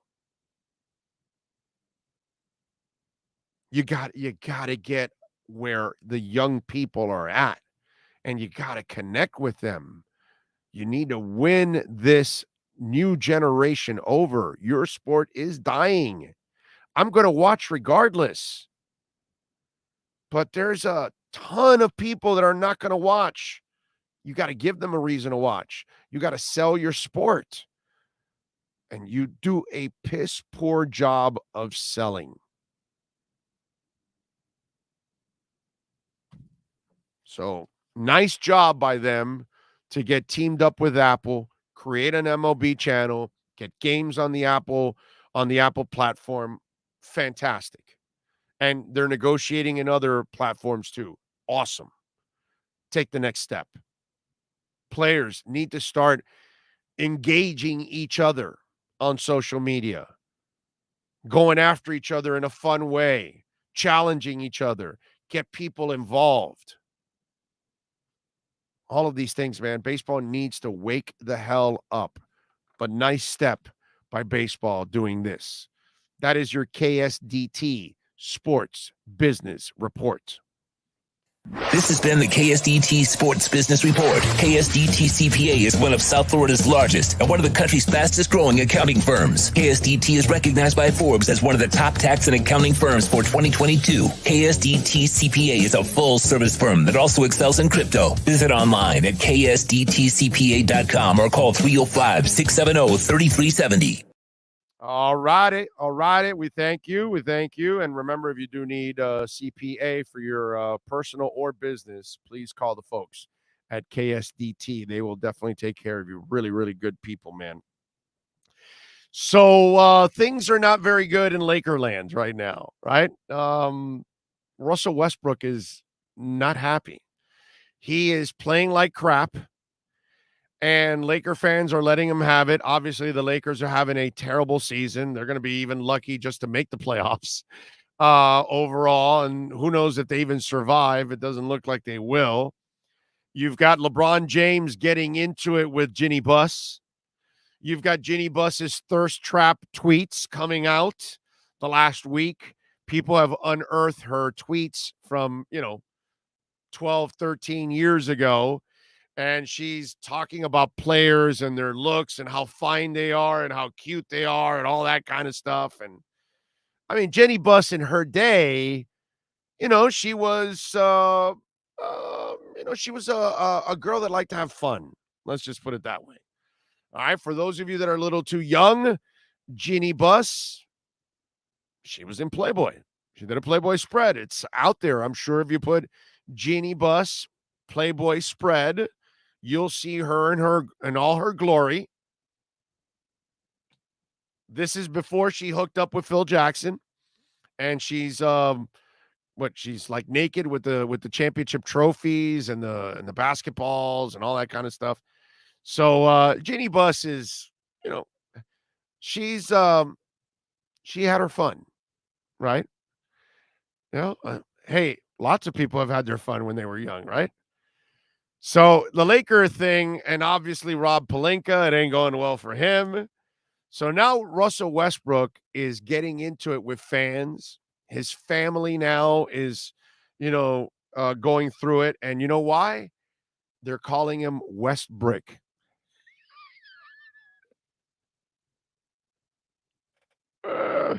Westbrick, dude. So he is pissed.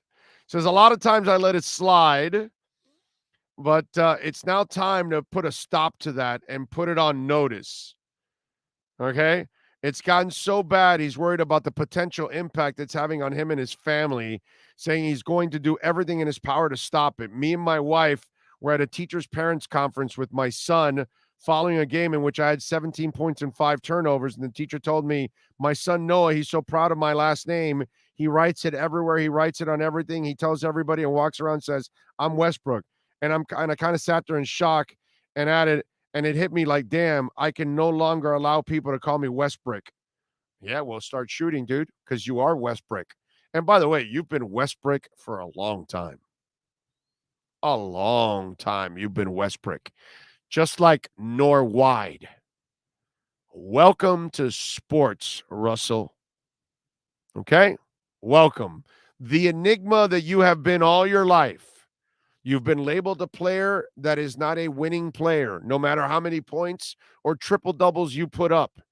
And guess what? Every stop has proven that you're not a winning player because you're a ball hog. You're not an efficient player. You've never been a good shooter, never will be a good shooter. What saved your ass is your amazing athleticism and energy and will and power to the hoop because you can finish around the hoop. You're good at that. But you've been Westbrick your entire career practically.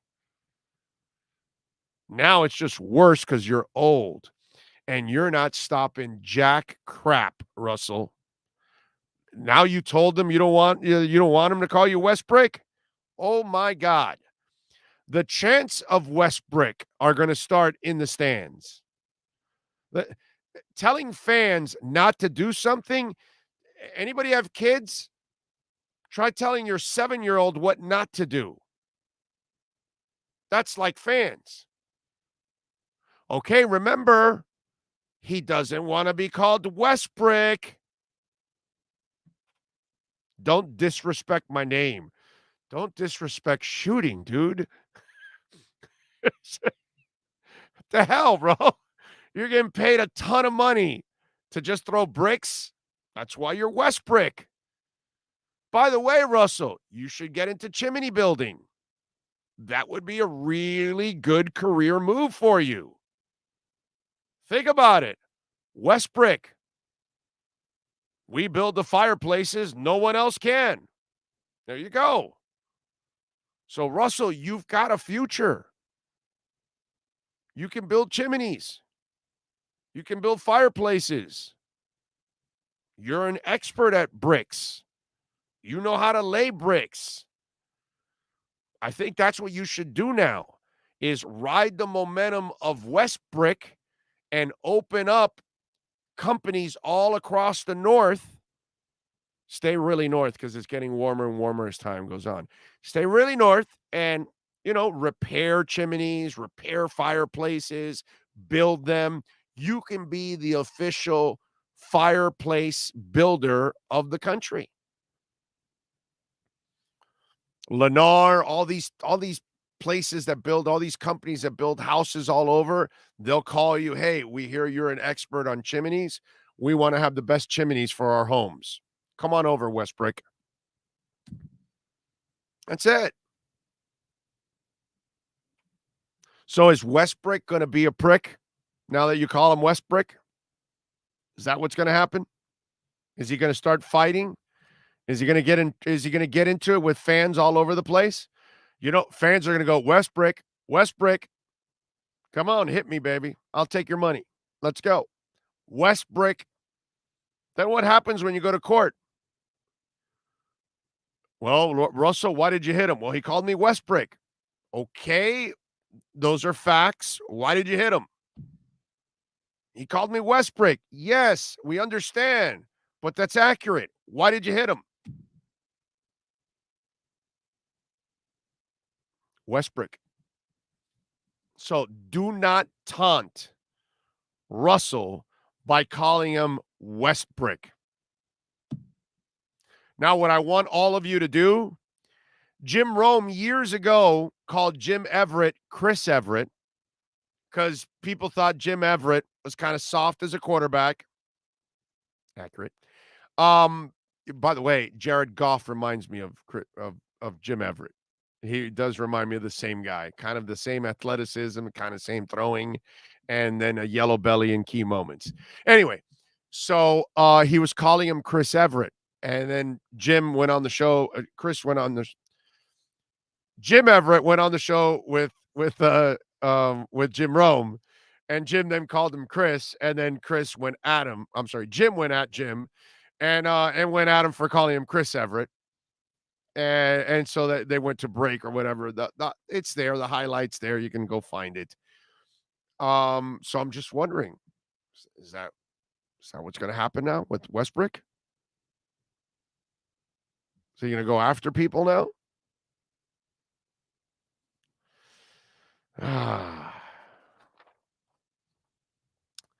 Eric Storm says, we'll say that the Lakers winning the championship in the bubble with everything going on might have been the most impressive title win by any team in sports history the last 30 years. I'll go with the luckiest team that Miami got injured. I'll go with that. How about that? I'll go with LeBron won 2 titles here. Should have won a third, but obviously, he couldn't post up JJ Barea. And he got his title in Cleveland because he needed a suspension. And I guess the Warriors at that time were kind of a young team and they couldn't overcome that suspension. And then they needed, in the Lakers, the injuries to Bam and to, Dragon. So you can look at it one way, and I'll look at like he got a big break with those 2 other titles. That's all I'm going to say. That's and another reason why he will never, ever be in Michael Jordan's class. Ever. Ever. Ever. Okay? So when we talk about the greatest of all time, he can be in the list of all of them, but he is not the guy because he will never be Michael Jordan. Ever. But it's kind of funny to see what's going on there with all of that. All right. What else do we have on the program? Oh, no. We got to wrap it up. We thank Ian Rappaport if you missed it. He was on earlier on the program. We also had, of course, our Sloman's Inside the Paint show. So we thank, of course, Ira Winderman and Clay Ferraro. We thank Ian Rappaport with our Sloman's Look Around the NFL. We thank all of you for tuning in. As always, we thank Sean Stanley, the man, the myth, the legend, for controlling everything and mastering this show every single day. Thanks to all of you out there. We will see you tomorrow from Hialeah Park. All right, we'll be there at the second floor poker room. So come on out and join us. Friday we'll be at Craig Zinn's Acura Pembroke Pines. And Saturday we're going to be at Smokin' in Pompano. And we'll be smoking. We will see you all tomorrow at Hialeah Park. Same time, same place, same bat channel, and live from those OK Coin studios.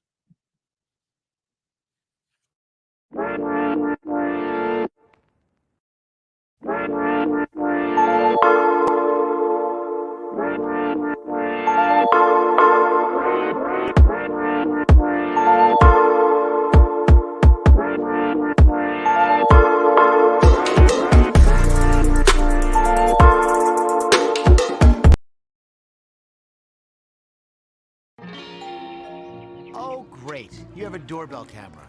Now you have a front row seat to your house getting robbed. They're breaking into my house! Ooh, there goes the TV. I'm sure it'll turn up at the pawn shop. No, not the TV! Just because you can see them, that doesn't mean you can stop them. With Slogans, you get 24-hour monitoring, a free home security system, and professional installation. Plus, free doorbell camera, one that'll actually work for you. Get out of my house! Get out of the house! Call 1-800-ALARM-ME.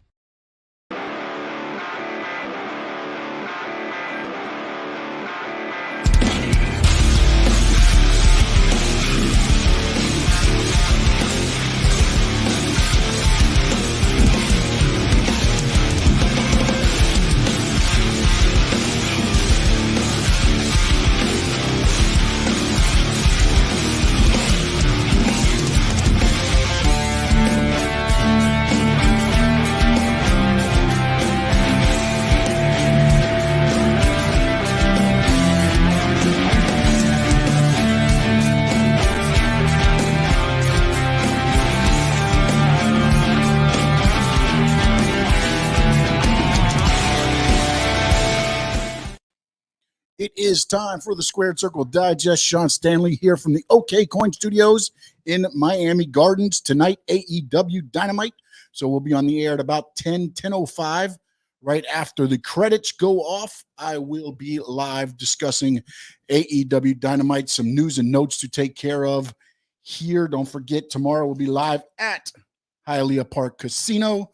Friday, we will be at Acura, and now my dogs are going crazy, of course, because now I've opened the mic. So if you hear them, I apologize. But I want to go over some of the ratings since last Wednesday night. Last Wednesday, AEW Dynamite did 966,000 views going into a pay-per-view, which was actually down from there the week before. So it wasn't a good sign, but the pay-per-view was tremendous. We can get into that a little bit more. You want to get it lined up on the chat group. We will be talking wrestling here for the next half hour to about 1:30. And then I'll see you tonight. When you look at AEW Rampage, which is a recorded show, this one was live, but then they record the following week as well. They did 545,000. They never do good there. SmackDown on Fox drew a 2.26, and Raw this past Monday night, drew a 1.7. So again, the ratings are in on all of them, and WWE still a tremendous lead, almost 800,000 households better than AEW.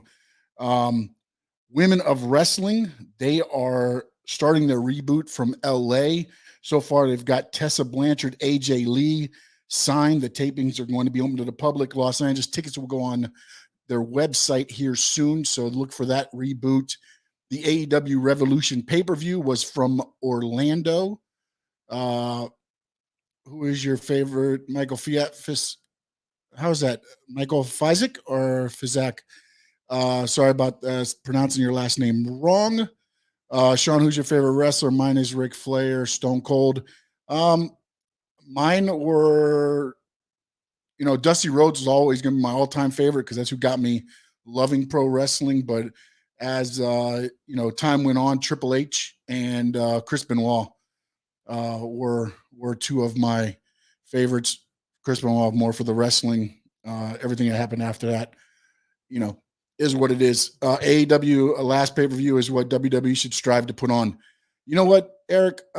I agree with some of the product, but also, look, man, that was 5 hours of wrestling. You're not getting that from WWE. They're not going to put on 5 hours. Maybe your WrestleManias and things like that, but your normal pay-per-views are not going 5 hours. That was a lot of wrestling.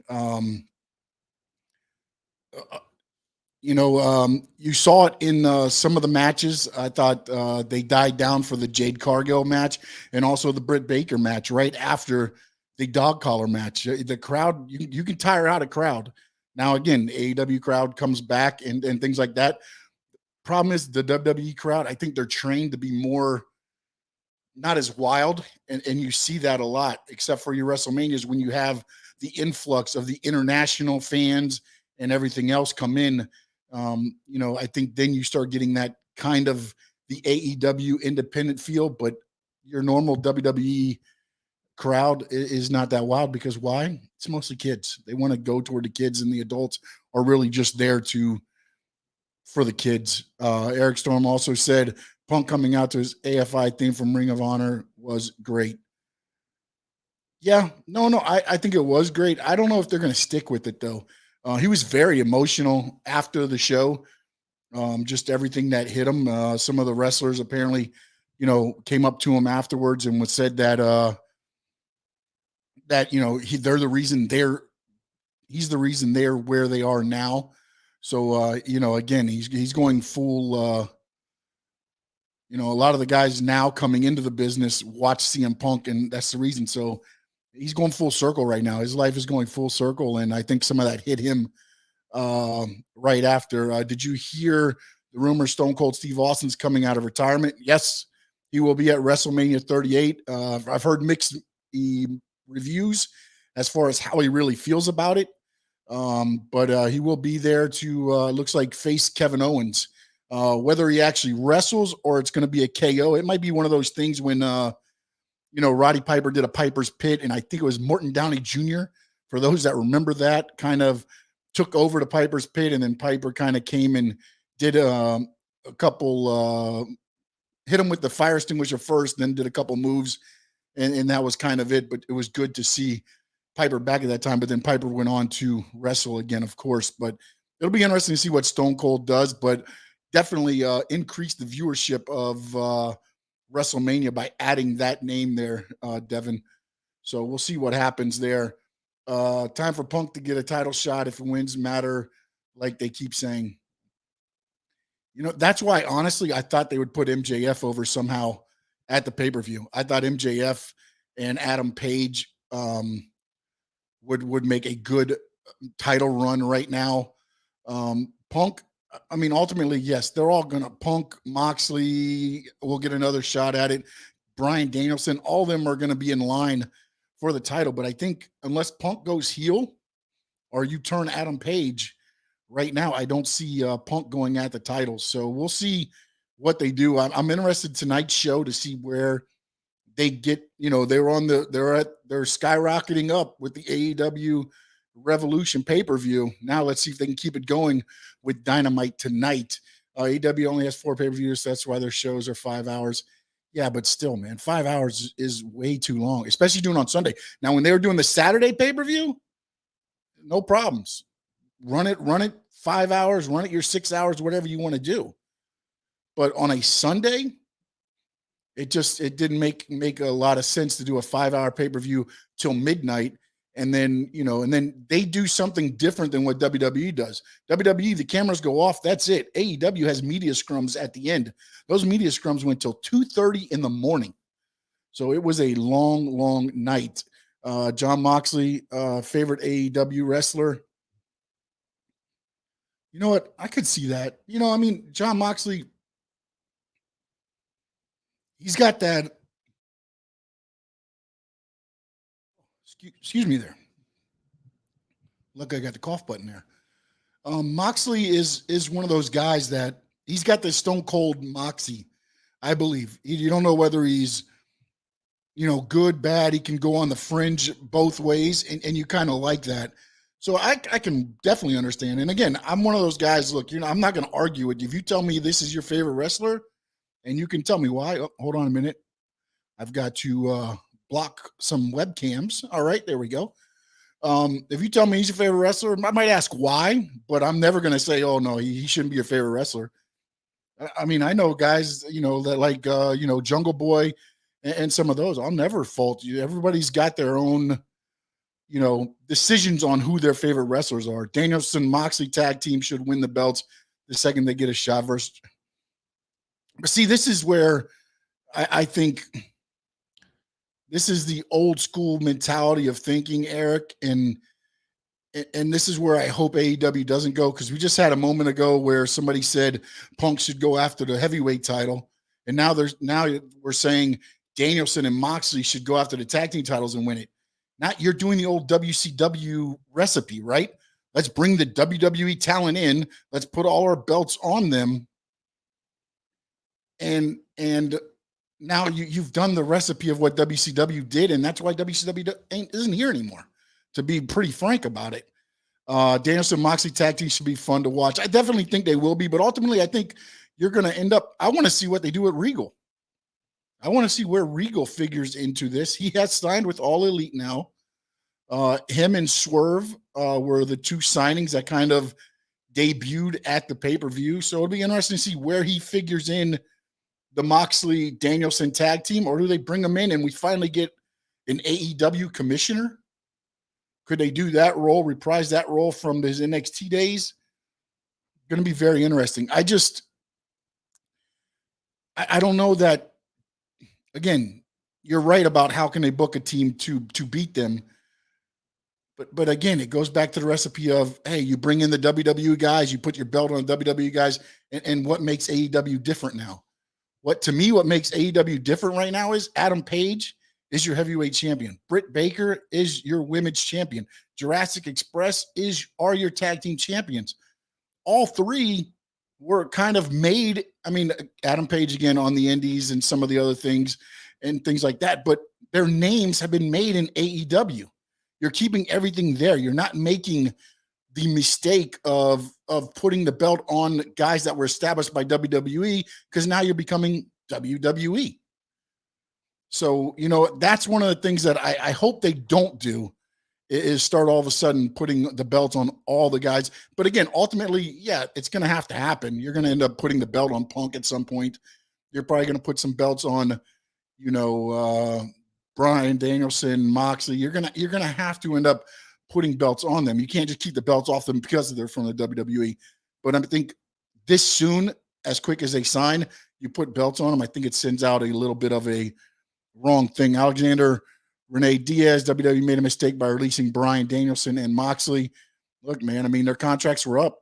They got to make the decision. They did their time with WWE, and again, a lot of it comes down to wanting creative control. Bryan Danielson wanted that creative control. He wasn't going to get it in WWE. He had a lot of, creative control with the Roman Reigns and the things like those matches there, but he wasn't going to get what he's getting in AEW. Basically, from what I've heard and have been told, Tony Khan just gives you little bullet points for promos, and the producers work in with you on the matches and things that need to get over. But it's pretty much open to the performers, to the talent to do to get themselves over. And you see, and I think that's why those characters are more relatable, because it's a lot of the talent that are relating to the fans that are performing and putting that product out on the TV, which is why, to me,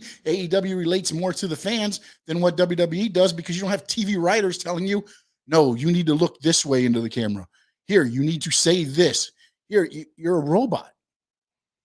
And the only ones that aren't are your Roman Reigns and things like that, which, amazing enough, those are the ones getting over with the crowd because they understand and they get the feel for that. So hopefully, ultimately, you will see, hopefully, WWE go to more of a let the talent kind of at least have a say in what they're doing. Eric Storm, again, fans love both Danielson and Moxley too much to have them as heels. That is how they need to portray them the best they can. Jurassic Express is a tag team to root for on the opposite side. But in this day and age, look, man, you can be heel, you can be face. The fans are going to cheer and boo you, whatever they want to do. I mean, look what happened with Wardlow, right? I mean, the fans started cheering him just because of the orchestra of power bombs and things like that. And it just organically became to where, hey, he's over with the crowd. Let's put him as a face and let's give him a run. So we're going to see where that goes as well. Alexander Renee Diaz, honestly, Sean, question, am I being a traitor by watching AEW when I'm a WWE fan? No, I watch them both. I'm a fan of pro wrestling. I'm not an AEW fan, and I'm not a WWE fan. Do I think the AEW product, to me, is a better, more entertaining product? Yes, than what WWE is. But I'm not going to sit here and say you got to be a WWE fan, you got to be an AEW fan. I'm a pro wrestling fan. I watch New Japan. I'll watch Ring of Honor when it reboots. I watch MLW. I watch NWA. I watch the Indies on Fight TV. So I'll sit there and tell you, no, man, you could be a wrestling fan. They're traitors. No traitors. You can put the belt on established guys like Punk and Danielson so that they can put over the younger guys when they drop the title. I mean, ultimately, but why not have the younger guys make the name off beating them and elevating them to the title match instead of having to put a belt? Because Bryan Danielson doesn't need a belt to be, to be something. Like the whole thing with the Young Bucks and Red Dragon with Jurassic Express. I thought, honestly, Adam Cole should come out and accidentally on purpose cost the Young Bucks the titles and Red Dragon win, and then have Omega come out and cost Cole the title at the end. And now you start the trios, which AEW wants to introduce a trios tag team titles as it goes. So I thought you start that seed there. But to be honest, Red Dragon doesn't need the titles to get over. Young Bucks don't need the titles to get over. Right now, they're building up Jurassic Express with the titles. The titles are helping build them. And so, I think, again, Jericho got the title first. Then it went to Moxley and then to Omega as they were building what the AEW championship meant. Chris Jericho helped establish the AEW heavyweight title. Moxley solidified it, and Omega even solidified it more, making it that much more of a title to have, ultimately to give it to Adam Page. And now the title means something, and it's helping build up Adam Page as the top of AEW. So that's what you have to do. You have to use belts and help them build your talent. When you get the heavyweight title, again, usually the talent is better than the title, but ultimately that's what titles are for, to build up talent. So therefore, I think you got the titles on the right person, and ultimately I think they're going to end up dropping the women's title to Thunder Rosa, because St. Patrick's Day Slam is going to be in Rosa's hometown. Supposedly they're going to have a rematch of the AEW women's title, and then Britt Baker will end up dropping the title to Thunder Rosa, and then ultimately you'll see Thunder Rosa and Britt Baker probably start going back. Why are AEW ratings not as high as they should be? People not watching it. I mean, that's ultimately what happens. Again, you have people that like AEW, but again, Wednesday nights at 8, there's so much stuff going on that you know what? You might not watch AEW. So ultimately it comes down to just people probably got other things to do, and your Friday show is recorded pretty much. And again, they're on, TNT. Like I say, I compare Raw and I compare Dynamite. Those are the two that I look at because they're both on, cable TV. I don't throw Fox in there because Fox you can get on any any channel in the US. So they should be doing, probably better than what they're doing. But I mean, ultimately with 2.2s, I remember the days when wrestlings were in 4.3, 3.9 and things like that. So these ratings are very, very low. I watched WWE strictly for Roman Reigns, current heel work, little else to be excited about over on WWE. Yes and no. I mean, they did put the belt on Ricochet. The US title is now on Ricochet. So I think ultimately,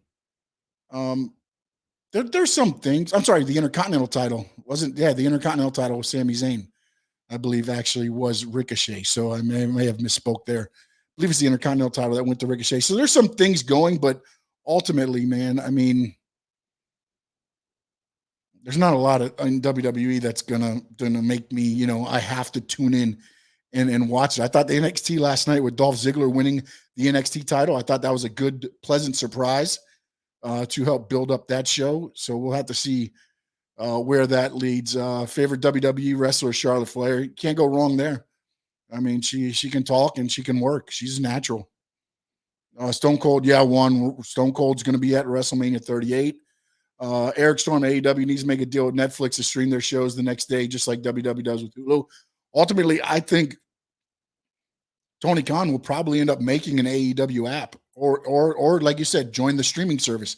That's why they purchased that Ring of Honor. That's why they got Ring of Honor, is for the intellectual properties, all the footage from 2002 which has young CM Punk, young Bryan Danielson, young Christopher Daniels, young Sami Zayn, young Tyler Black or Seth Rollins, young John Moxley, young, Ricochets, Jay Lethals. All these guys are in there. And now AEW owns that library, or actually Tony Khan owns that library. So ultimately, I think you do see a streaming service, but I wonder if they just go and try to make their own app. They seem to be very inclined digitally, social media wise, with all their programs being the elite. You've got Sammy Guevara's podcast. You've got Ethan Page has a podcast. A lot of their work is AEW Unrestricted podcast. They do a lot of content.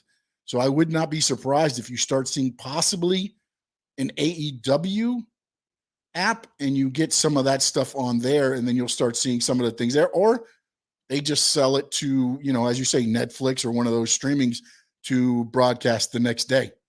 Tony Zagalis, thanks to AEW, I watch wrestling again. I hear that a lot. And again, man, I mean, it does bring it back. It does make it more exciting.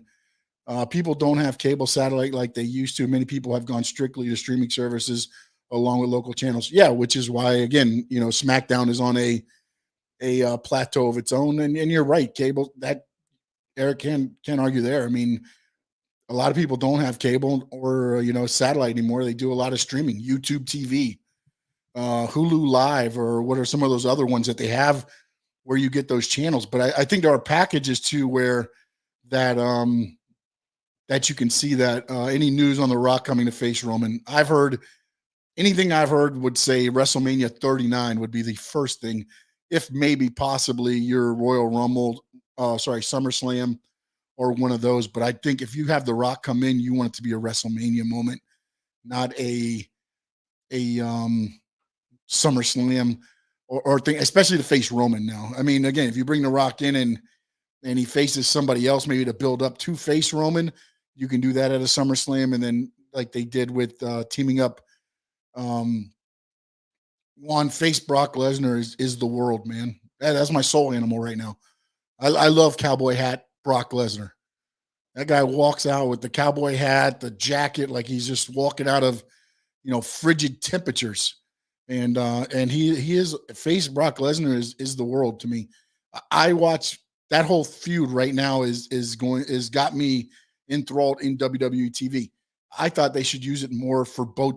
I get it that they laid out Brock Lesnar at MSG, which is why he wasn't at Raw, but the real reason is they don't want to pay him the appearances. I think he only has a few more appearances left because, again, remember, Brock Lesnar only does so many appearances a year for WWE on the contract, and then they got to pay him per performance. So we'll see what happens there. But ultimately, I think Brock Lesnar drops the titles and Roman Reigns ends up having both, and you'll see Roman Reigns probably dominate for a little while longer till WrestleMania 39, and possibly you get The Rock to come in. But then again, if The Rock comes in, that's not the guy that you have unseat Roman either.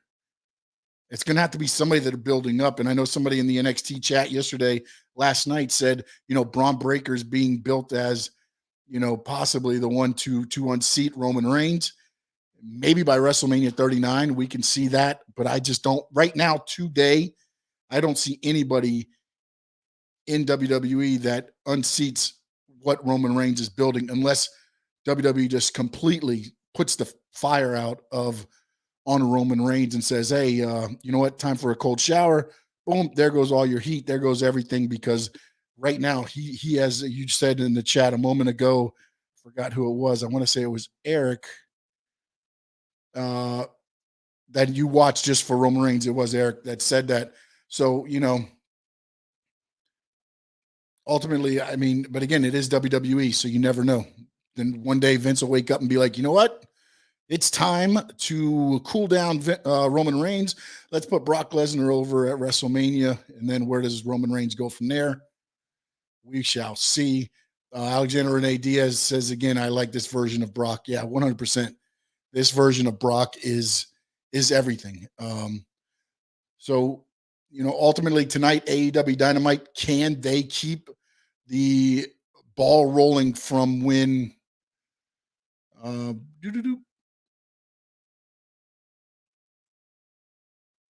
Let's see here, Steve. That was a conversation from earlier. I want to see Roman versus Drew. That's been done. That's been done, and I don't know if they can build that back up ultimately. I mean, Drew right now with Happy Corbin and Madcap Moss. I just think now they've kind of made him he's fighting through it and staying his gimmick and character there, but I don't know where they go from there. I heard WWE's going after Wardlow. Yeah, I've heard Wardlow and MJF, both of them. They're interested in both of those guys. Wardlow fits in WWE perfectly. Big guy, agile, athletic, but we'll have to see where that goes because Wardlow seems happy, and now they just put him over as the face of the Revolution. So, is that kind of the massaging of Wardlow's ego to keep him there? Not that Wardlow has an ego, but again, every performer, you have to have that ego a little bit to where, you want to be, as what were we talking about before, where you're kind of, keeping him happy and wanting him to re-sign there, so, you have to tell him, hey, we believe in you. You're now the face of the Revolution. Because honestly, I thought Keith Lee would go over in that. The way they built Keith Lee up coming in and being the way he went through the talent that he was going through, I thought Keith Lee would win the face of the Revolution. I was happy. I was wrong. And Wardlow does deserve it. It's going to be interesting to see what they have. Ultimately, I think Wardlow will cash that in for the TNT title, and you'll see MJF probably cost him, and then that will keep their feud going. They're also in Jade Cargill, I think is tremendous athlete. I think they got, and I apologize for the dog if you can hear him. He's going crazy. Apparently, probably got a Prime here. I have to check it out. Yeah, it looks like getting a package delivered. So, but I think they rushed her a little bit. She still has a little bit of green in her. And you saw a little bit of that come out at the Revolution pay-per-view with Ty Conti. Got a little bit lost on some of the moves that she should have been doing. She's not as fluid. And again, she's learning on TV. So it's definitely not, her fault or AEW's fault. She's kind of learning as she goes. She has talent of the world to build on. And ultimately, I think that's one of the cases for why Tony Khan said Ring of Honor is going to be their developmental, like NXT is to WWE, for instances like that, because Cargill has superstar potential and she's getting there. I think she's at star right now. There's still some minor fluidity issues with her performing that I think keeps her down just a tad bit right now from reaching to where she wants to do. And that's another one where they put the TBS title on her. So now the title is starting to build some recognition for the name because now it's Jade Cargill, TBS champion, and they're starting to build that up ultimately. I like how they're building Wardlow like Goldberg. Yeah, but let's hope there's not a Kevin Nash there to zap him. And let's hope MJF doesn't turn into Kevin Nash actually and zap there. Brian is training her, but she'll get better. No. I mean, look, man, I've said this many times. With the talent that's there, they've got all the talent in the world. Same with the WWE performers. It's not a talent-based problem with anything, with WWE product or AEW product. It's not talent-based. A lot of time it goes with the writing or possibly an angle that just doesn't work out well. But when you look at AEW right now, you've got, and let's go with the older guys first. You've got Arn Anderson, Tully Blanchard, Dean Malenko, Jerry Lynn.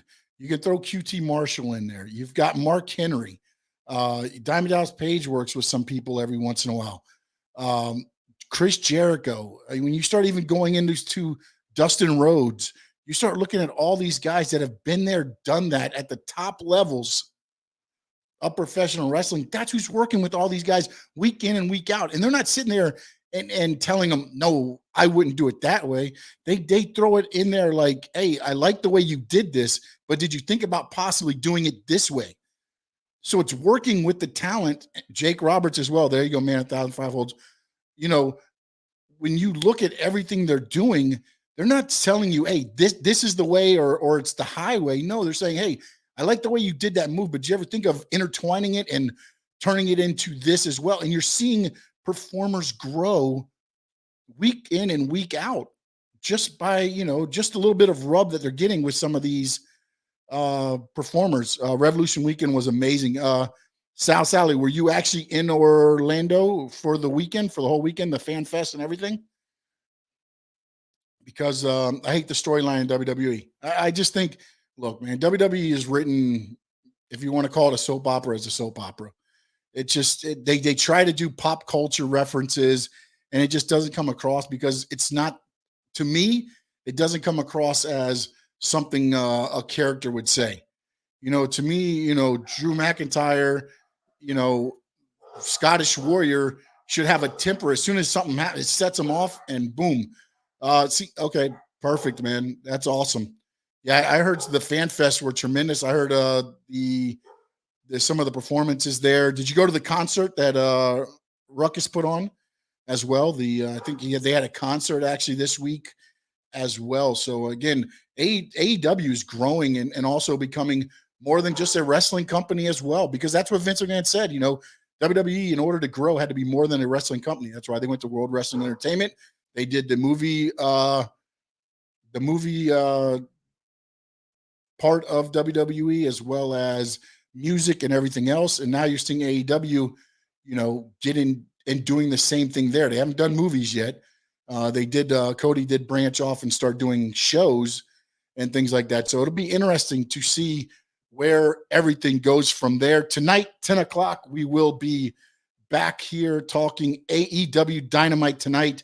We'll see if they can jump on the momentum that they built up from AEW Revolution Weekend.